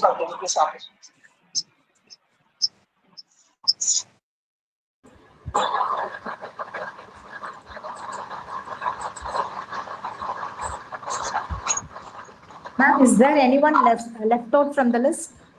Yes, ma'am. Someone joined now. Femi, are you there? Jerlyn Femi. Now only she joined. Yes, ma'am. Good afternoon, ma'am.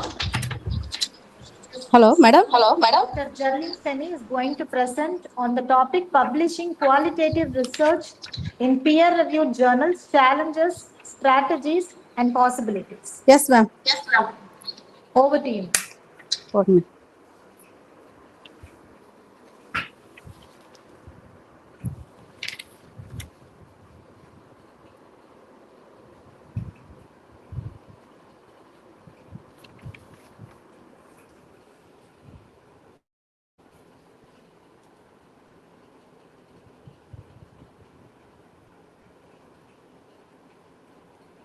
Hello, madam. Hello, madam. Shall I present? Yes, ma'am. You can share your screen and you can start presenting. Yes, ma'am. Yes.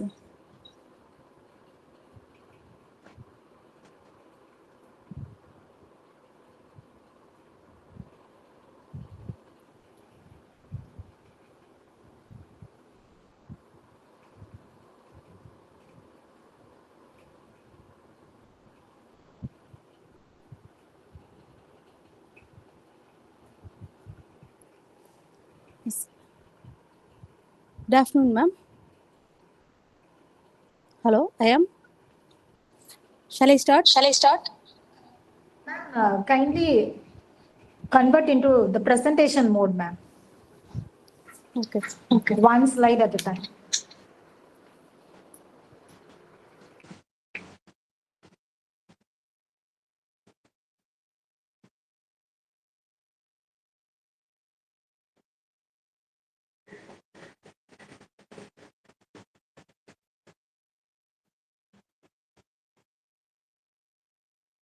Ma'am, you stopped sharing your screen.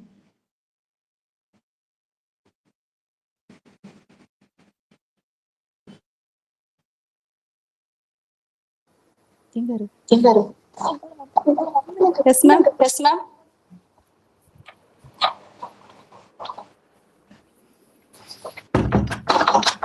Shall I start, ma'am?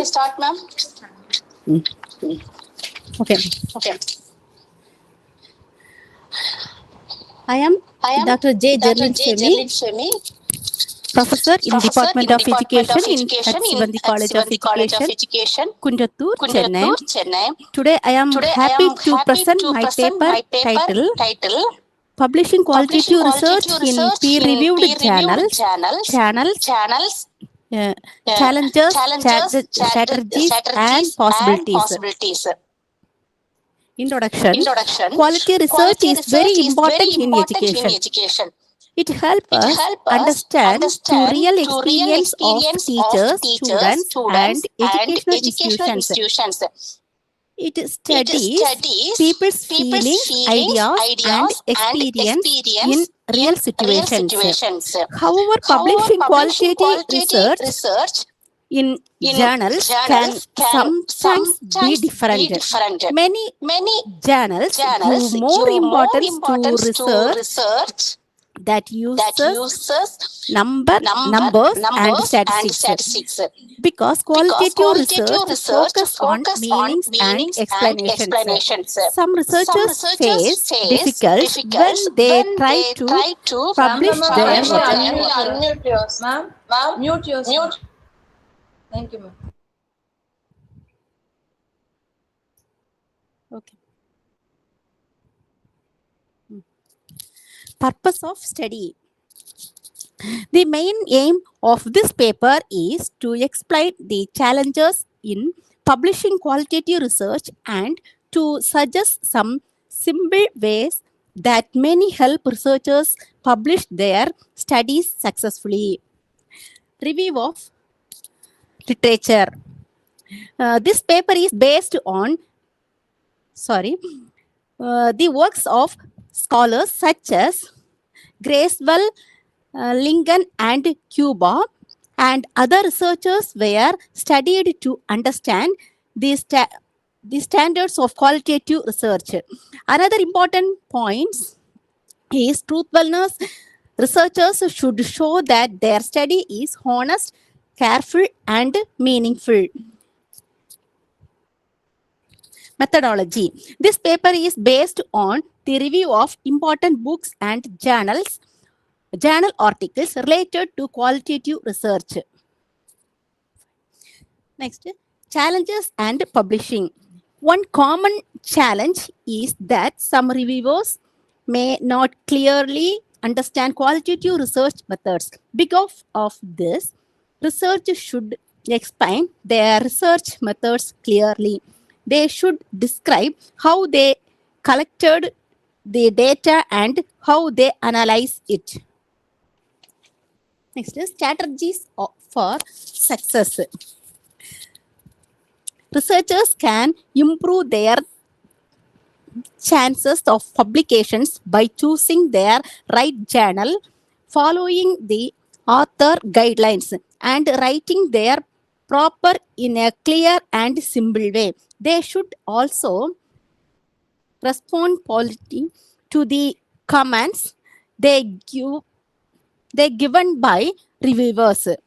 Next, role of qualitative research. Publishing qualitative research is very useful for education. It helps teachers understand classroom experience better. Educational implications. It also helps improve teaching methods, curriculum planning, and educational policies. Conclusion. In conclusion, qualitative research is very valuable for understanding educational experience. Even though publishing qualitative research many may have some challenges, these challenges can be overcome with careful work and clear writing. By publishing qualitative research, scholars can contribute to the growth of educational knowledge. Thank you.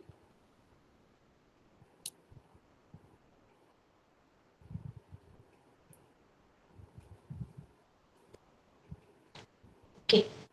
So is there any questions from the participant side?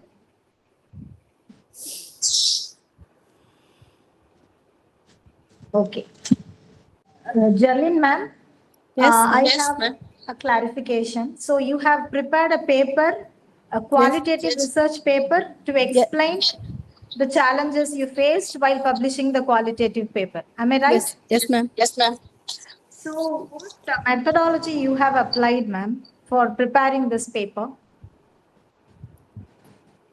Methodology.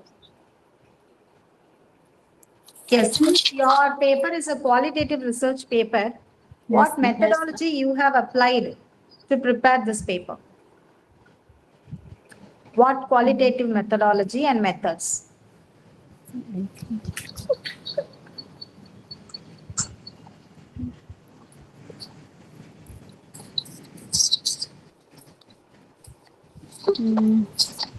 One minute. One minute.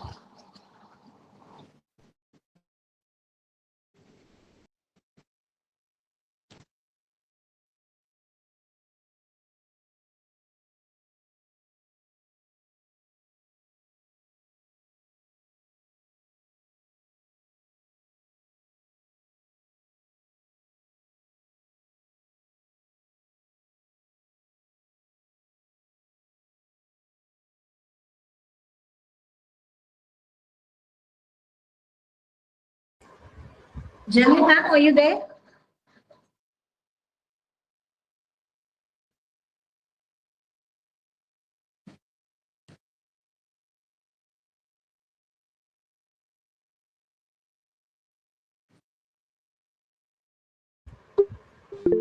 Anjali ma'am? Yes, ma'am, she has Yes. joined, I Yes, think. ma'am, she has Jarlene joined, I Femi, think. are you there? Femi, are you there? Hello? Hello? Can you hear Jarlene Femi? Can you hear Jarlene Femi?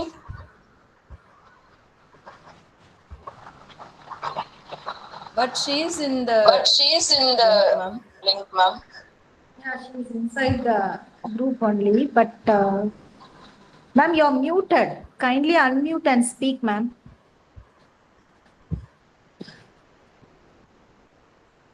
Jerlyn, ma'am?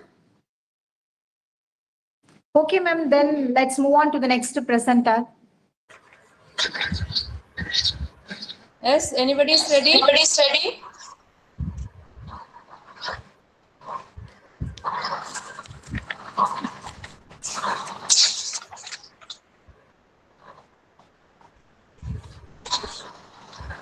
Okay, ma'am, shall I Okay, ma'am, present shall mine? I present mine? Yes, ma'am. Mine. Mine.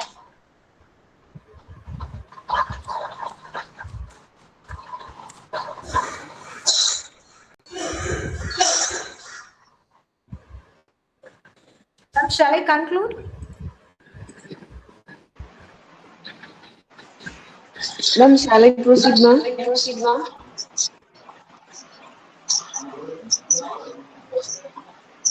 Somebody else wants to present, it seems, ma'am.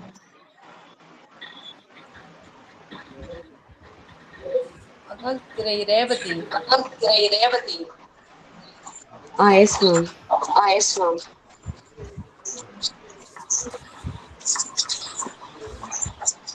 Name is not in the list, it seems. Yes. Yes.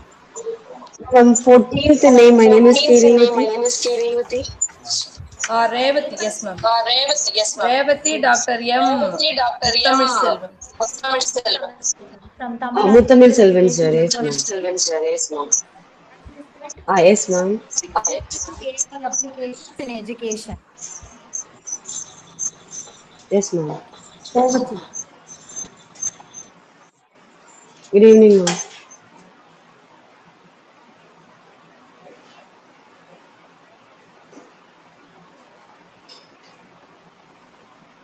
Ma'am, shall I start? Happy evening, ma'am.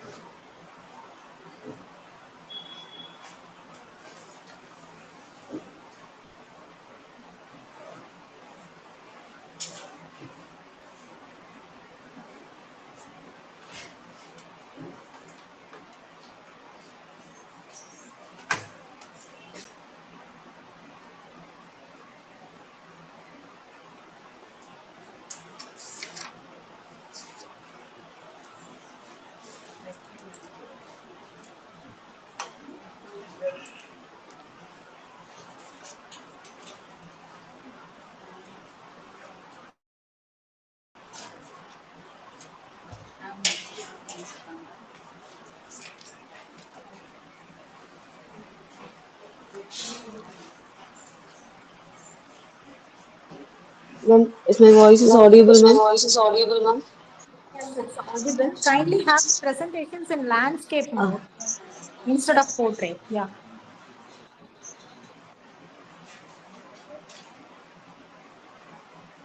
Ma'am, is it visible, ma'am?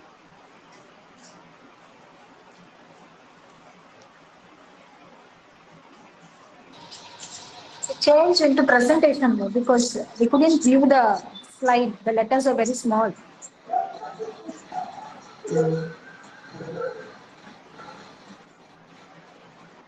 If it is a landscape means it will be much better. Okay, ma'am. Okay, ma'am. Okay.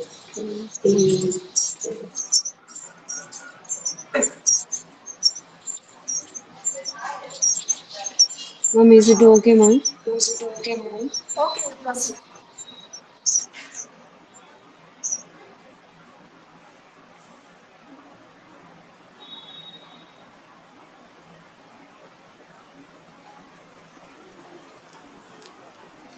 First of all, I would like to convey my greetings to our respected chairperson, Dr. A. Shamala Devi ma'am, Assistant Professor and Head of the In-Charge Department of Education, University of Madras.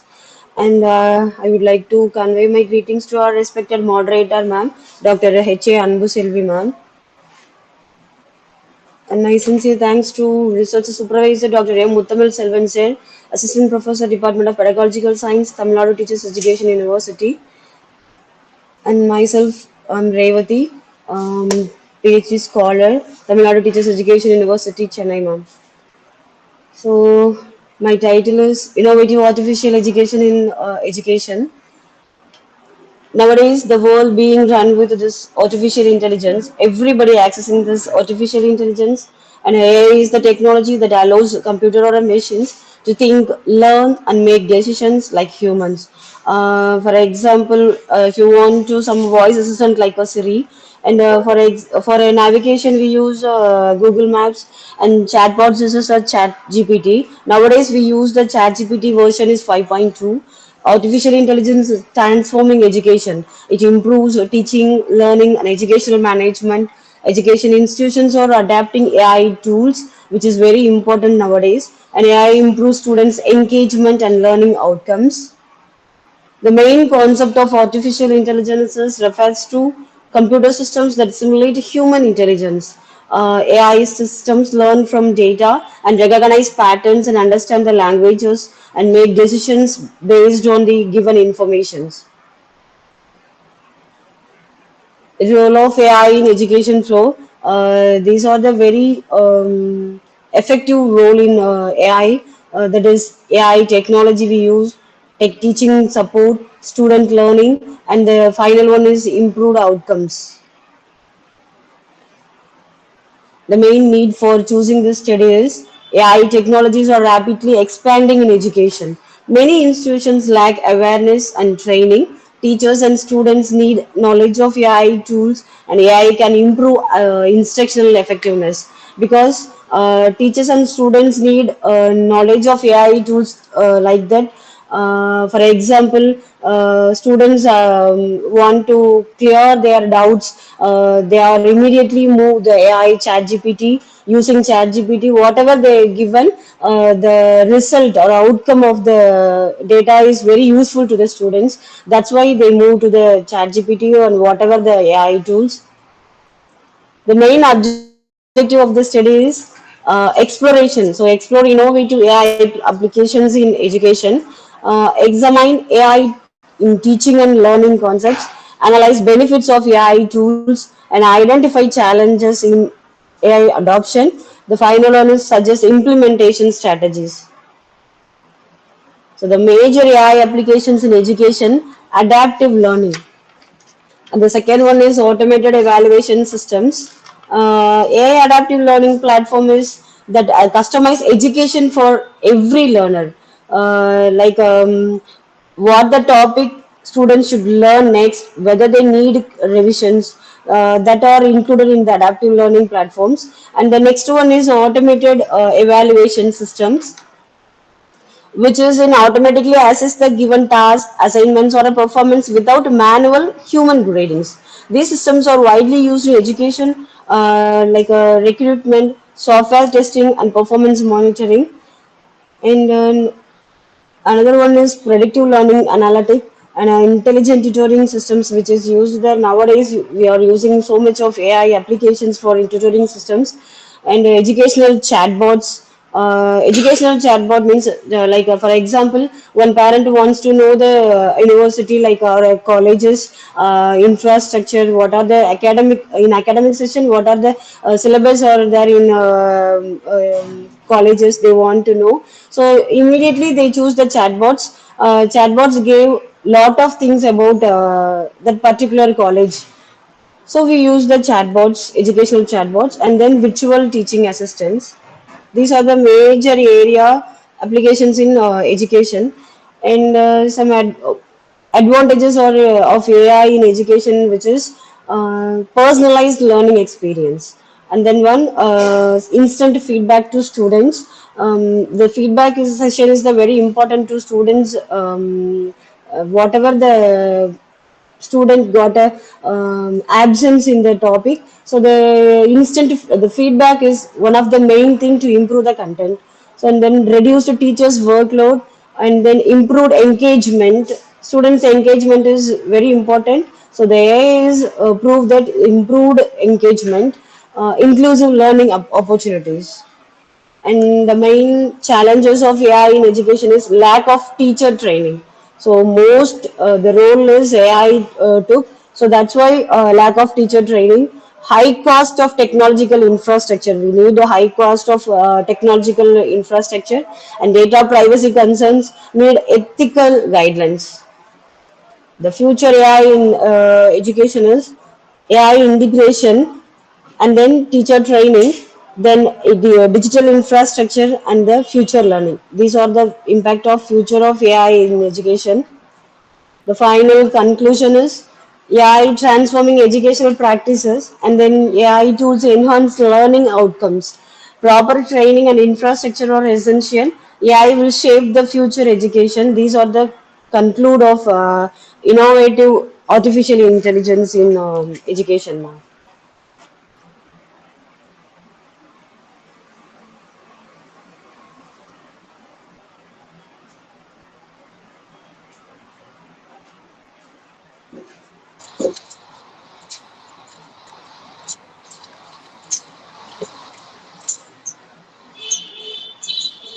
Any questions from the participant side?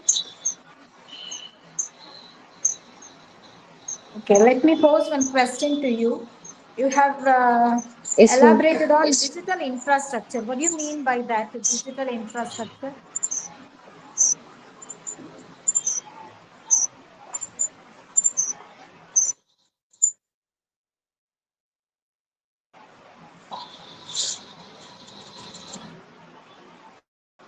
Then digital infrastructure means we want to use some AI application means AI tools. We need some elaborated thing like projector already we having, and then internet connectivity is based one. Um, like some softwares and at all, ma'am.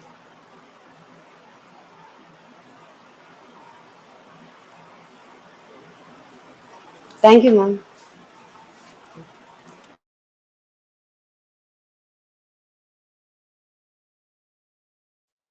Anbuselvi, ma'am.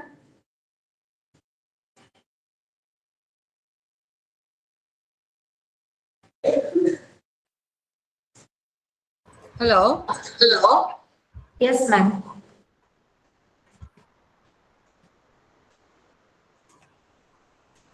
Shall I share mine? Yes, ma'am. Yes, ma'am. Good evening, everyone.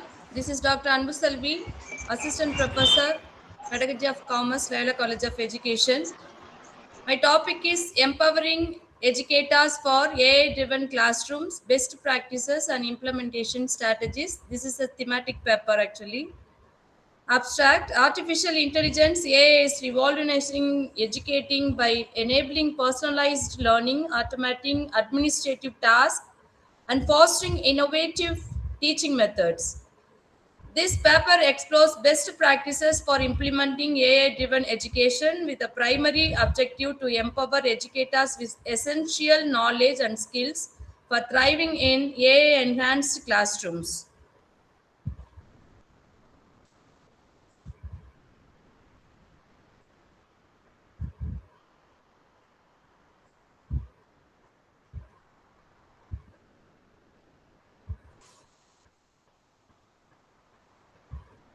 So, drawing on global case studies and research, it outlines practical strategies, ethical considerations, and implementation frameworks to bridge the gap between AI innovation and classroom reality, ultimately unlocking new frontiers in research and practice. Small introduction about AI. AI-driven education promises to transform traditional classroom into dynamic, adaptive environments where learning is tailored to individual needs. This paper focuses on best practices for AI implementation, emphasizing targeted training and ethical guidelines.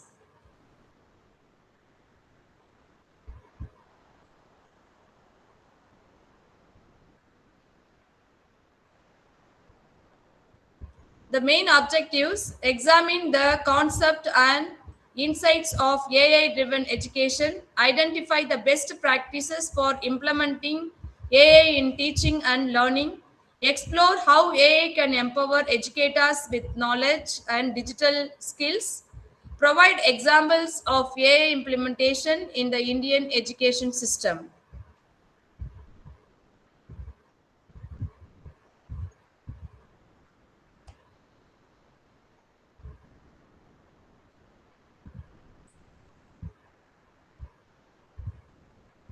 Key best practices: align AI with learning objectives, start small with pilots, prioritize ethical use. Concept of AI-driven education. This AI-driven education is used for personalized learning pathways, intelligent tutoring systems, automated grading and evaluation, predictive learning analytics, virtual teaching assistants, and smart content generation. This smart content generation.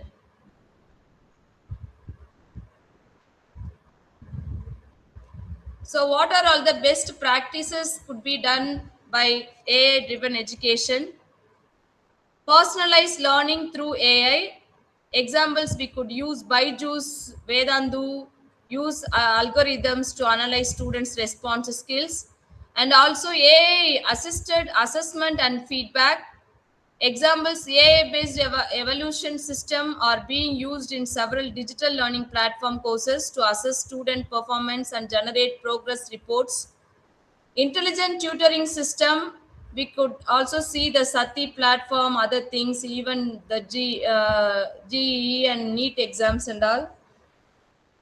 Best practices again, AI supported lesson planning for teachers, and AI tools can assist educators to design lesson plan, generating teaching materials, suggesting pedagogical strategies. For example, in we also could use this example. Research in Karnataka government school demonstrates how AI assisted lesson plan help teachers to co-create and customize lesson plans. Data-driven decision making, AI-enabled monitoring systems in education programs analyze school learning outcomes to support policy decisions and resource allocations. AI-based smart classrooms and robotics. So, Shawl robot teachers capable of communicating multiple languages and being used in Indian schools. Personalized learning through AI.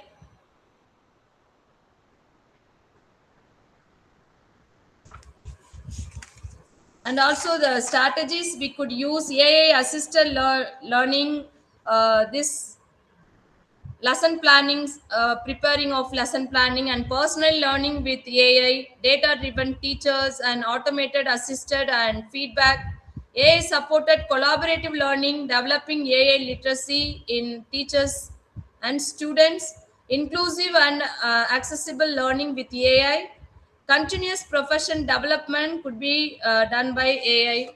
So conclusion: AI driven education is reshaping the future of teaching and learning by enabling personalized instruction, intelligent assessment, and data driven decision making. The integration of AI in education has the potential to empower educators, enhance student engagement, and improve learning outcomes of the students. Thank you.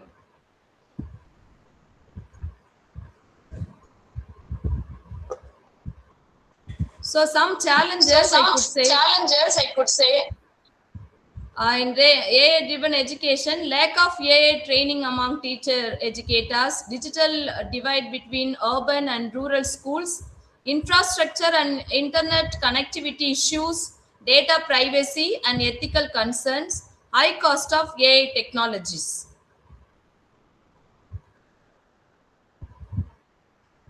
Thank you all. Thank you, ma'am. Thank you, ma'am. Is there any questions from the participant side?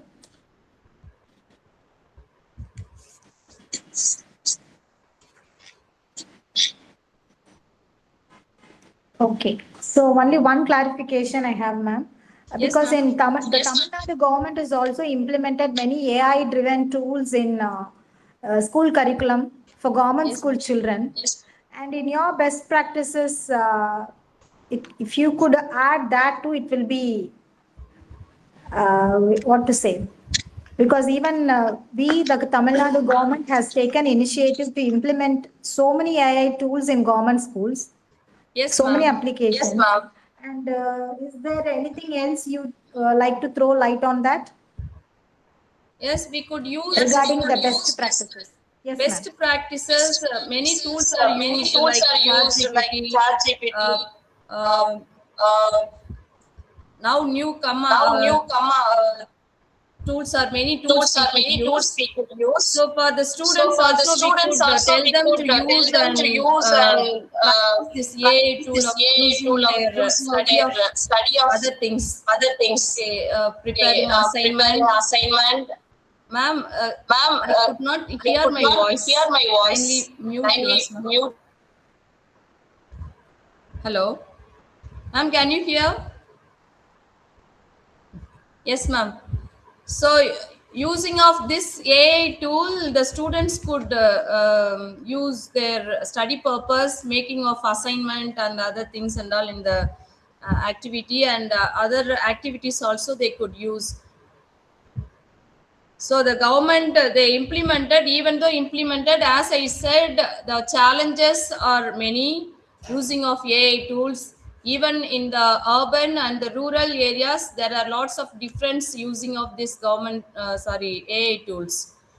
Rural areas and all, they could not get internet and other facilities to use these tools.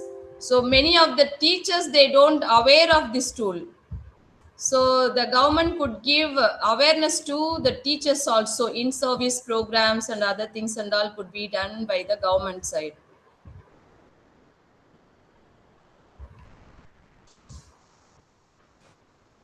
Okay, thank you, ma'am. Thank you, ma'am. Thank you, ma'am. Ma'am, shall I conclude? Yes, ma'am, we could conclude. Yes, ma'am, we could conclude. Yes. So we had in total 7 presentations we had for today's session. And out of the 7 presentations, 4 are research papers and 3 are thematic papers. And out of this 4 paper, 1 paper, that is the first presenter, she presented on the workplace culture and mental health, which is totally deviated from the theme of the conference, because the theme of the conference is about AI, and she has presented on workplace culture and mental health. Though she justified that it comes under inclusive education, it should align with the inclusive, how AI is going to incorporate it for inclusive education. So that is one research paper, and the rest of the research papers are prompt engineering for lesson plans, and then cognitive digital twins and digital career counseling platforms. These are other peculiar topics with the AI-driven education. And also one presenter presented the topic innovative AI applications in education. So she also explained about automated evaluation system and applications like visual assistance, digital infrastructure. And the last presenter, Dr. Anbu Selvi, she presented about the best practices of AI-driven classrooms. So these are the presentations we had for today's session. I hope we all got enlightened how AI can be used wisely by the teachers for learning, teaching, learning, and assessment. And out of this 7 presentation, I would like to appreciate the presenters who have taken research papers, because taking a research paper and presenting a research paper is always been appreciated. And really, I would like to pick one best paper out of the 7 papers, and that is The one paper which I very much impressed is Sam Stephen paper, that is cognitive digital twins. Though the sample size is very small, but the work he has done for the research is really commendable. Thank you so much, ma'am. Thank you so much, ma'am. Welcome, Sam Stephen. Very good, Sam. So, with that, I conclude the session. Thank you, ma'am. Over to you. Thank you, ma'am. Thank you all the presenters for your valuable research contributions, and also our respected chairperson, Dr. A. Shamla Devi, ma'am. Really, ma'am, your guidelines of this session is very insightful and truly enriched for the discussion of this academic conference. Thank you so much, ma'am. Thank you so much for the opportunity. Thank you all. I wish you all the best, all the presenters. Thank you. Thank you, ma'am.